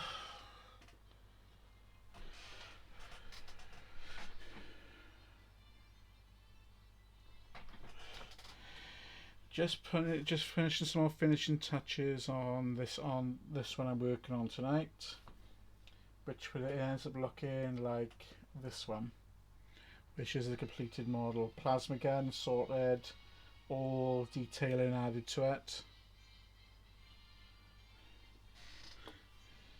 This is the one I'm working on now tonight, which I'm coming to the end of doing things ready for the stream.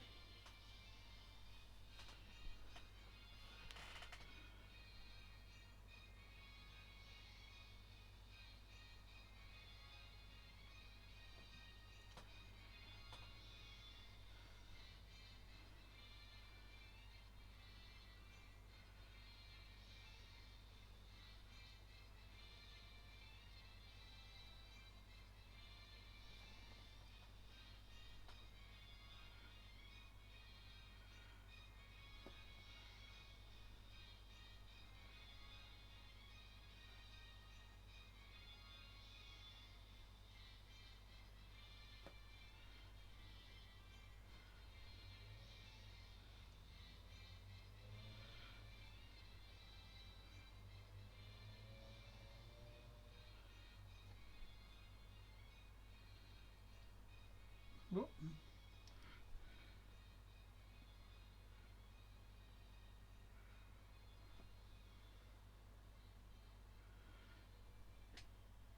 I think I might know where Cody is.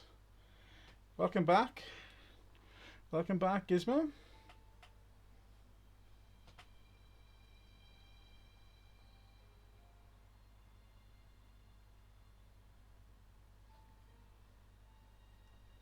How was the film?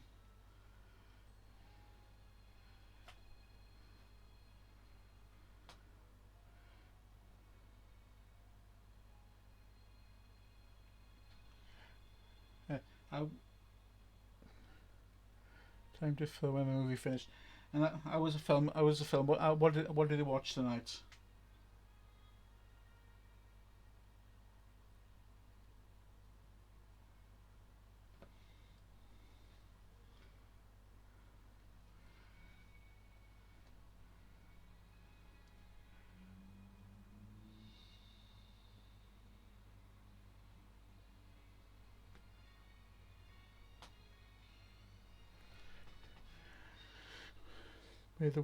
Yesterday where the world forgets the Beatles. Nice.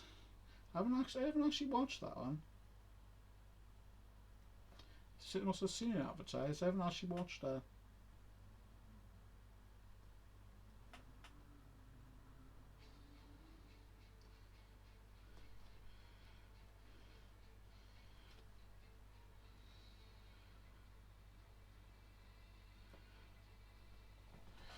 Right, so I only got one more Eagle Silver left to do. Once I've reached that, I'll be bringing everything to an end then.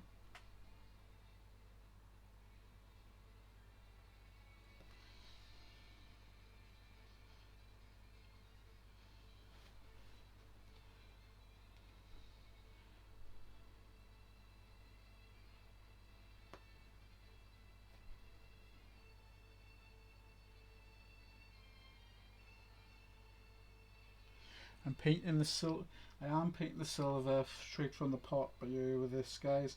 Also, I do reckon with most of things, painting, filling down your paint, yes, but because for the when I'm jumping with the silver, I'm going straight from the pot because the silver paint is already quite thin. Plus I don't really. I'm not really bothered with it actually causing. Well, it's not going to cause too much of a thick problem. It's not going to go on quite thick, luckily.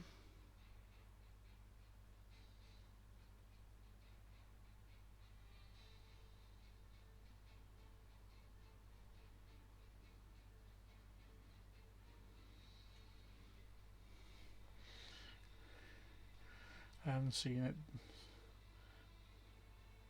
Was going to enjoy some. Nice, brilliant.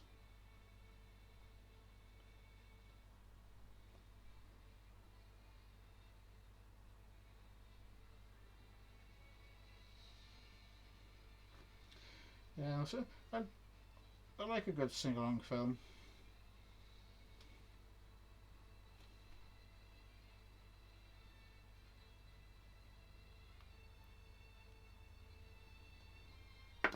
Nope. I believe that's done.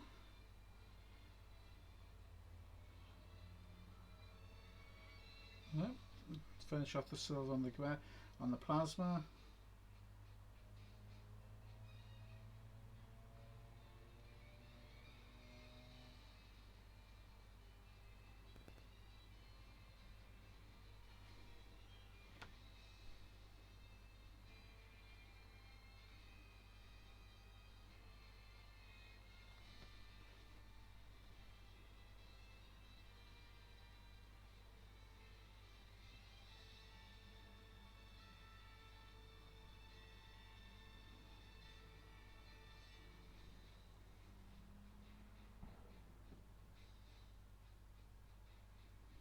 Oh. Sound like fireworks going off out there.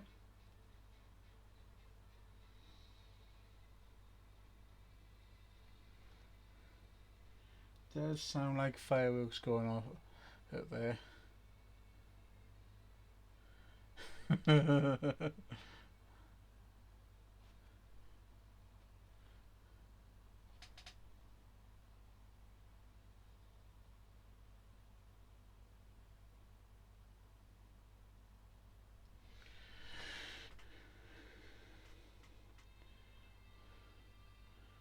That was just the draw. Can put Inceptor incorrect.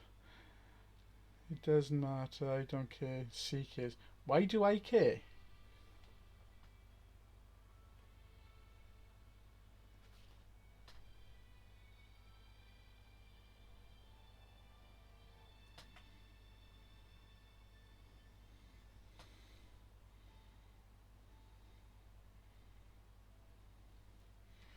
We're getting there.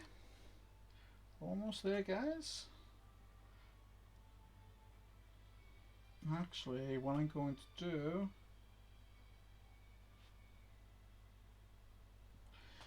I'm going to get one more detail cleared before I then log off completely.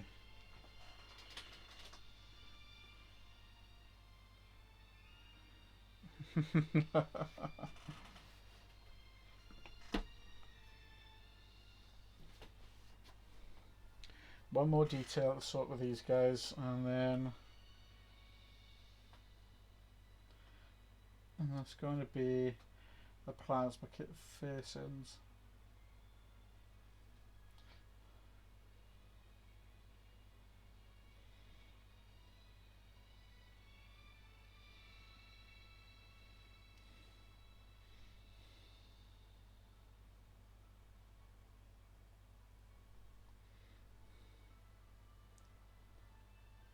Alright, right. That makes sense. But tech, when you're a tech gamer, it's VP or Vex. Yeah.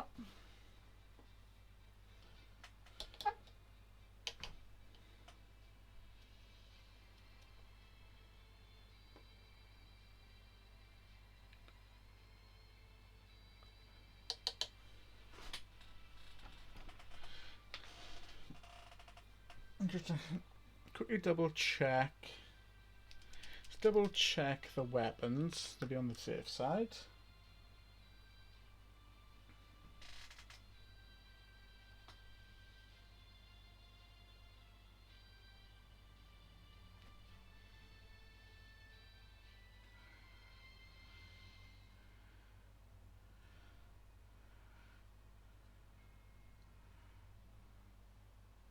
Yeah.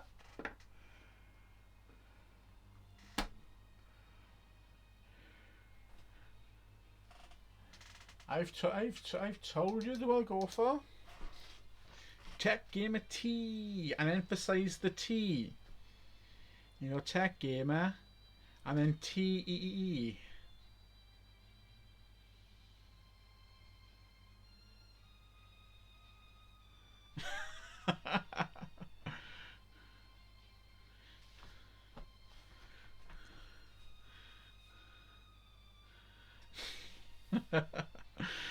Yeah, I've well, a few of my community are my learners, or some of them are now actually leave it of well, after the summer period won't be my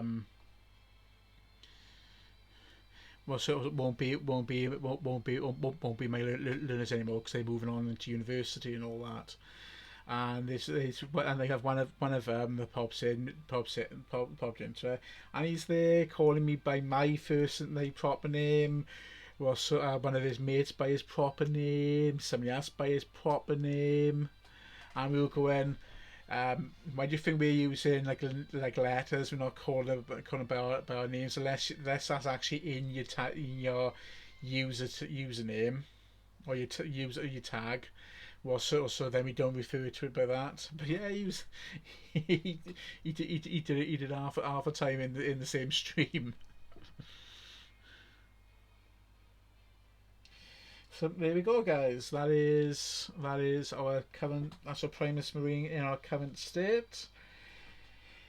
The layer paint's been put on. The only thing not finished was the bolt. I haven't had a chance to get done. Is the bolter casing, but plasma casing, even not bolter casing. I keep calling them bolters. They're not a bolter. It's a plasma incinerator. So next Sunday when I stream, it'll be there. We'll be then adding to this.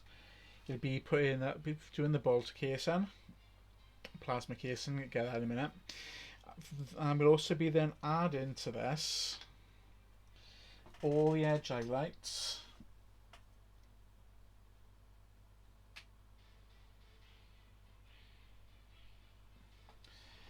To the red, to the gold. We'll end up doing the same with the plasma and creating the plasma coil glow.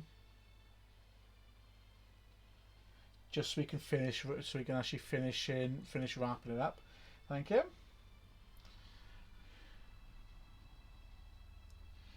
And of course, we'll also have then the.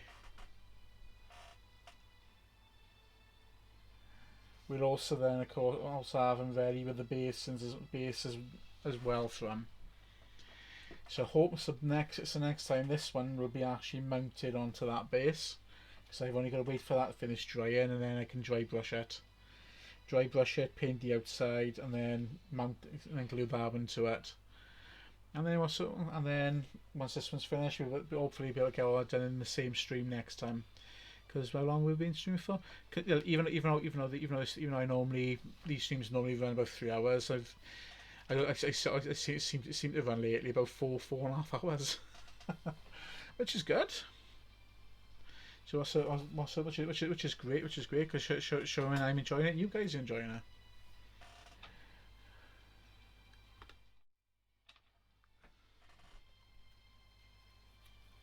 Oh, there we go, guys. So again, once again, thank you for joining me tonight. We'll say again, we've had a welcome to the new followers to the channel. I believe it was misbehave, and also X-Brawn as well. So welcome, and again, thanks to misbehave. We also achieved the 100 follower mark. And with X-Brawn, I'm now up on 101 followers for the channel. So that's fantastic. That's brilliant, guys. So again, thank you guys for attending tonight.